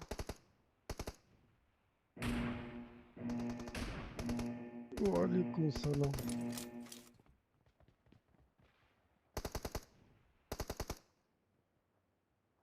مرة نسي ورد الطواليت. The blue team has scored for the first time!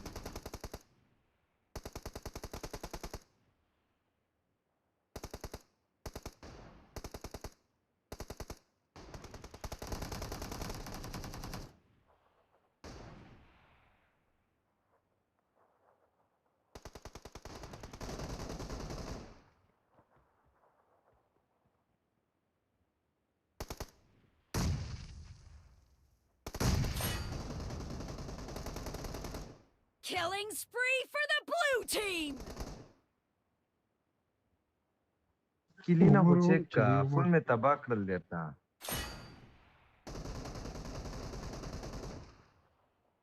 عمر هم چې دی، The عمر. blue team's Defend the streak mark. has just been put to an end.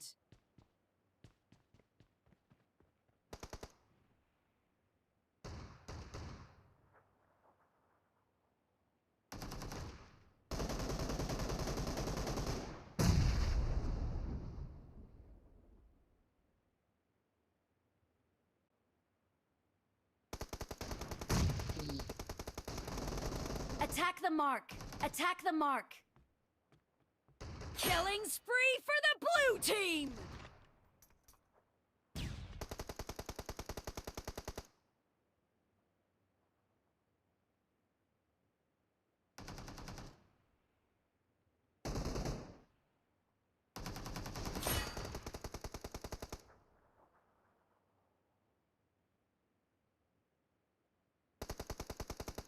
The blue team's streak has just been put to an end. عمر هم چلوم.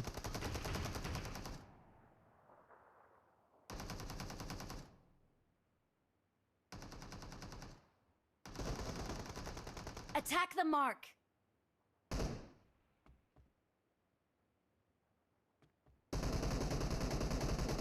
The blue team is in the lead.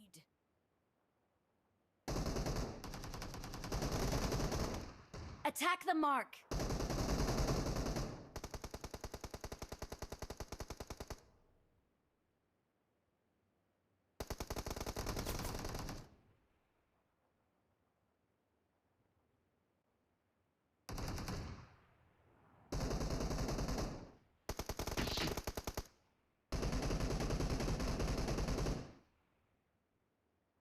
عمر اخي سوري.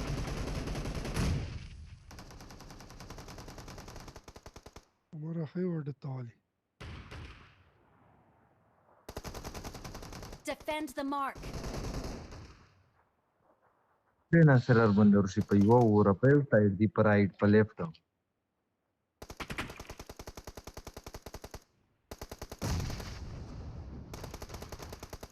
او خليرة دي تخباي. تو.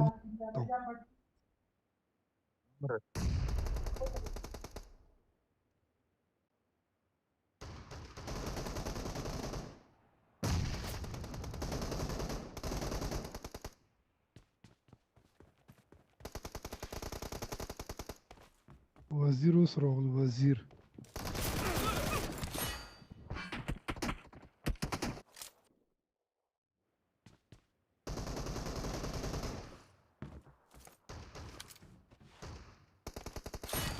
Killing spree for the blue team! Defend the mark. Blue team is heading to a perfect win. The blue team's streak has just been put to an end.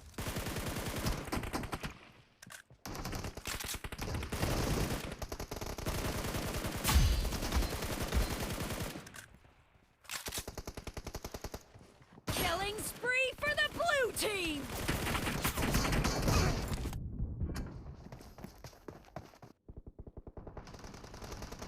شخته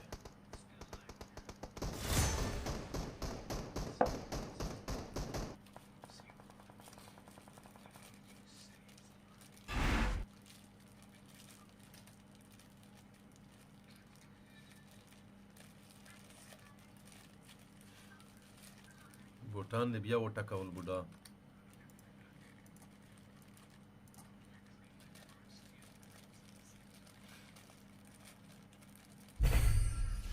Get ready. بیا دې بوټان وټکول بوډا بیا دې بوټان وټکول Get ready. مرا ریډي کوا Get ready. کا روم کی روم ناصرا څه شي دې پورا پیسې په لګوي 15,000 10 رومو کې دا فضل رومینه مې نه لګي ها تو ناصرو یې مو مو مرګرای نیم تو فورا پر سيو دواړه ملګری درو ولا اوکې شو سعید مو مرګ عمره خو چې بل مرګري کو چې په دوانه نه نه وګاټي یو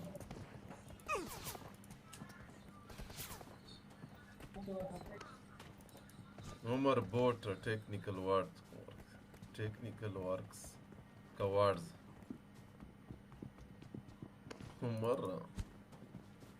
عمر په خدای قسم چې په بوت نه کمزورای دی خالی سامان او خالی بوت سره خه سامان ملاویږي لوټ او عمر سره خه ملاویږي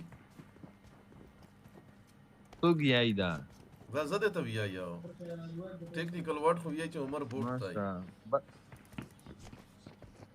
یا بس تو غا کې دینا بدروم کې نه عمر چې ته شي چیلنج وی مفکول مول شنشته مول شه بيزون مفکول خنشته دا شي چیلنج نه په فری چیلنج نصر بھائی ذات البلوم سره تاسو دا یوټ وټ رایو سره وټ کې درې باندې روبو نو ستوریا دا کنه وی دا دلته یود وس کوډونر سی الوانیان ټول د سنتر سی بوډا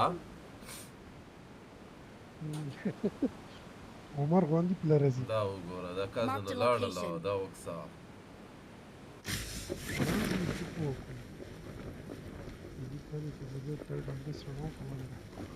چې میش وته برباد دکړلی مړه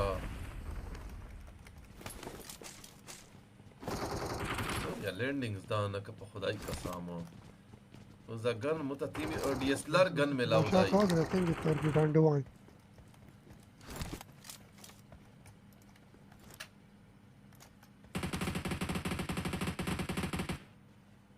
Attack the mark. Help.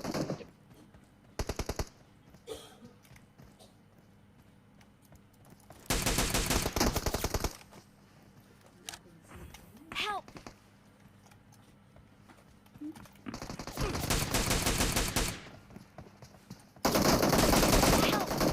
نصر بھائی پلیز یا خدای دې پر د لینډینګ ماکا ټوله ورځ دای ته برباده کې میش دا شیا لینډینګ وشي او یو غنټه تیر شي چې کله وړ ته بي لینډینګ نصر بھائی لینډینګ دی وغه ولي چې ته مين ته تلای وای میش ته ور شي ملاو وایا خلای ګن ته عمر وخلی نصر بھائی او داسه خوان کی ساده چې ته عمر خلای ګن خو وخلی کای مخشه ور پاره رہی مو د ډي اس ال ار ملاو په ډي اس ال ار ته شي ماوس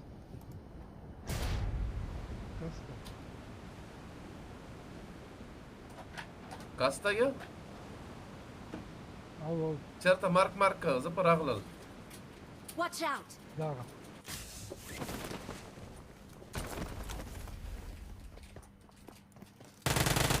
زیرو دای کوت نه پورسا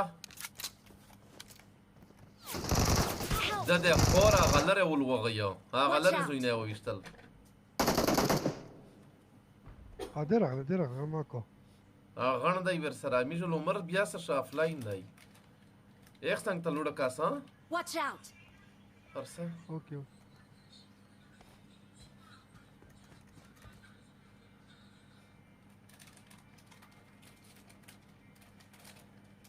اوري کول ته بلار خیل شته سره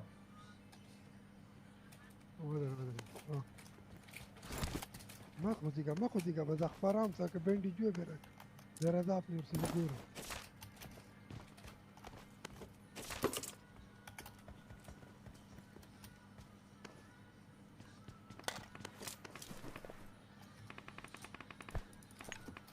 عمر یې نه برباد یې کشا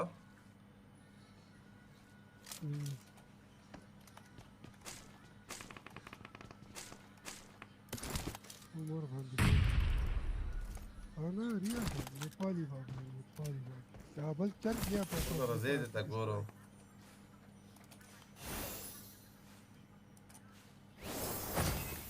ما سره دی کاور را کوه دغه نه Watch out.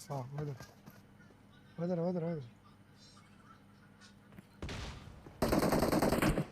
دا کور جوړات نشته امرګری ریکول پلی ها دا اوس کې ماته ټول نشته ما مخ ته دغه نه راغی Watch out. ټیک تا تزداد ورته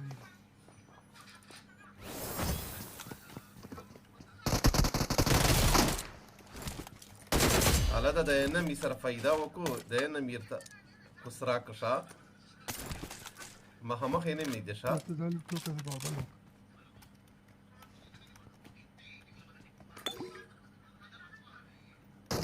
I got supplies.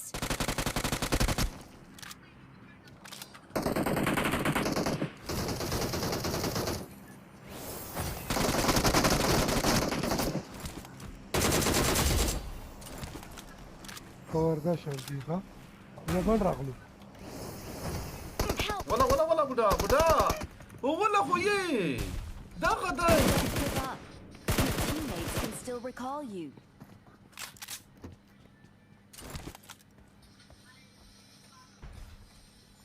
I'm recalling a teammate. Thanks. ثانك يو نمبر 4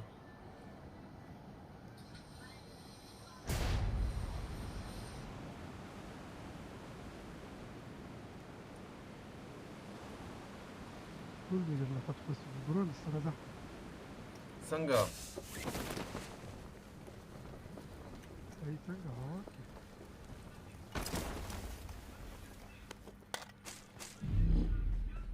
ثانك يو نمبر 4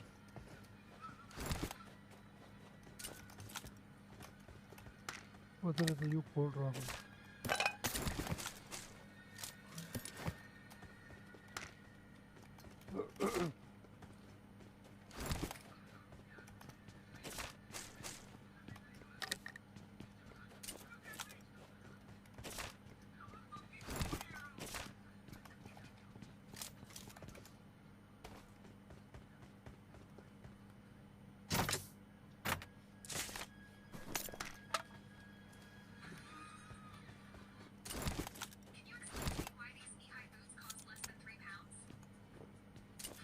دا چرکی ریکول کړی او کنه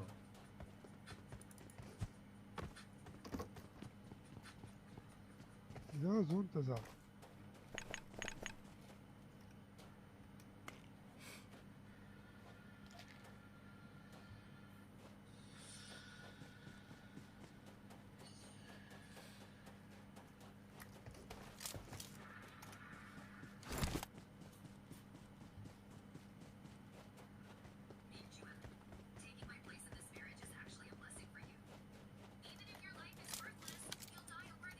دا ریکول ته لکه سونه یې ها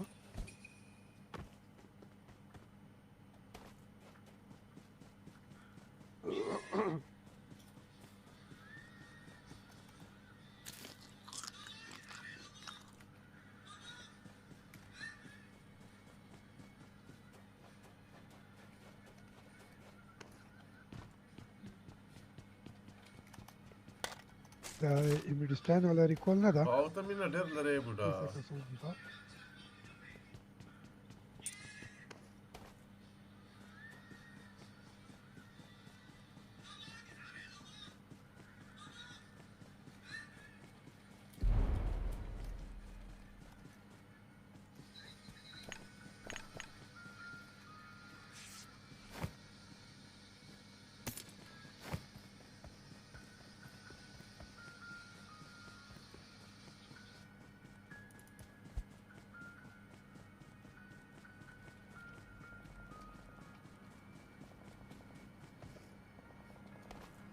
और number 4 आप Dubai में हो हाँ जी मैं Dubai में हूँ हाँ इसी वजह से हमारा इस सर्वर से मत है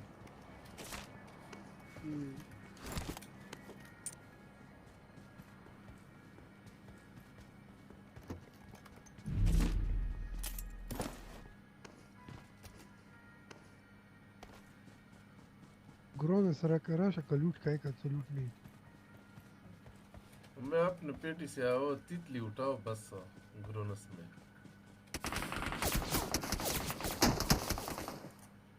دا اوس چرکی دا په زون کې Watch out.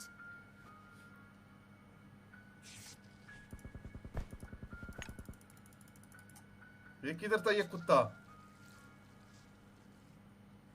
دلته Watch out! नोक नहीं हुआ?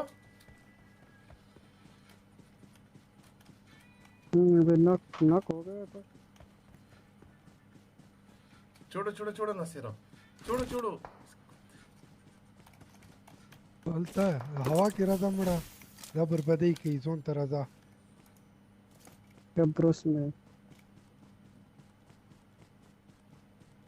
नासिर हवा वाला नहीं है हमारे पास. आग ग्रोनस की बताते मिलेगी ऐसे ना मिलेगी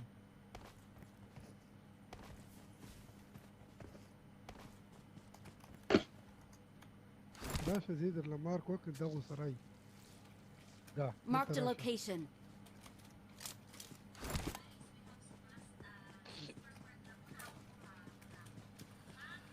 हाय हाय हाय.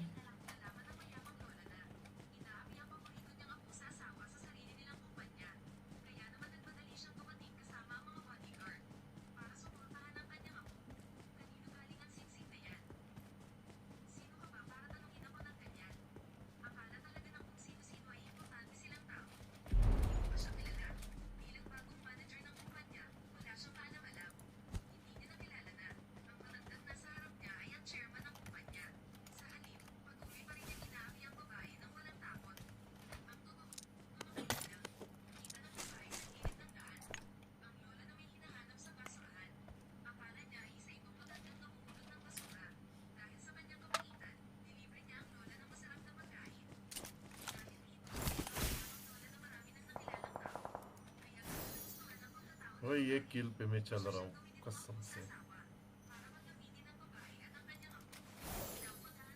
Watch out!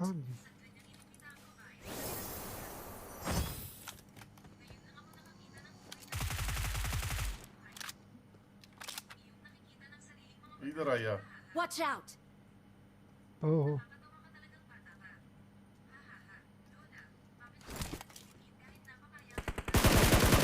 उफ नासिर भाई का मारा दादा खरना हो गया वो. نو زه څه خبره ته به ورته غال وي Watch out! कड़े ला दे रहा भाई अबे बगी. लंडे हुआ بګي उधर بګي Watch out! بګي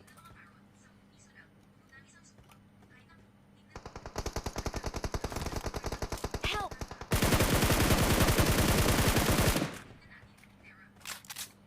دا چرکی ناستو زون ته لیفت کې روټ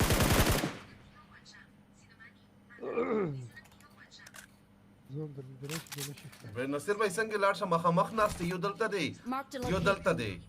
د گرنیټ ګوره. کوزه کوشا دا کوشا نه لاړ شه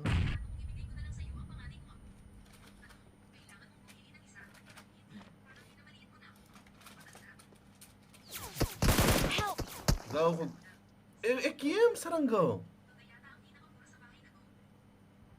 ریکول به خېږي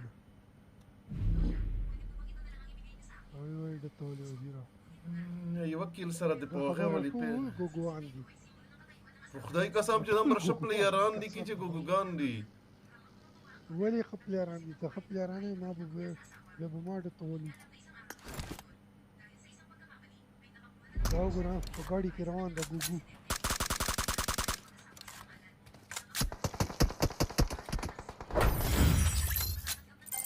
Right, shit.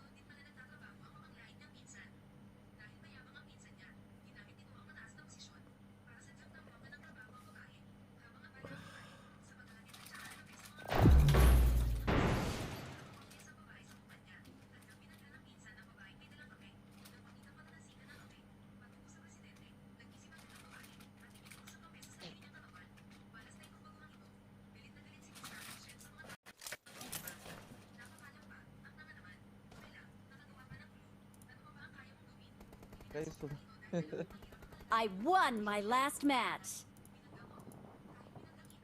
I made the top 3 just now. Nasir भाई ये लर्निंग वो न के बिया पर जिंदगी से टच न के रोग ये वो न के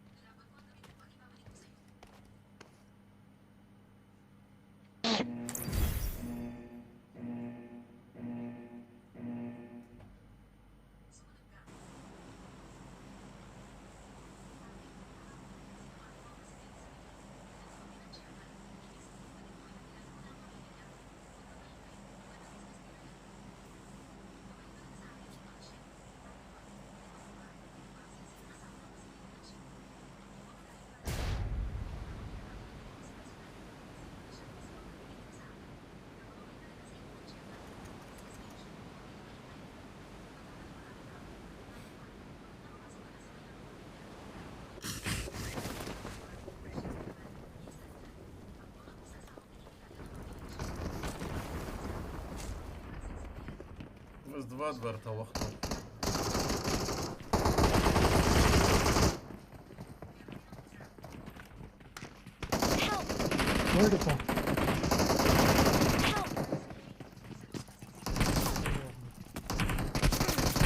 ناصر باید دوات وگن خما و خلا پلیز الله دې پورا پس کارل شه دغه ور طرف کړل نه استغفر الله نو مدروي خو یې یو هغه تاو چاته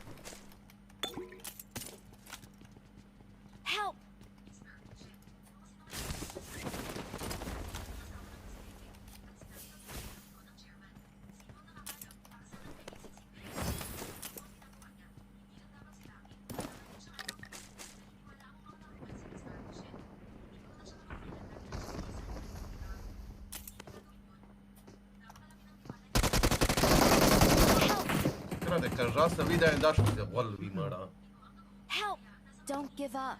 Your teammates can still recall you. पहिला गेम چې उल्टा لوټ شي ټول اورز وغه واشي څه کله کل شي مش کوم ځل چې ته الته وری به یې تاسي Please recall me.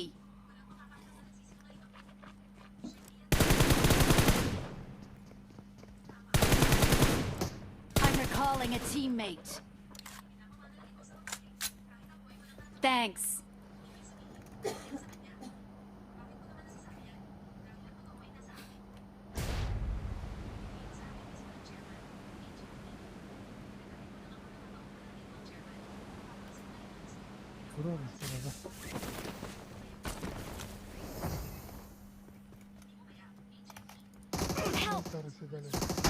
دا چې کاژاده سشینا سر بای چې پونا ور سکه پونا بیان شي ګیمو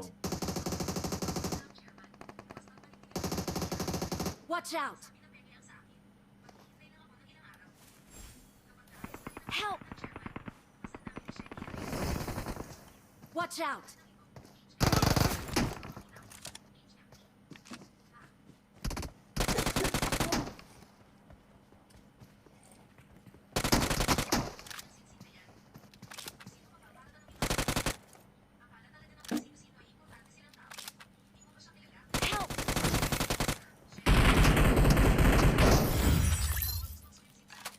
Ya yo creo que feliz.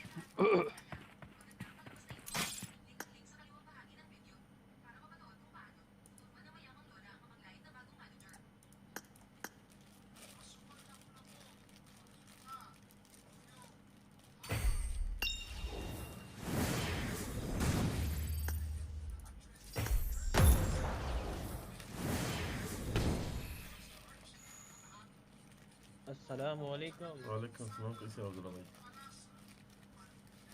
अल्हम्दुलिल्लाह. बचे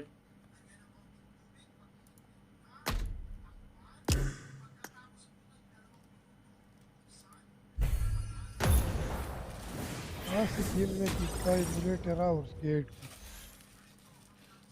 नासिर भाई वो बोलते कि बर्बाद हो तो अच्छी बर्बाद हो जाए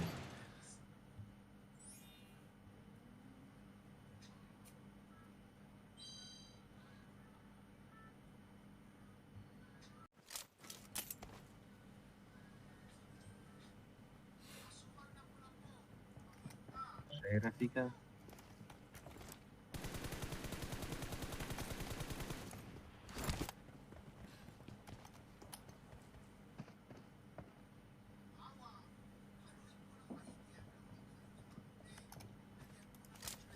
مرة تتخيل كلا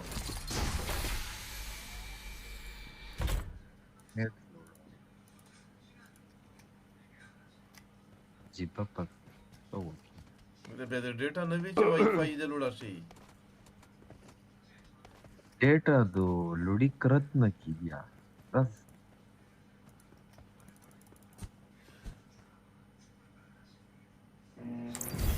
رضا مرة مشتي تا M24 وكي بچلن یا خو بته ما ته خپل آیفون 15 پرو میکس راکې یا به زه خپل آیپیډ درکړم خوښه ده ته ای خو زه तुझसे दुआ شي ترافیک عبداللہ او بھائی مود و مارګری شي ها عبداللہ بھائی فالو کیا کر بھائی मालूम नहीं अब्दुल्ला के शहाब है दोनों का आवाज भी एक जैसा है और एक आईडी पे स्केल पे भी दोनों है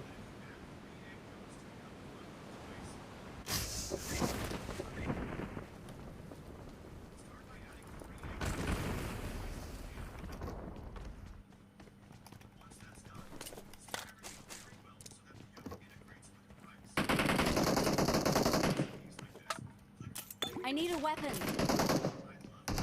weapon पे से हम लोग से दूर है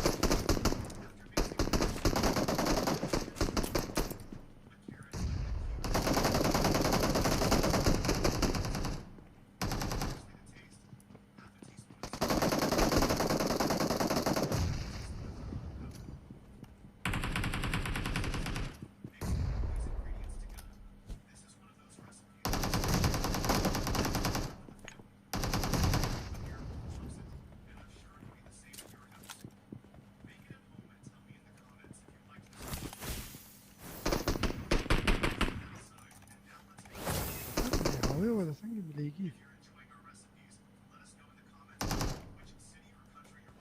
Attack the mark.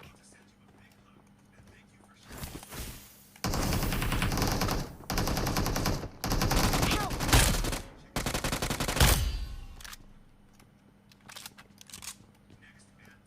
खावे वाला ना सिर्फ अपनी जगह होते हैं खावे वाले का Marked a location.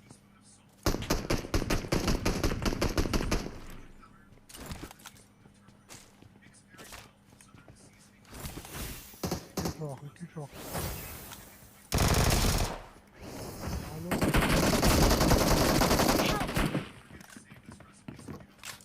राज़ाई हो बड़ी यही मुझे पुरानो वही अतुल को गोल नास ये को मोर्टनो का को रफीक दी बोट ललत कौन बोट होना ना सिर्फ भाई पर 10 मीटर से बोट था यार 10 इधर ने चाहे सड़ाई हुई है 100 मीटर 150 मीटर गोरिना तदा उमर नसर भाई नसे उमर वेर ननु ता बचात में का ऊंचे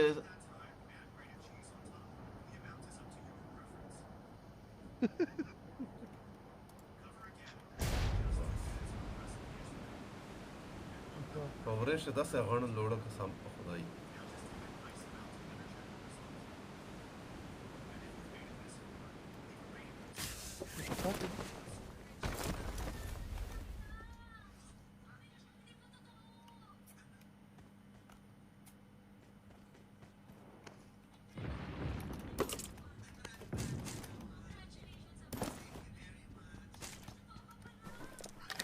Конечно, вазира кашта. Твоя?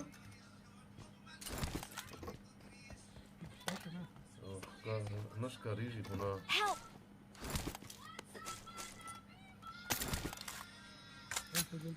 I got ریس ملاو supplies. دی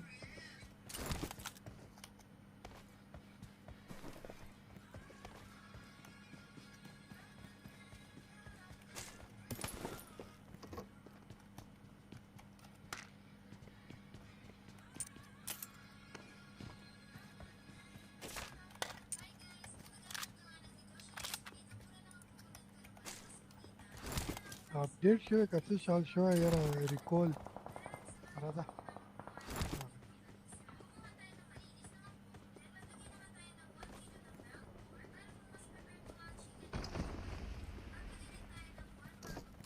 भाई हमारा लवड़ा लोबी भी लगाते हैं अब्दुल्ला भाई आप लोगों की वजह से उसके बाद आप लोग ऑफलाइन भी हो जाते हो भाई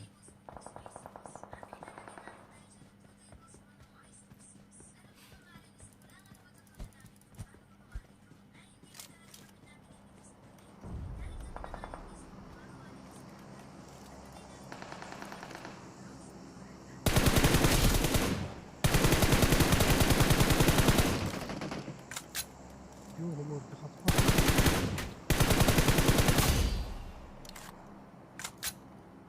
غرب صار خويو Watch out! هغه غره سره له موډ ته ول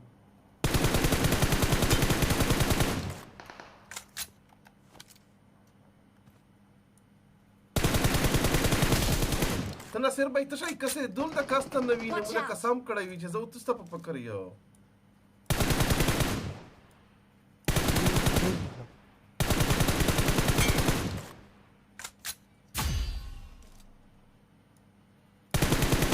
مخ نو ستدي Watch out! او او او ایو په غره باندې راغلی شاته د تحقیقه د غره شاته Marked a location.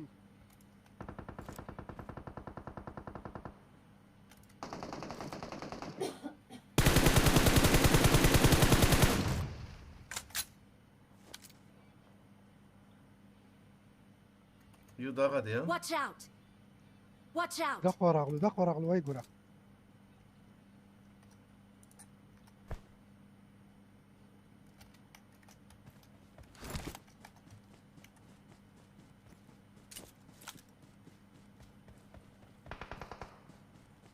ودار ناصر भाई دمره ودار یومټ ودار خلی دمره کور زون ته ما ورکا سره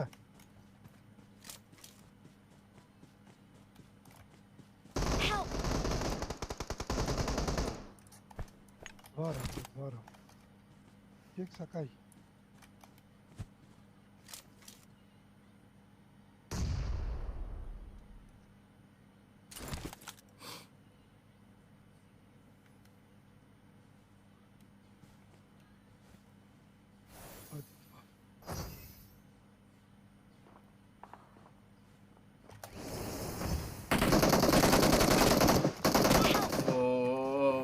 ارسيه وغولرنا Don't give up.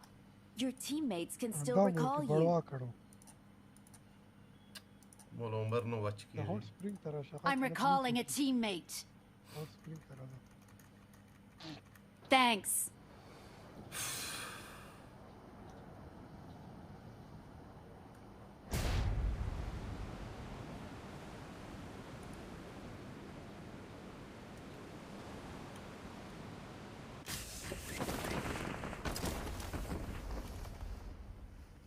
Help! عمر ویله په نیتوب کې ور سره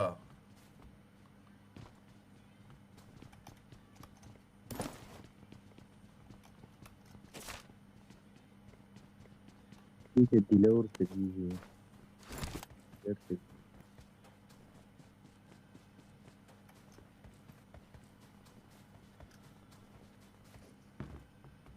چاته ریکول تخفیو باسه ورکلی کړه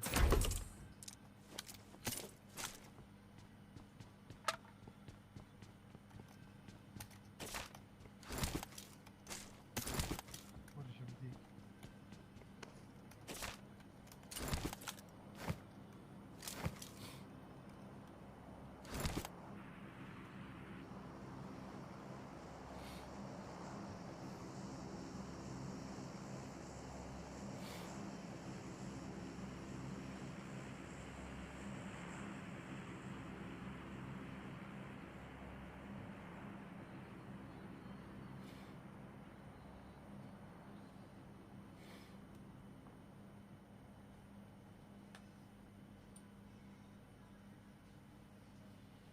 I'm recalling a teammate.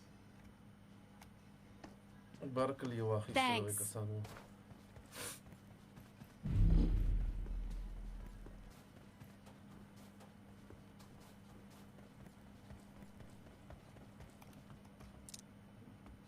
زون تزا وزير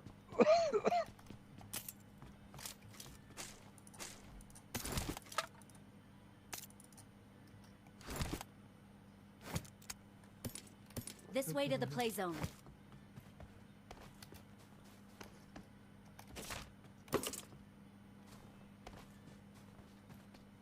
Attack the mark.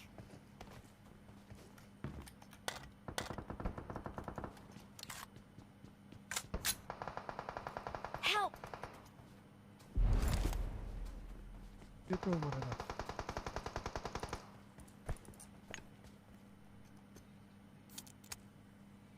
بريرا نصير بيا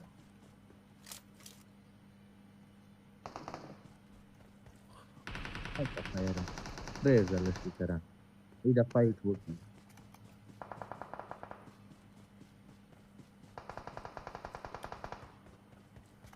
Sul free fire c'era un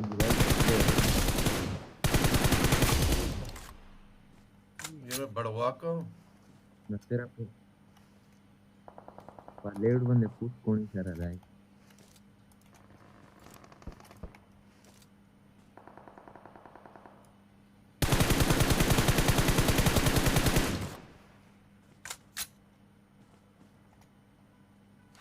Nandur बड़वाकान चर की है रेपिका नसीर भाई होता है गोरे तो तरफ न फाइट कीजिए ما توني لا चलता Watch out!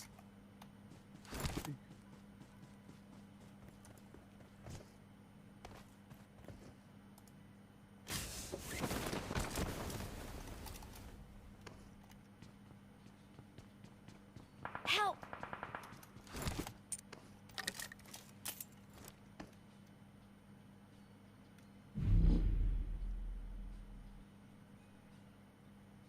الناس ترتاح نشي ورتلي دلتا درمان راغي Watch out! Marked a location.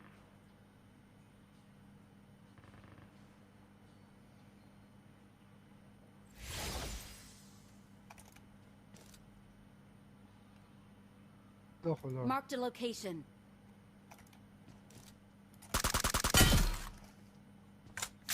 very good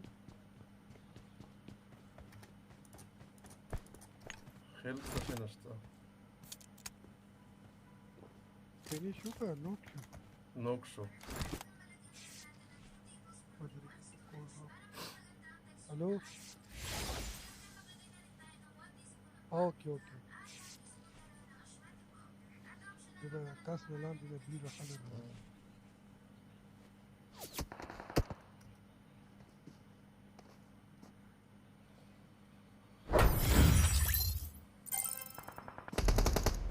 nobody پروت دی nobody چرته پروت دی په زون کې پروت دی اپنی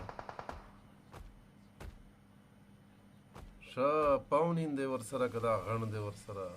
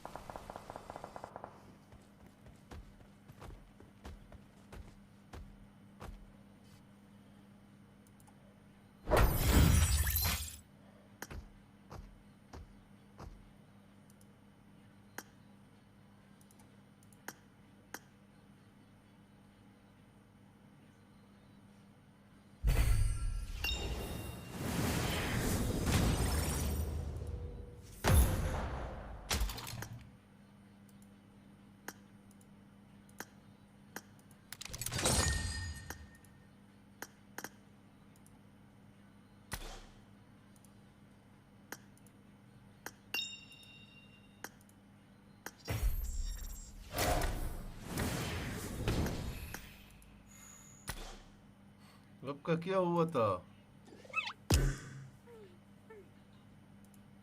चाचा लाइट चली गई लानत हूँ। एकदम टीडीएम लगाओ, मेरा की मैपिंग नहीं चल रहा इसलिए दोबारा गेम लोग इंस्टॉल किए, दोबारा से माउस लॉक नहीं हो रहा। टीडीएम लगाओ ना से रहेगा और ना बाहर चला गया फिर वो आएगा। ओके मैं एक बार जरा चेक कर लूं तब तक। चेक करो आप भाई, लो भी छोड़ के आओ, चेक करो ग्रुप। ओके ओके मैं एक टीडीएम चेक लगा के चेक करता हूँ, अगर हो गया तो मैं आता हूँ।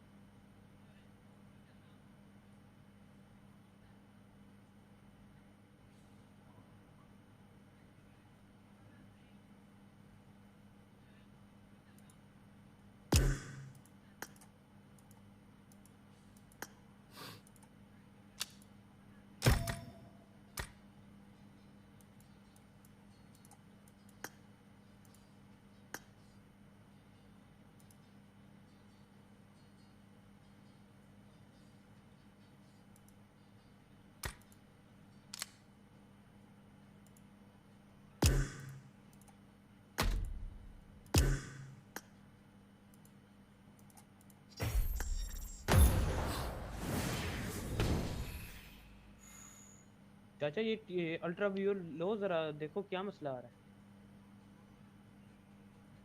क्यों आ रहा है? चाचा बाहर जाओ आप, बाहर जाओ, ट्रेनिंग ग्राउंड जाओ, अल्ट्रा व्यूअर। अच्छा ओके 1 सेकेंड, अल्ट्रा व्यूअर पहले दे दो। अल्ट्रा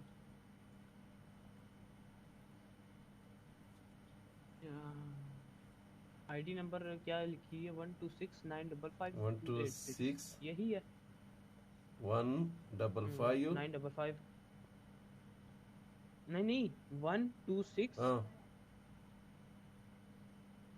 955 ओके 286 पासवर्ड 92969 926 9 नहीं 92969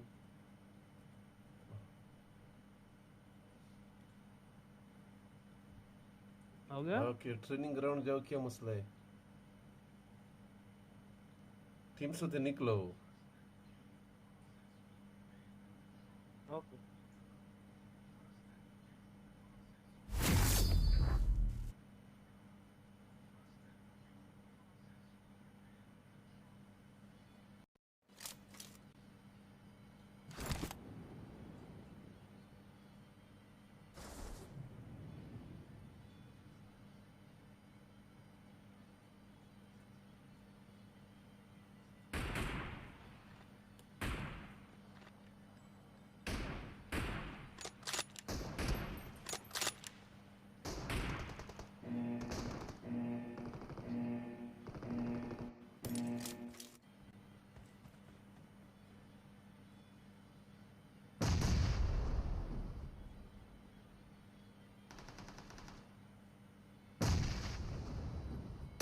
Point for the red team. Marked a location. भाई यही क्यों रखते हो? आपका वैसे नहीं चलता लोगों का game.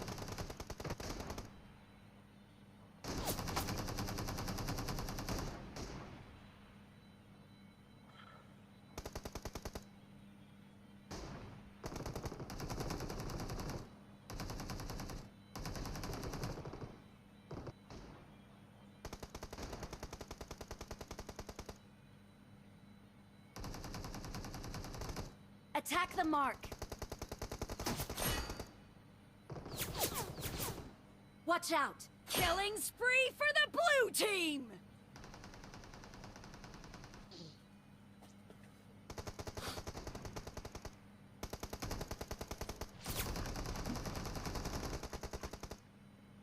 Watch out.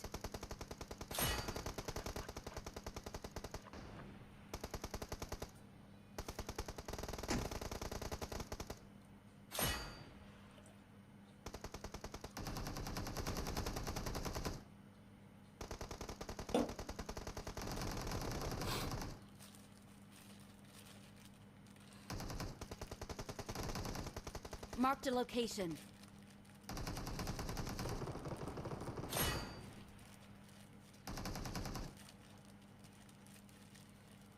The blue team's streak has just been put to an end.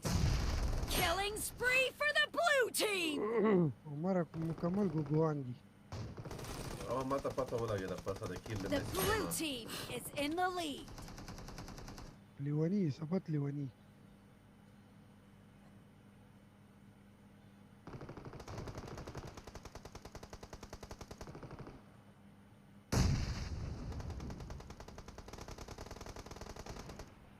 Attack the mark.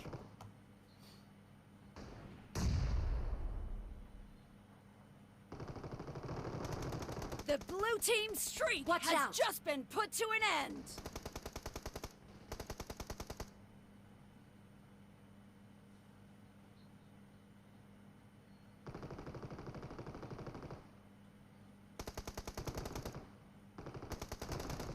Attack the mark.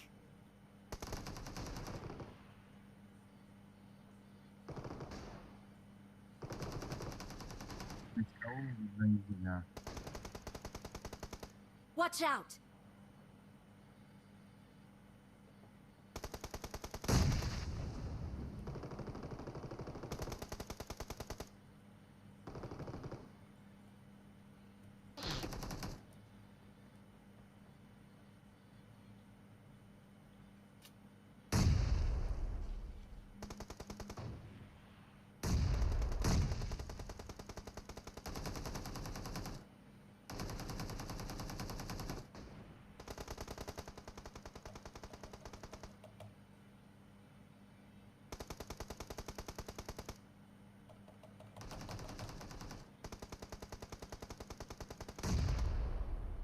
Marked a location.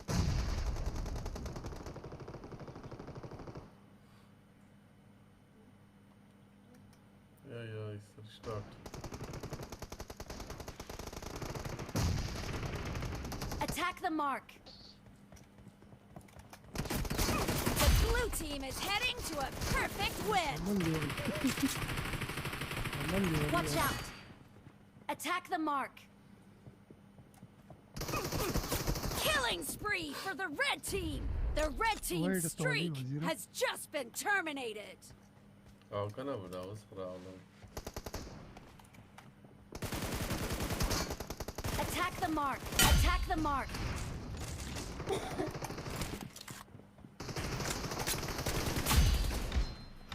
Last बनना मुझे छोड़ो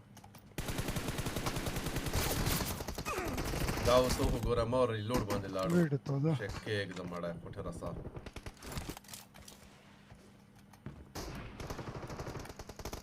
Attack the mark.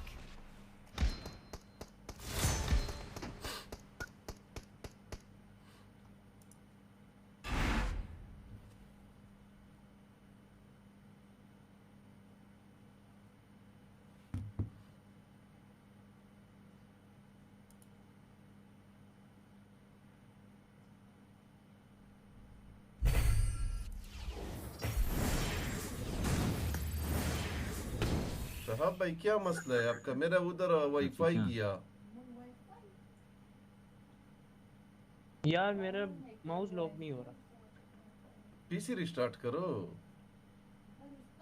नसेरा सिर्फ भाई अपडेट हुआ है अपडेट उसकी वजह से सब पे लोड लग गया है ये जैसे स्कोप खोल ये पीछे चला जाता है एक दफा रिस्टार्ट कर दो पीसी क्या पता हो जाए एक टीडीएम लगाओ आप लोग में आ ओके उमरा रेडी का नसीरा ना नमाज पढ़ के दे दो नासिर इनको टीएम लगा युरदा युबुसा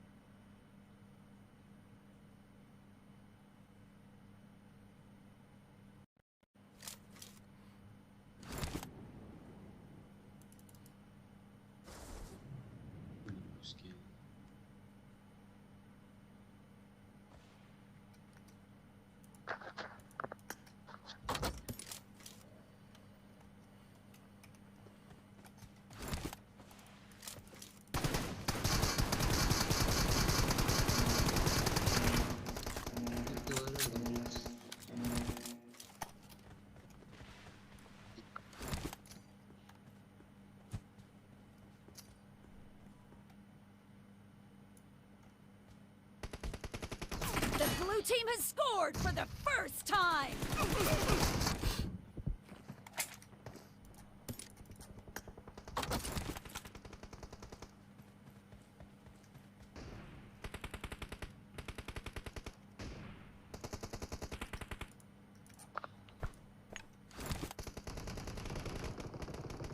वो shit यार ये उलाड़ बराबर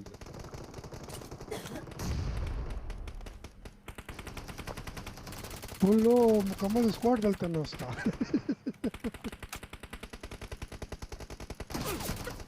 او کنه مشره دغه ټول ناس یې ظالم بچی راغون شوي دي ولا ته پورا سکواد ګوګون راغلی ګره دا ته ګوګون چې دا اکثر پیوز من دی یا بګوانان دي ټول اوري ګوګونا نه ګوګونا ته دا یو نو ستایدا Watch out. سره دی اوغه مروزه نمبر 1 ته سکه نمبر 1 ته ماما نمبر 1 خو زه دی Killing spree for the blue team. چې کس ته نه پاتې نشي ګورئ The blue team's streak has just been put to an کوم ځای end. دی ولې پاندې لا ګوګون غړ ګوګون دی اوپس یا مړه بمونه راولي سړیا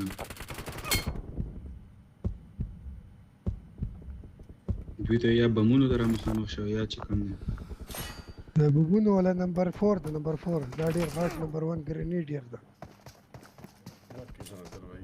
The blue team is in the lead. Someone has been here.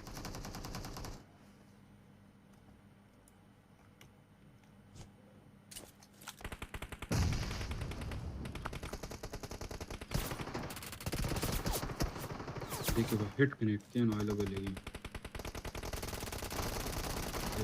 ना बस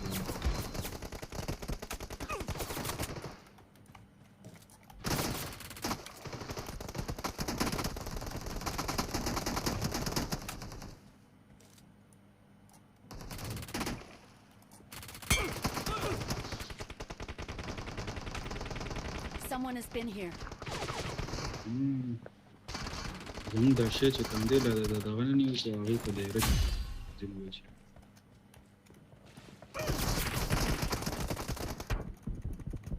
هرته پروت و ته سمونو سره سروي الله اکبر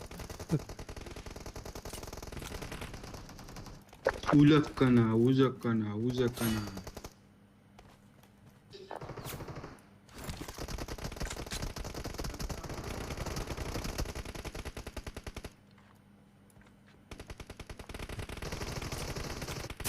Team is heading to a perfect win.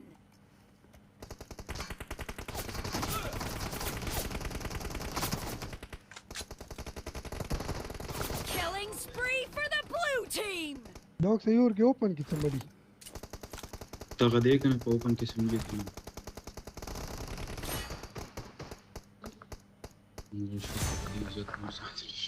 مړه بګوانون او کنه بګوانان دي ټول یاره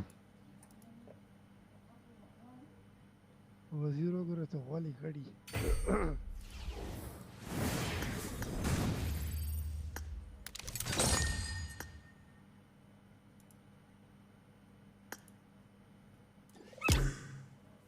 شخابول چې صحیح شو که څه پوه شول बड़ा रजा अपनी mission बो किया रे RPO ला ولا راجع هيدا روشي تشي اربيو الميشن ده بيا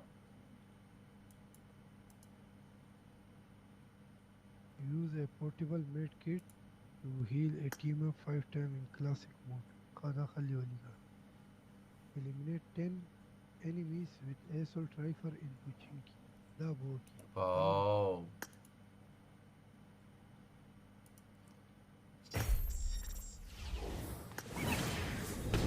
भाई काम कर रहा है कि नहीं कर रहा है हेलो चाचा मिलिट्री बेस के कुछ दिन था नहीं यार मुझे गुस्सा चढ़ आप एक काम करो भाई की मैपिंग वही 720 पे करो फिर ट्राई करो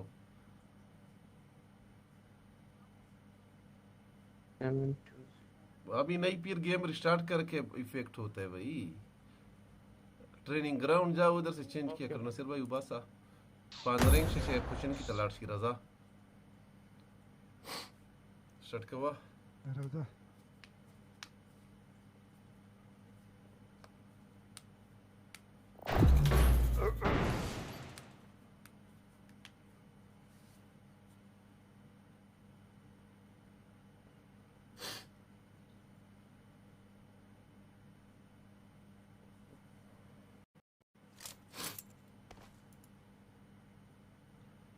ته ماته دواړه ته کاونټ کیږي او پته ده زه به د ملټري په چت باندې کوشم نه یا خو موخه ده یو او زه به ملټري په چت باندې کوشم ته کوچینګ ته لاړ شه دا د ماخه ده د ملټري والا بیا به یو کار وکړو ملټري ته ولاړ شو لینډینګ وکړو بیا به ګاډي ته راخلو کوچینګ شا لینډینګ وکړه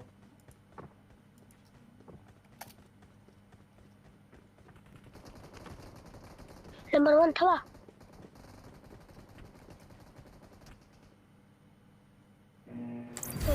हेलो क्या हाल है bro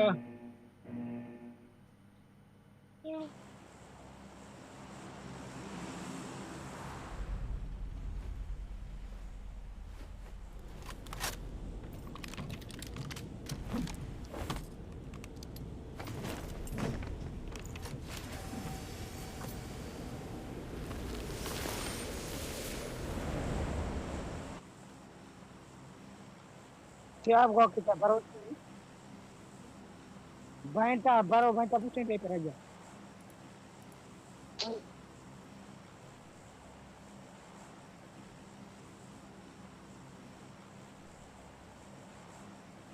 Zaza.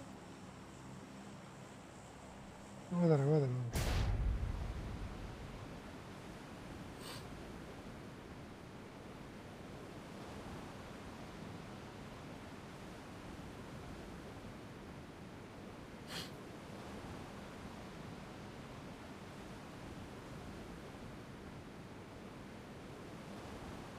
Rasi پته ریګه خاطر چې و راسي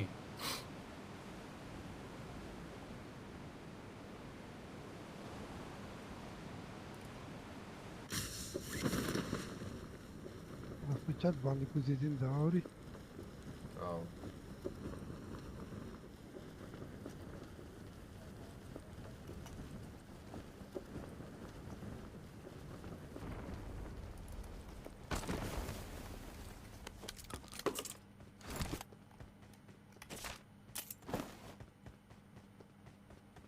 بس راځه ته ګاډي راوخلي ورځي په تیتلیو له راوخلي او کنه زه ګورو ورځي په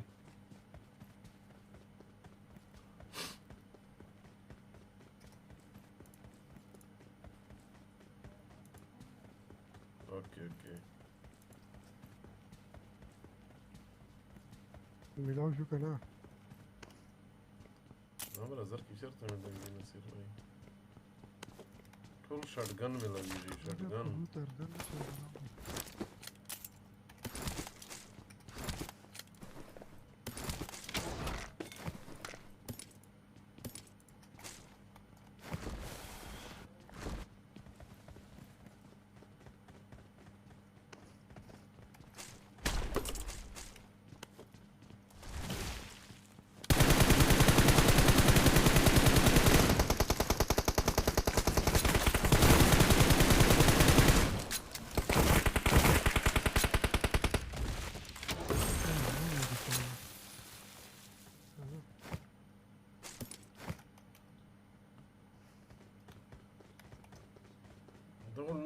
چرته دي مخ ته رضا په درشه ملويږي تیتنی Watch out.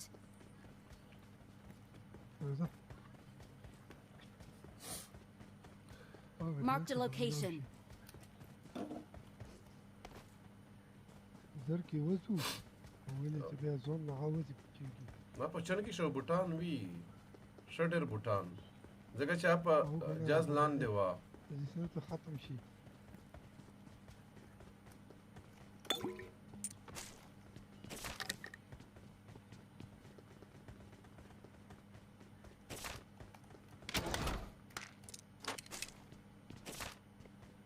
ملاو شو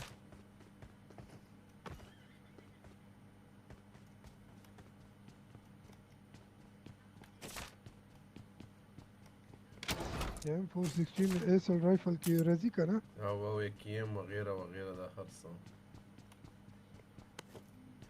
اوس ماته غاڼه ملاویږي دا غاڼه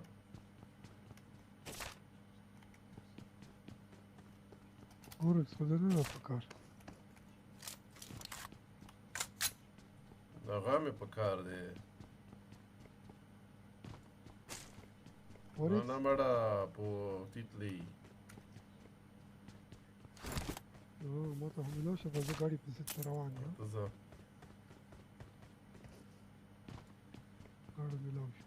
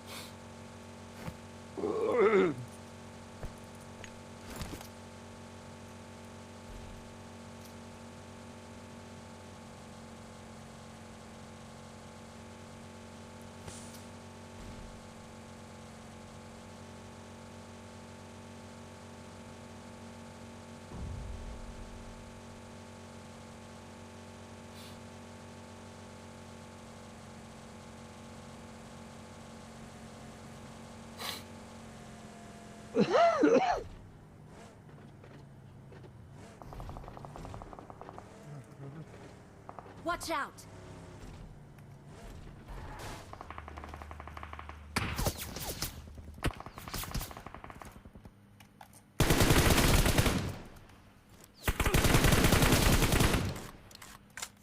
Where did Tolu?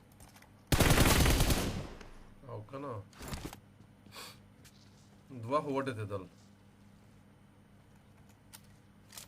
اماله چارو اوس باغا شوی 6 چیک کی کوم میپ کې چیک کیږي په لیفت کې ورکوي خرڅه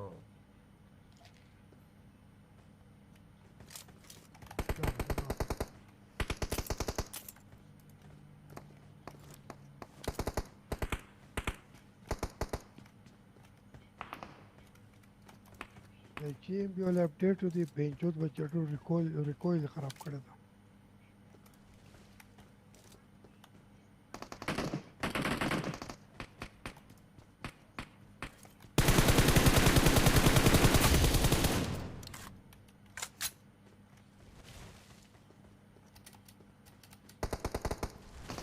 Ach, das Gura Hagugu.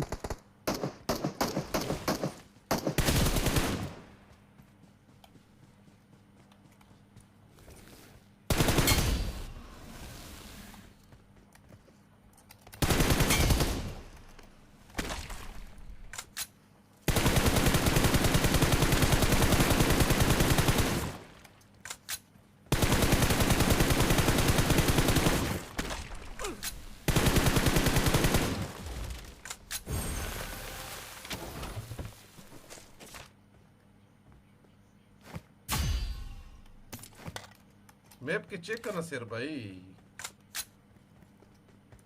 Map में ओपन करे उधर यूज कर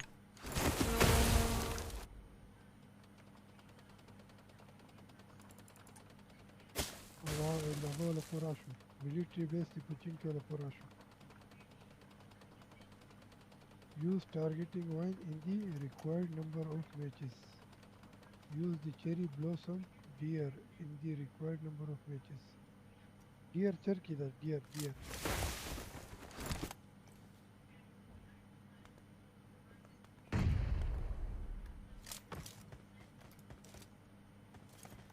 وزيرة متى خواول نه ملويږي دا څه غول دی turkey لکه او ولا راشه دلته کیږي دلته راشه بوډا دلته راشه Watch out! دلته پاسه ورچک شي راشه دا پرېږده ماړه نصیر بیا به ختمیږي دا 30 سکند دی درغله turkey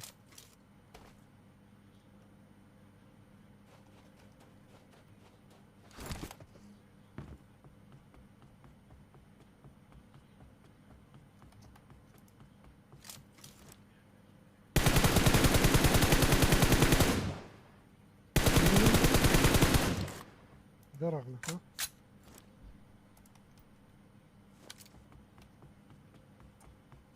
دا څه شي دی نصیر بیا دا مخ ته کس مې ومه ویشته بیا ورک شي دا څه یوسف دی پته دی نه لګي اندرینګ ته لینک کې ټول ګاندا شي ما وې دای مخ ته لرا د تایید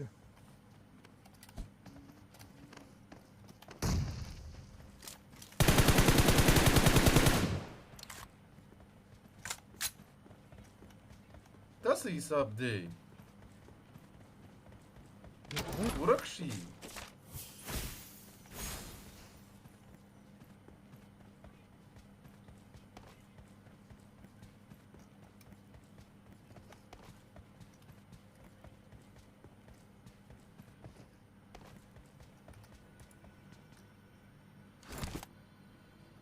نه رضا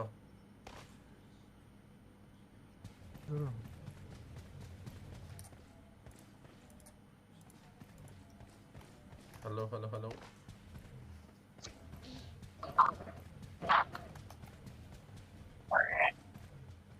Help! ګوګویا راشه دلته رضا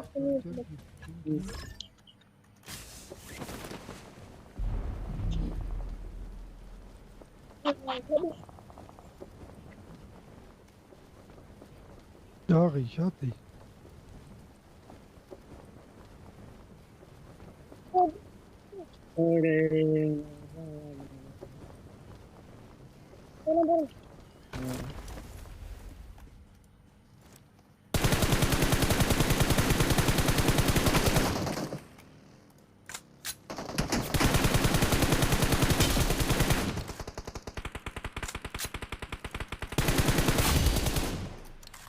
زیرو مکړی دی خد واغی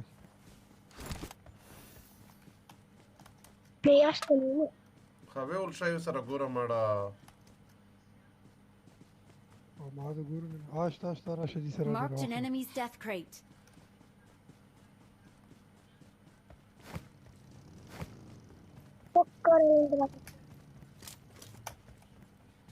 Please recall me. اوکې ریکول زما چې په داسې راځه نصیر وای دا کې Marked a vehicle. ओ पठान ओ लाला रिको ते भाई ریکول کوड बनाए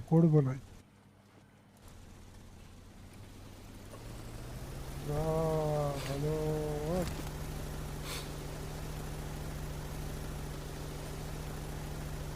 जा रहे कम तक है नहीं चाहिए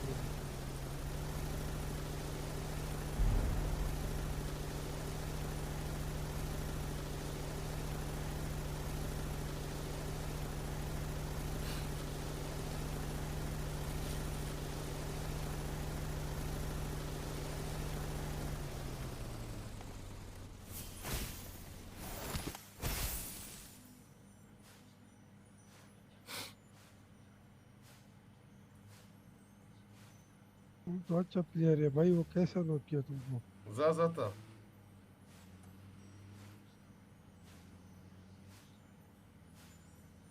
یا تو یه چیمو سنسیتیویتی ندوتی کو مرا بس ویلای نشي لو كلا بيسايشي. I'm recalling a teammate. I'm recalling a teammate. Thanks. Excellent work.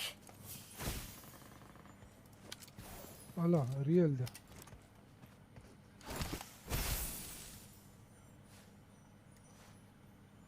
Watch out.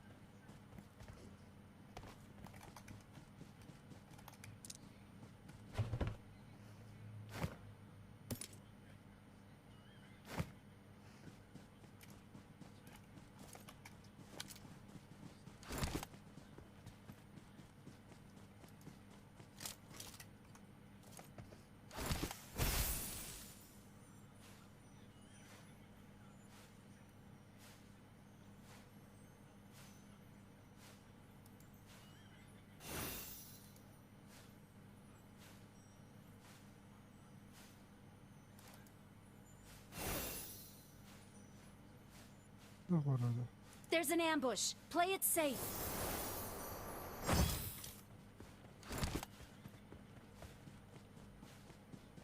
केकड़ा स्ता बुड़ा केकड़ा Kim da gada šta? Kekala ki warzaki da.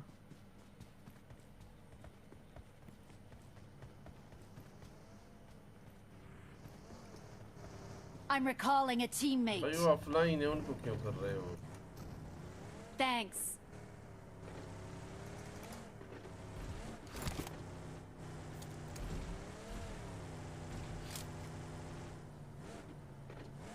دلته بلاړ شي د چی شي چې وګورو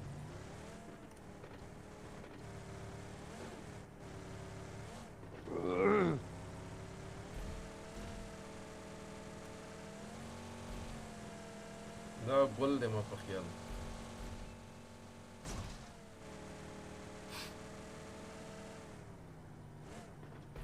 دا غشې دې دغه خو راغلی نه چرته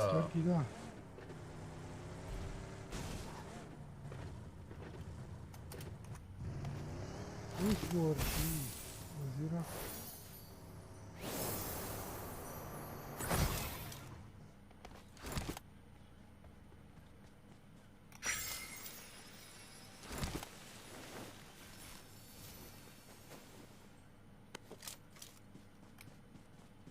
تو شوف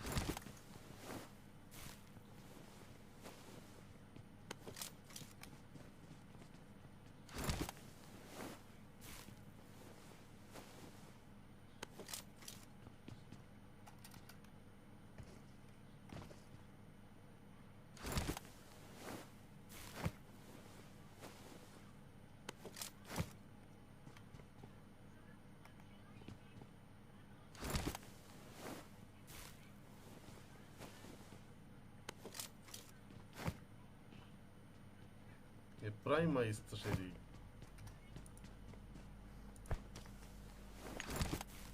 Jaki się pyka.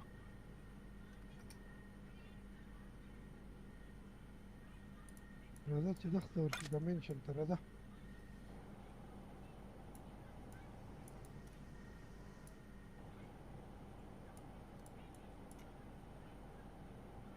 Radać.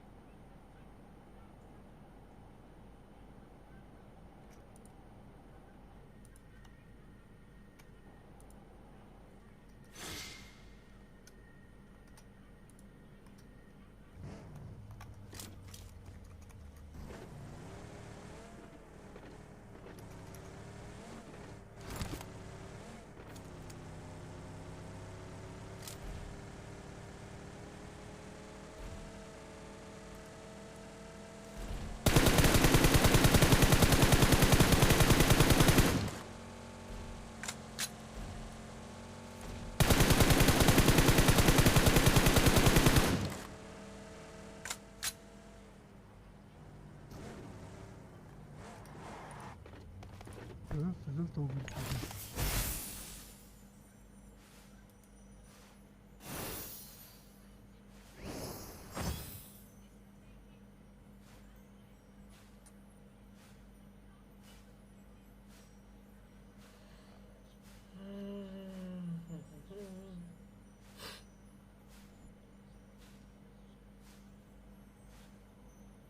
یو شته که نه؟ څه شی یو؟ دلته د بچي شوق کوي څه میشن شته؟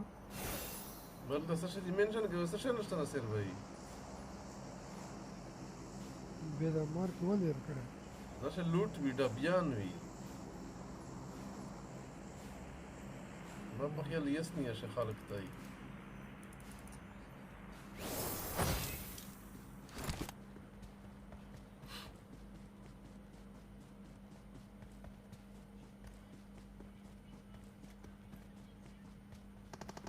واو دلته دي کسان.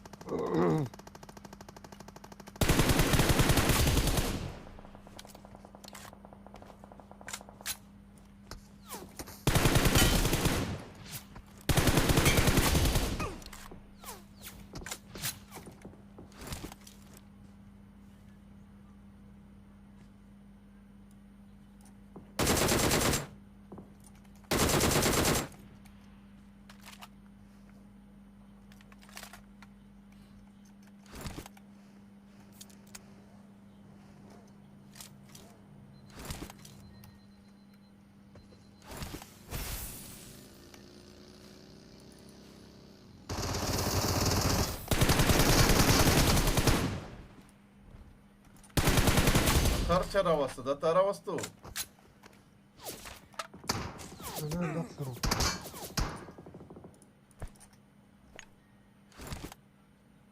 دلته ښکاري نه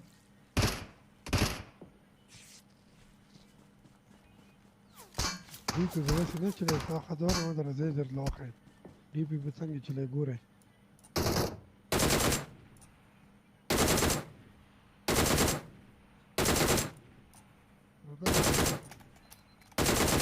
نه راځي کونی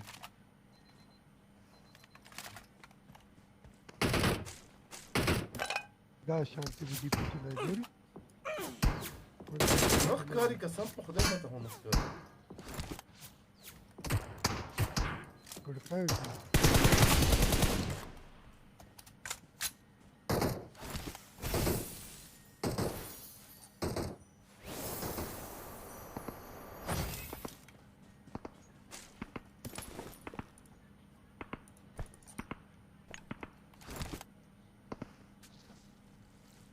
ما سره کول یا خراب کړی راته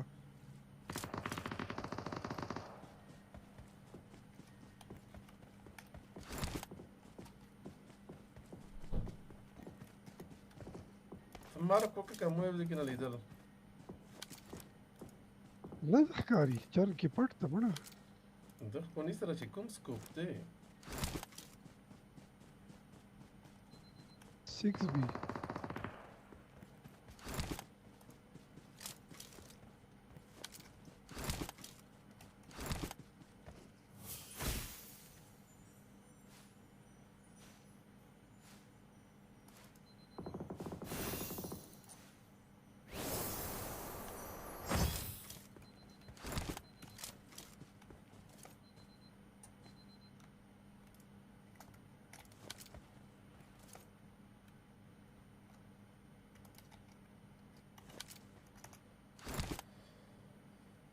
गाड़ी वता वलाड़ दे दबा राजी वो माशाल्लाह फुल हिट शॉट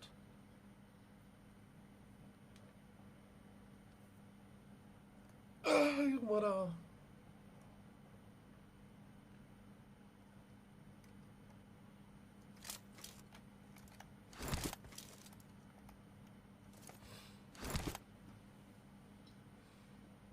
ګوره بوډا چا څه شول ګاډي وته ولاړ دی او په خپل لوټ کې لګیا یې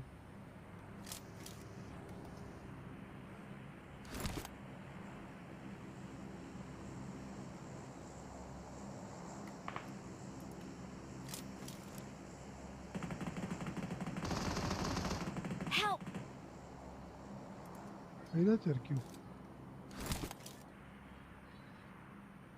دلدنه کسانو سو بچوال په هوا کې راشي راغلی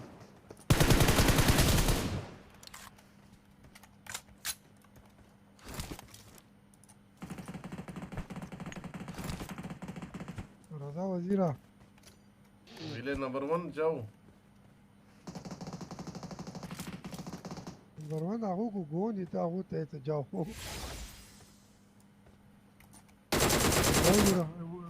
دا ځان نه لاړ شي دا ځان نه لاړ شي بس او سره دا نو پټه تا ځان نه لاړل ګوګان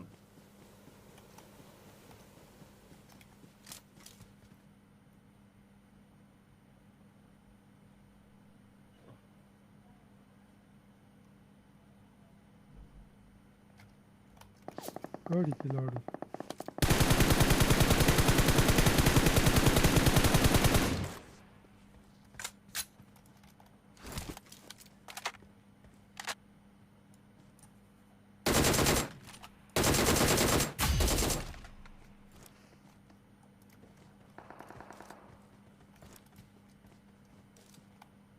गाड़ी ولڅ شواله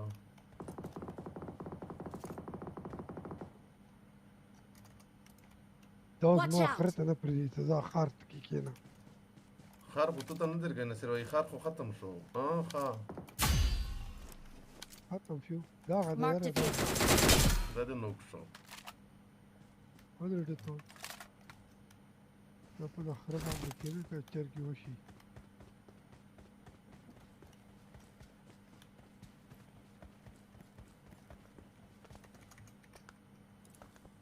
ये भी नंबर 1 भी पड़ा है ऑफलाइन दे का सालता देना सिर भाई चरता तख्ते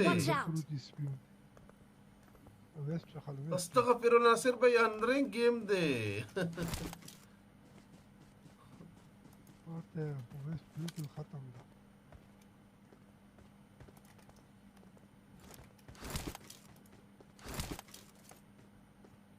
यो दागा दे दलता परुत दे Watch out!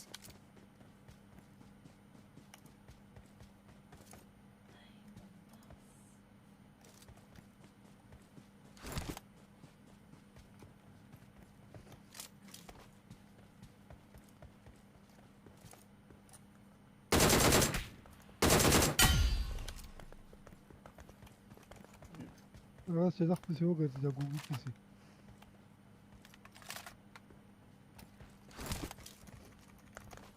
ګوګو دغه څنګه نه دینا سر بایسل د څه گیم ای بي سي پتا نه دته لګي نه تو ته نو مرتا کاسونه دغه ځکه نه روغلله وراشه چلاوا کنه نه چلیږي مو ته هیڅ شي دا غدا یې دلته څه پروت دی کله څه ته ورشه دغه Watch out! انا سير غاو كرل ميشانينا مرة كنت رضا صار من مفهوم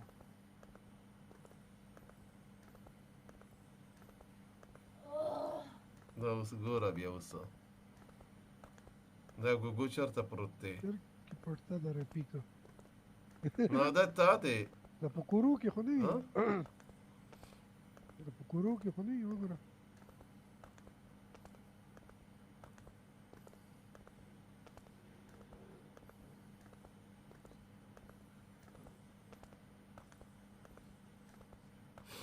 زه وګاړه چلو زه خو نشم کتای ته ګوره ته زه خو چرکی ده دغه څنګه ته لاړ شه داسې پر بدل شه Watch out! نه دا نه دا ته په شل ورته لاړ دغه ځکه چې خو نصر به اوس راغلی په دغه څنګه نه په دلته چرته ډېر غټ بې غیرته کې پرده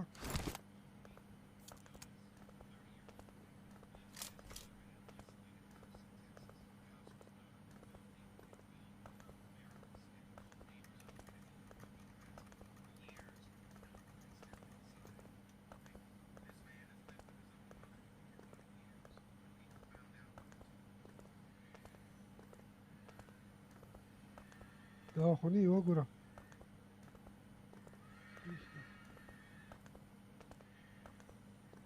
دا کورینه شو ببی دا کورو کې چرته دغه دی یو Watch out!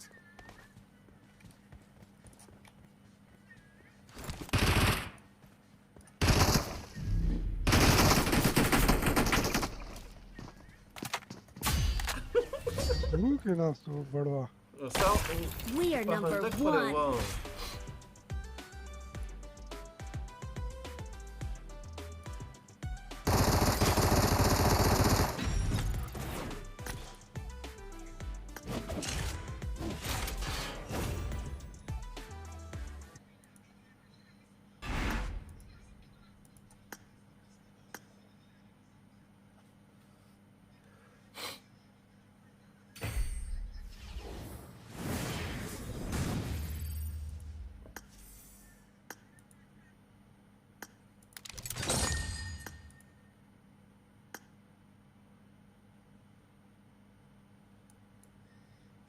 پاتې شول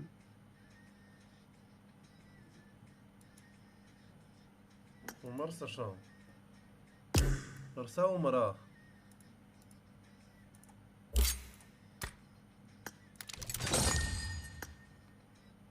نوې غره سو واشروم ته لاړ شته عمر یو ټي ډي ام کې نصر وای زه ریډي وکړ عمر ارسا ټي ډي ام سٹارټ کا بوډا ټي ډي ام عمر ارسا روغای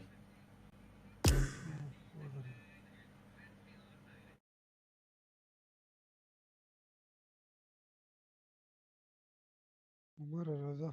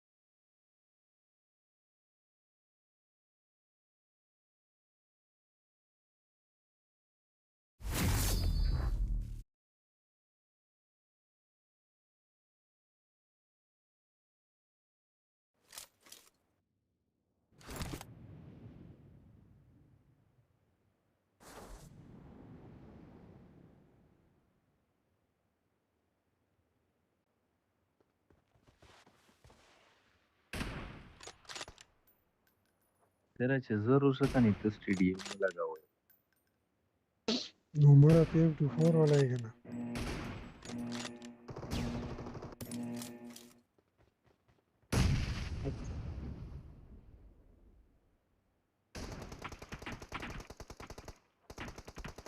First point for the red team.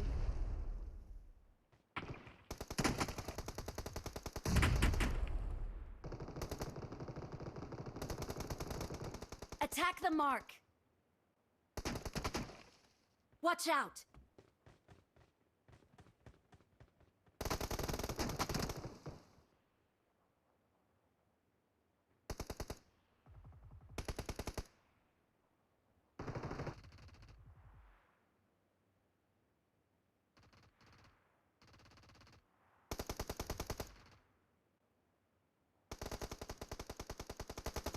Watch out.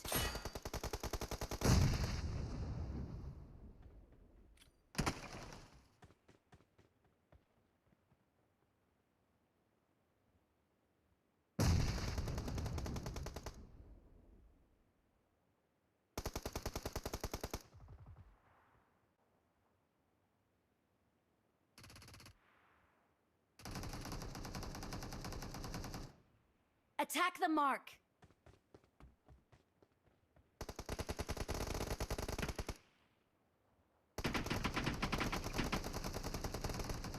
Attack the mark. راسته کې پرون دی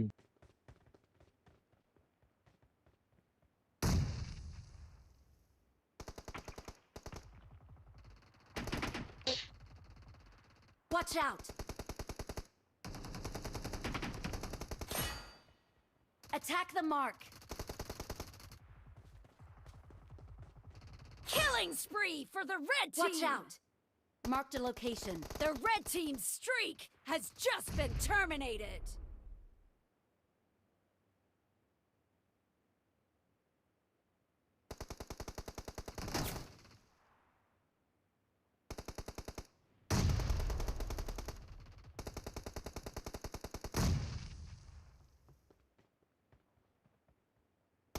The red team Attack is the in mark. the lead.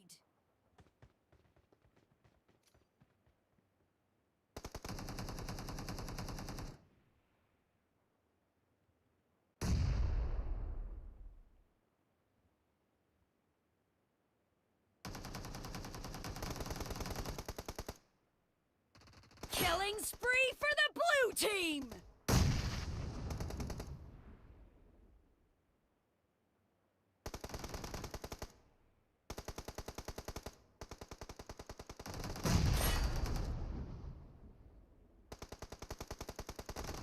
Attack the mark.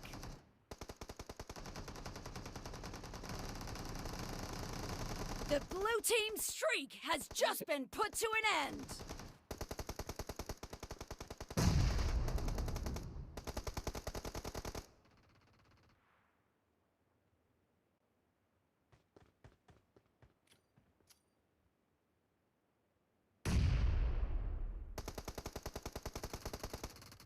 Attack the mark.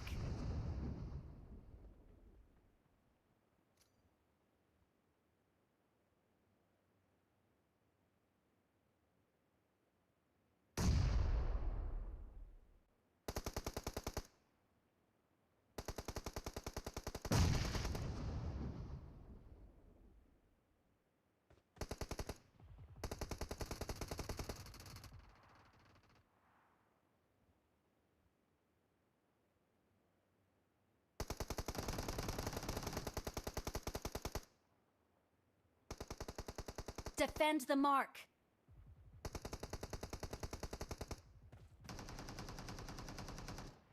Watch out!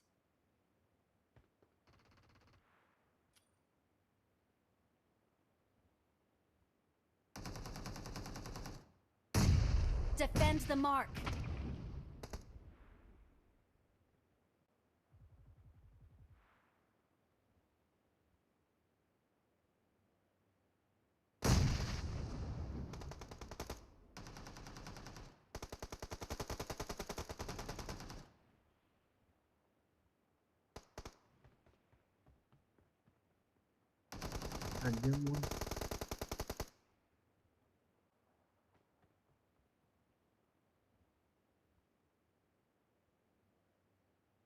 Half of the match is over, and the blue team is in the lead.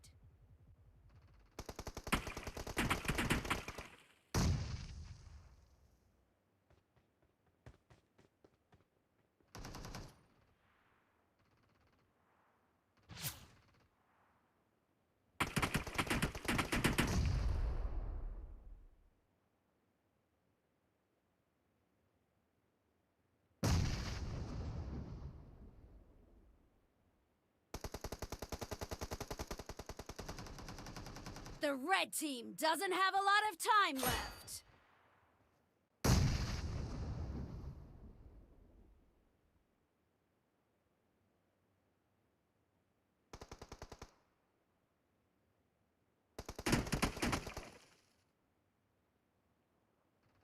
Killing spree for the blue team!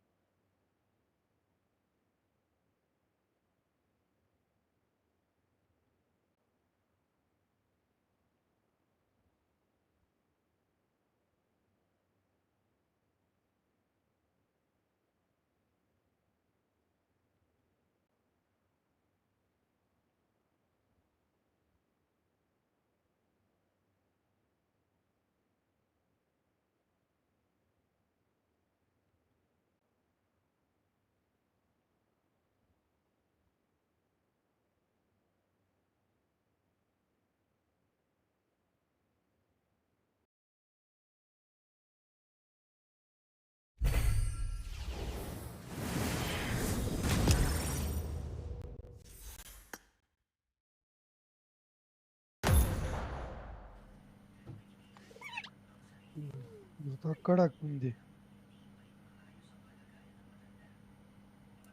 نو غشاو نصير باي المونز में وقعوا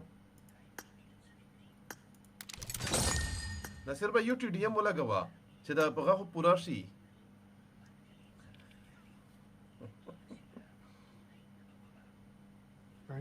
نه چې دا غ پورا شي نصير باي بیا د S28 چې دا تاول پکچر دې د شي وراکي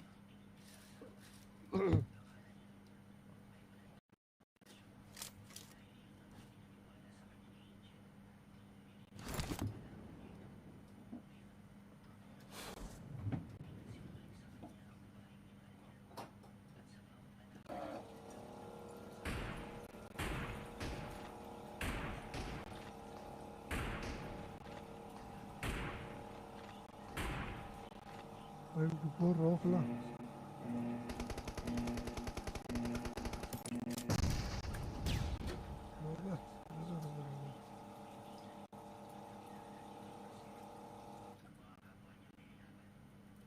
The blue team has scored for the first time.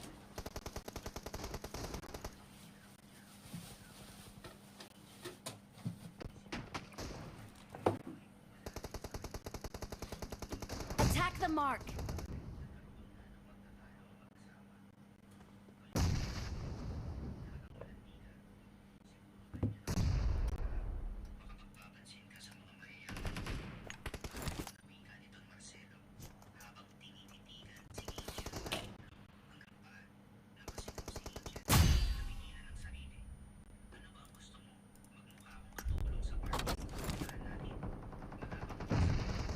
Attack the mark.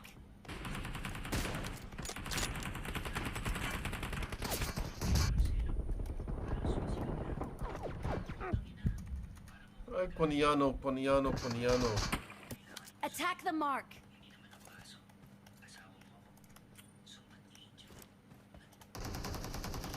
Gol load, was lost we. تاو سوګورد دا قرآن وای په خدای قسم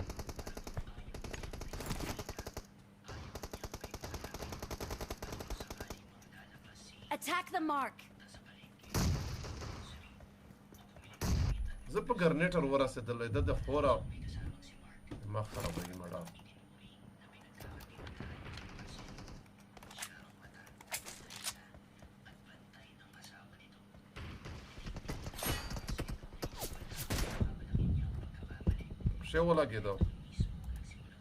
پښې ولګېدو مره چیرې پرېږې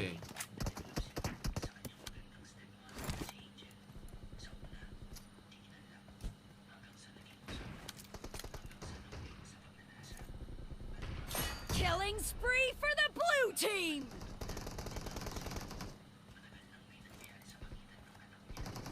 The blue team's streak has just been put to an end. Killing spree for the blue team. The blue team is in the lead. Defend the mark.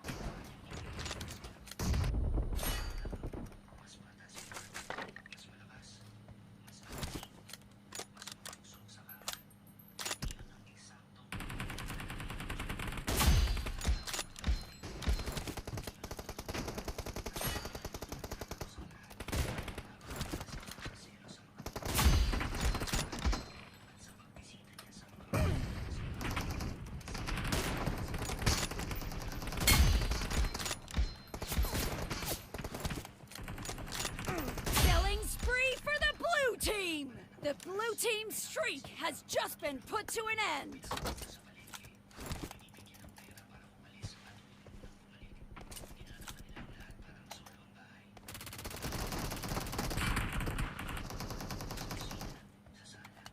The blue team is about to win. Zero da umara, chira parejo umara ulta pulta mara.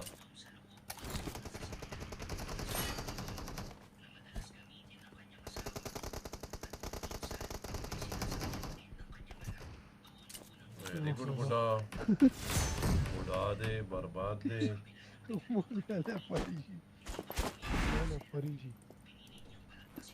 ول دا کړي وزیر او شبا عمر نه او نصر بھائی زی زیرو کو عمر به طرف کوي مو دي څنګه نه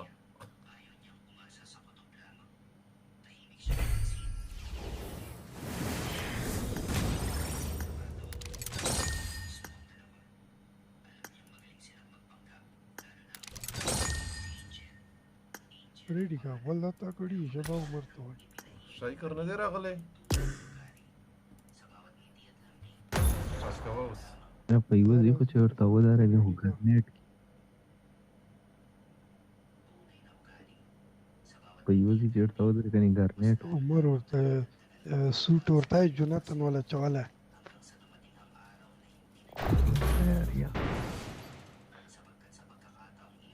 غبل وته ول نصر وای پارین سره خدي ته چې مغا چې وکي دې بیا د گیم نه دایزدا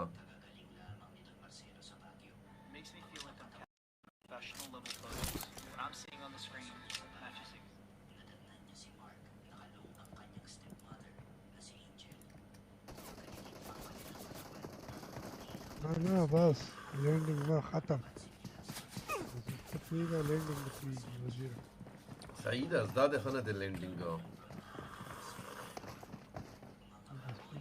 زه څنګه دا غاښ دې ډایرکټ ان فولو کوم د کلمه نصر بھائی چې څنګه میز سره سیدا شایر سره سچ د لینډینګ کې دا پټی نه ولګي چې دا شای کو دا شای کو او کنه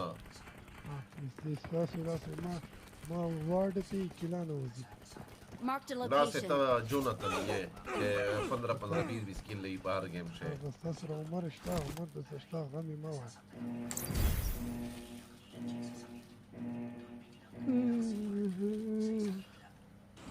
پرون د ډېر شټه کې وکنه سیر وای چې کورشه شوده نه تانګې دلته تا نه تانګیا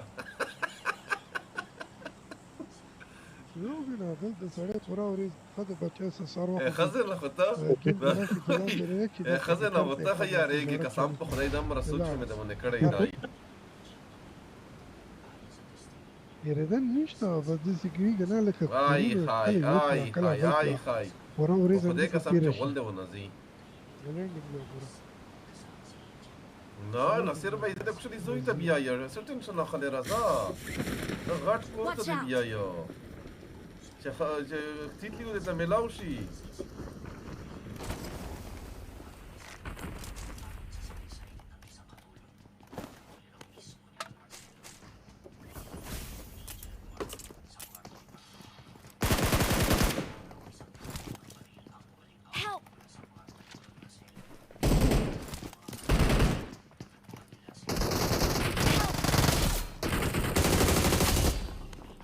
داغه ګوار یو کړای نو او فوسیر کړای نو عمر چیرې دای عمر خو بیاله مرنه دبئی کا فلائٹ دی ہے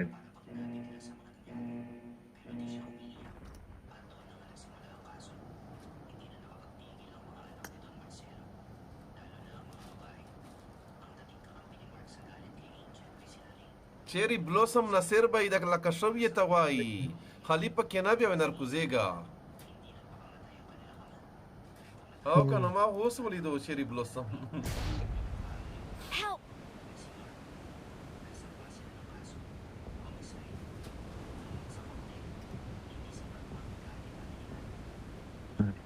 نه کا ډی پی چیرې مې وخصې دو ډی پی تیتلی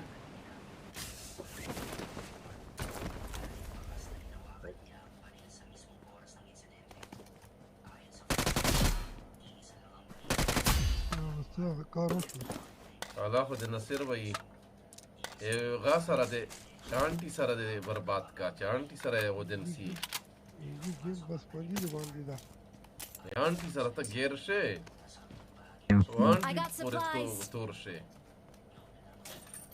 خپل پراغل کورش لاندې اختا و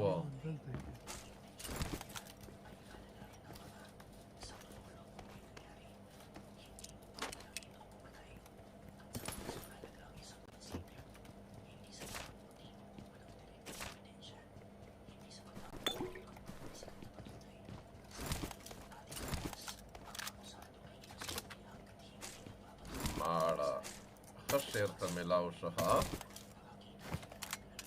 تیتلی ملاو شو مزه وکړه M416 چیرته عمره عمر خو بدلون دي کمره پتا کمره شو چې ګوډه تو خوستای خو نه وي بیزون نستړی و ځکه چې منافق خو ته یې نه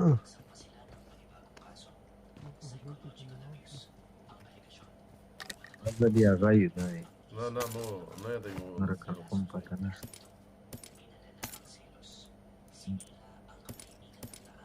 پیپر ته شي عمره پیپر راوند دي تیر دی کار پرېږده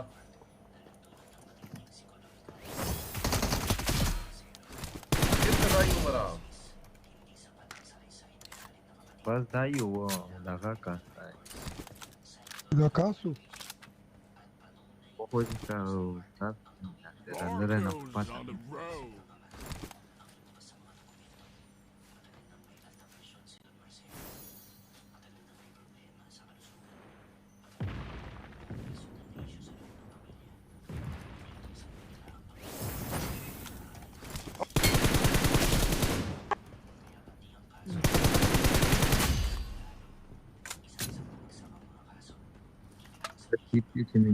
منافق مینه چې وخته دی چې موږ کیلو وځي کوي منافق غړ زړه پرې وي بس تا گیم خواهد گیم دا ولی گل دوزی نور څه کوي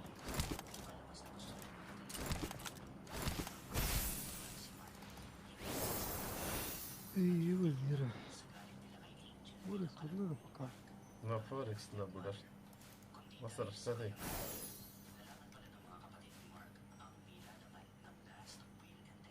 Zero.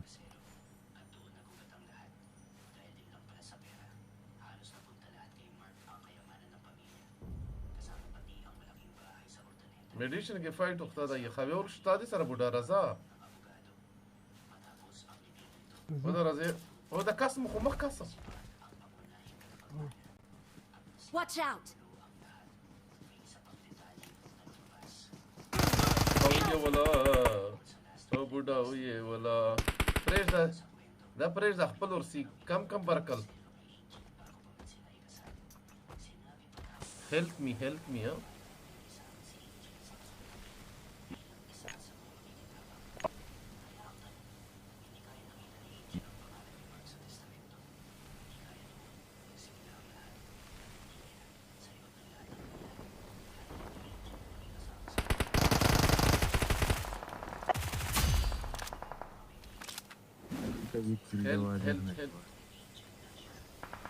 Attack the mark.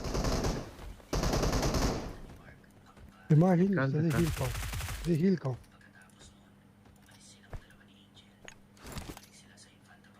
Calta Castro غیرتان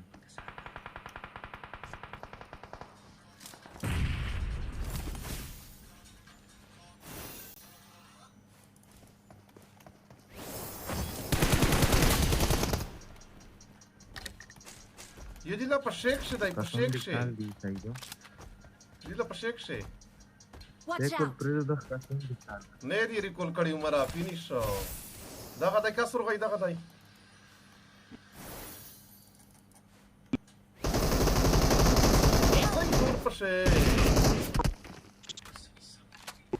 Don't give up. Your عمره بڑا کاس teammates کې خپل consider غوي calling a فایټ teammate. دا کورینا شه دای نصیر به سره خوي ول خوي قسم خو دې دمره ترت خواني نشه نصیر وای نصیر ها راغلو مشكله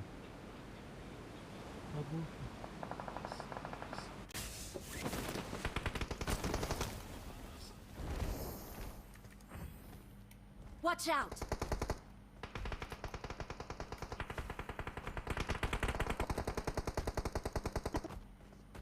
Watch out! شاطر رضا دې سخوځو کې ګیرو عمر رضا نصیر راون Help! Sana chance like that was both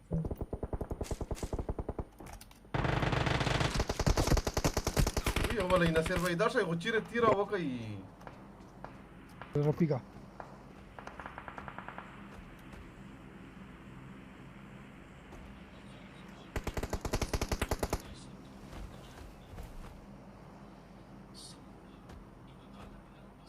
دا چیر شدای نسر بيدا په مبنه پوسا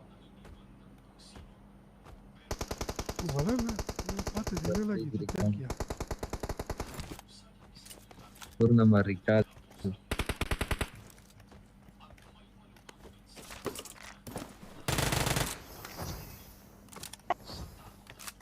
I'm recalling a teammate.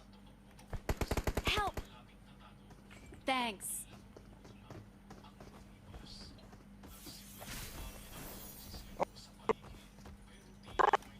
Mark the لا location. دا ريكول کا I'm recalling a teammate. ما میر مړی خپل نسر بيدا غا کاسم خل یو وای خشو چې پېټم چې په یوزي موږ کړل تخلو کنه یوزي کې او چې مو سره غلای وای بس زه نو کړل دا ریلوډ و بڑی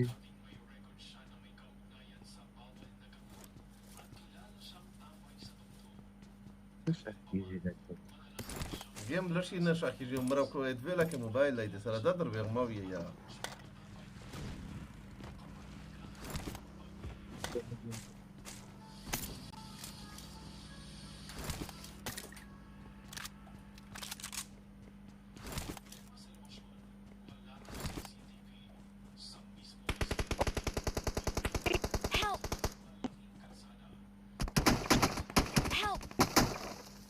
Please recall me. اوس بچا التنه فایرو کو Mark the location. مادر پوس यार मन यार ورنه مسکر تا ورکا لیکن ایک طرح ادھر بند ہے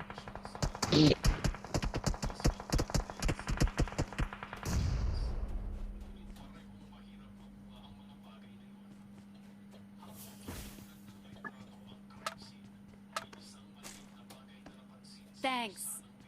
ये उसने recall किया बरकल ने very good कसम से बरकल यार बेस्ट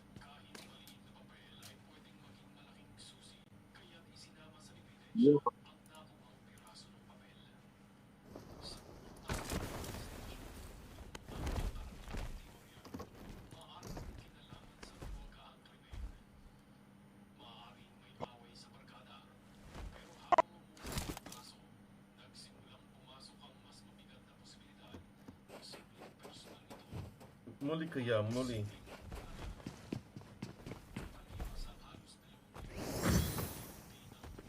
मारकर बंदा मार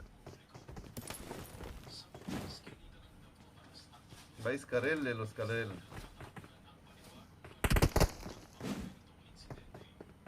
मारकर किल दे आया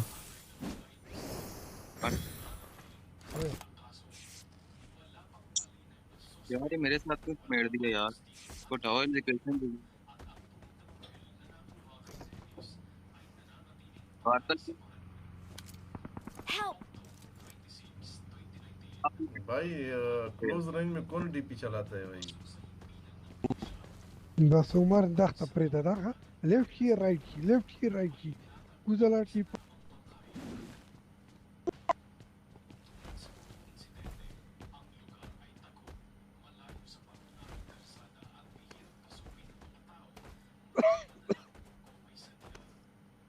نو کوزلا کی پاسه لاړ کی بس دا تک میں فل گیم دا نو د غیر زاده نصر بھائی سړای خو نشي مړوای د تر په زدادو بخوا دا کو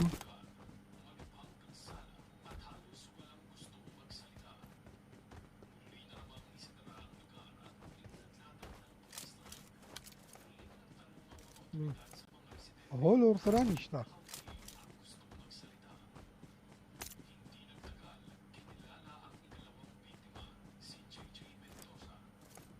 چلو دې فاست موومنت دي کنه گیم نشته نو سه به د مر سخت جایرو استعمالوي چې د به دای ته شي گیم وکړ دا کو دا به زين ته جایرو څومره کې کوي او مره 300 کې خو به دی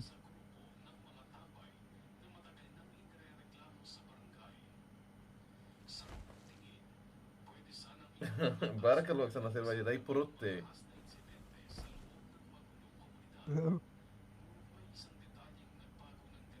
ناری کول یو کډه غټه چاري وکړه برکل او کولا کې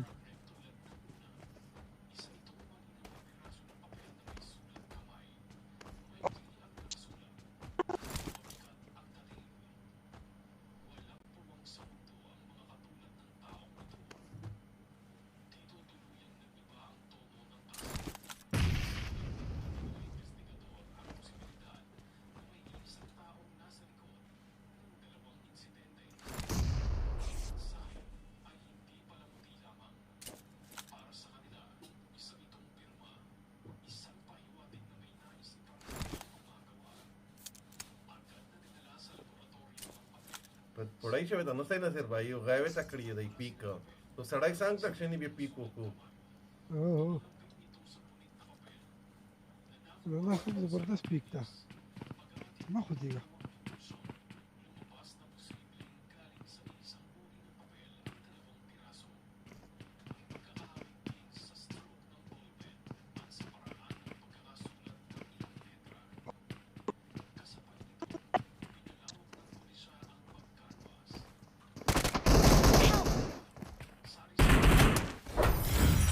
هغه پاکستاني دغه ورته نسته دا ورته نسته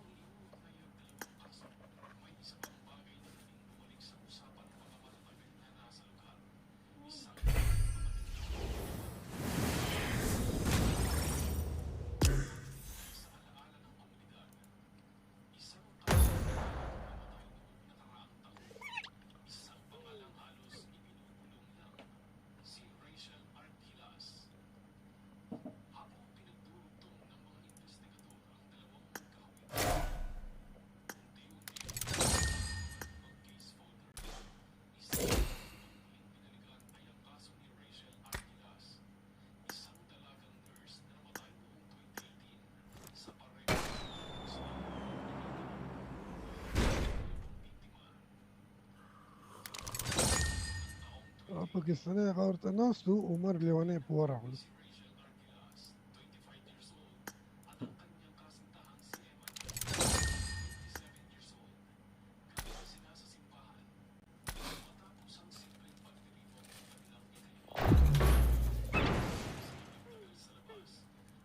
عمر ورته ته درغلی ته ولې راځي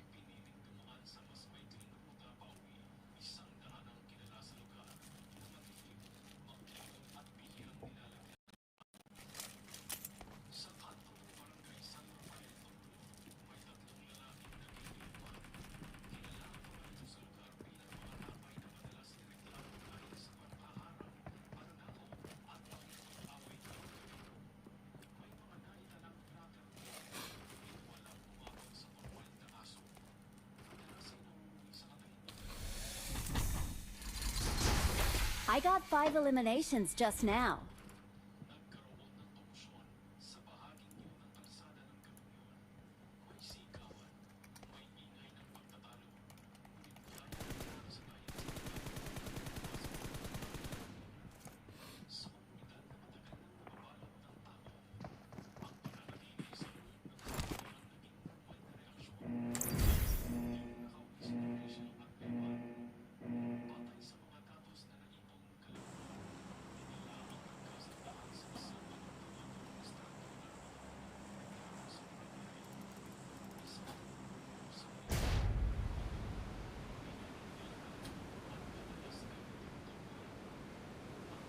Guns be with us. अभी मालूम होगा गन किसके पास है ना से आ जाओ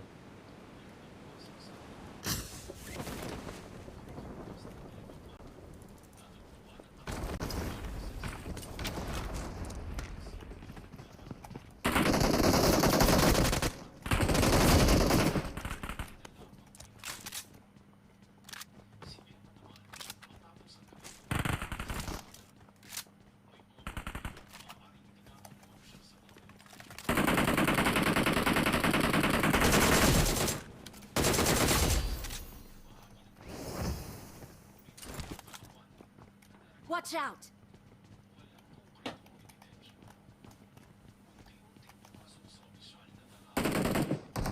Help!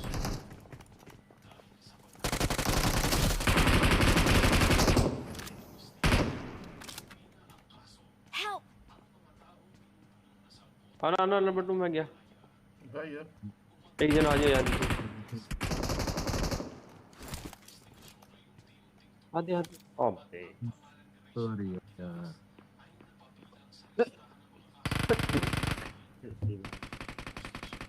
Okay thank you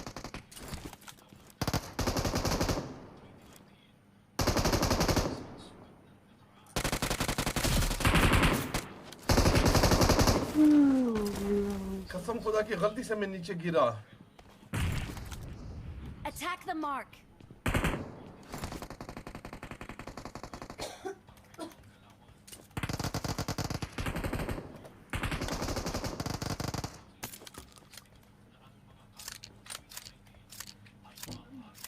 Naseer भाई आओ Marked a location.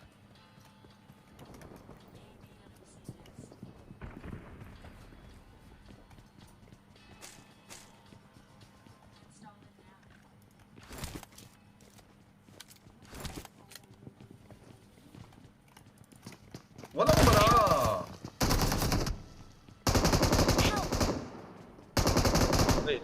हमारा वर्षा खूब या पर मखशमिश पवा गई रफीका फ्री फायर बाहरली सुनो बाहरली साइड पे खड़ा है नंबर 1 एक ही है बाहरली साइड पे खड़ा है कुछ नहीं होगा ग्रेनेड खेल तो रुका हमारा बस मिलाओ तो सेकंड टुडे नसीर प्लीज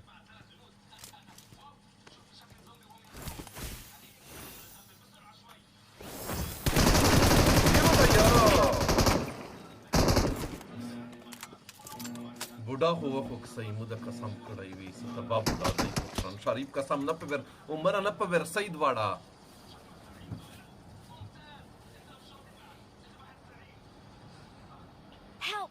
होतीतली होइट सबके साथ ये तो Allah umurumda kunuka se tu satış aylı dal nashi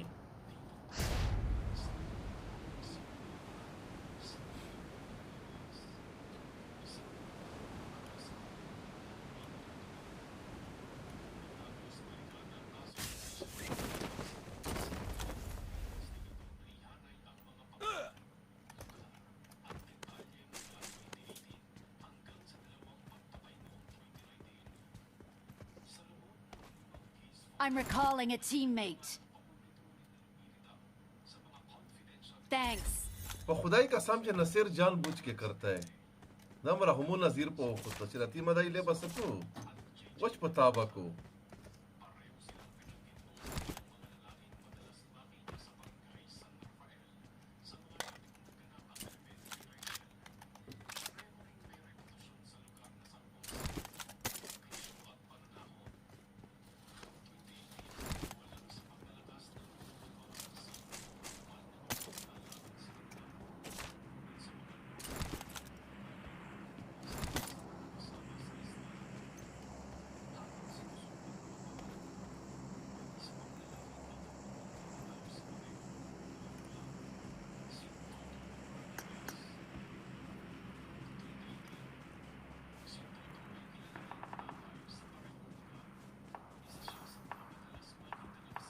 हमारा युवा तीतली हो रहा उड़ा अबे यार नंबर 3 तुमने खा दिया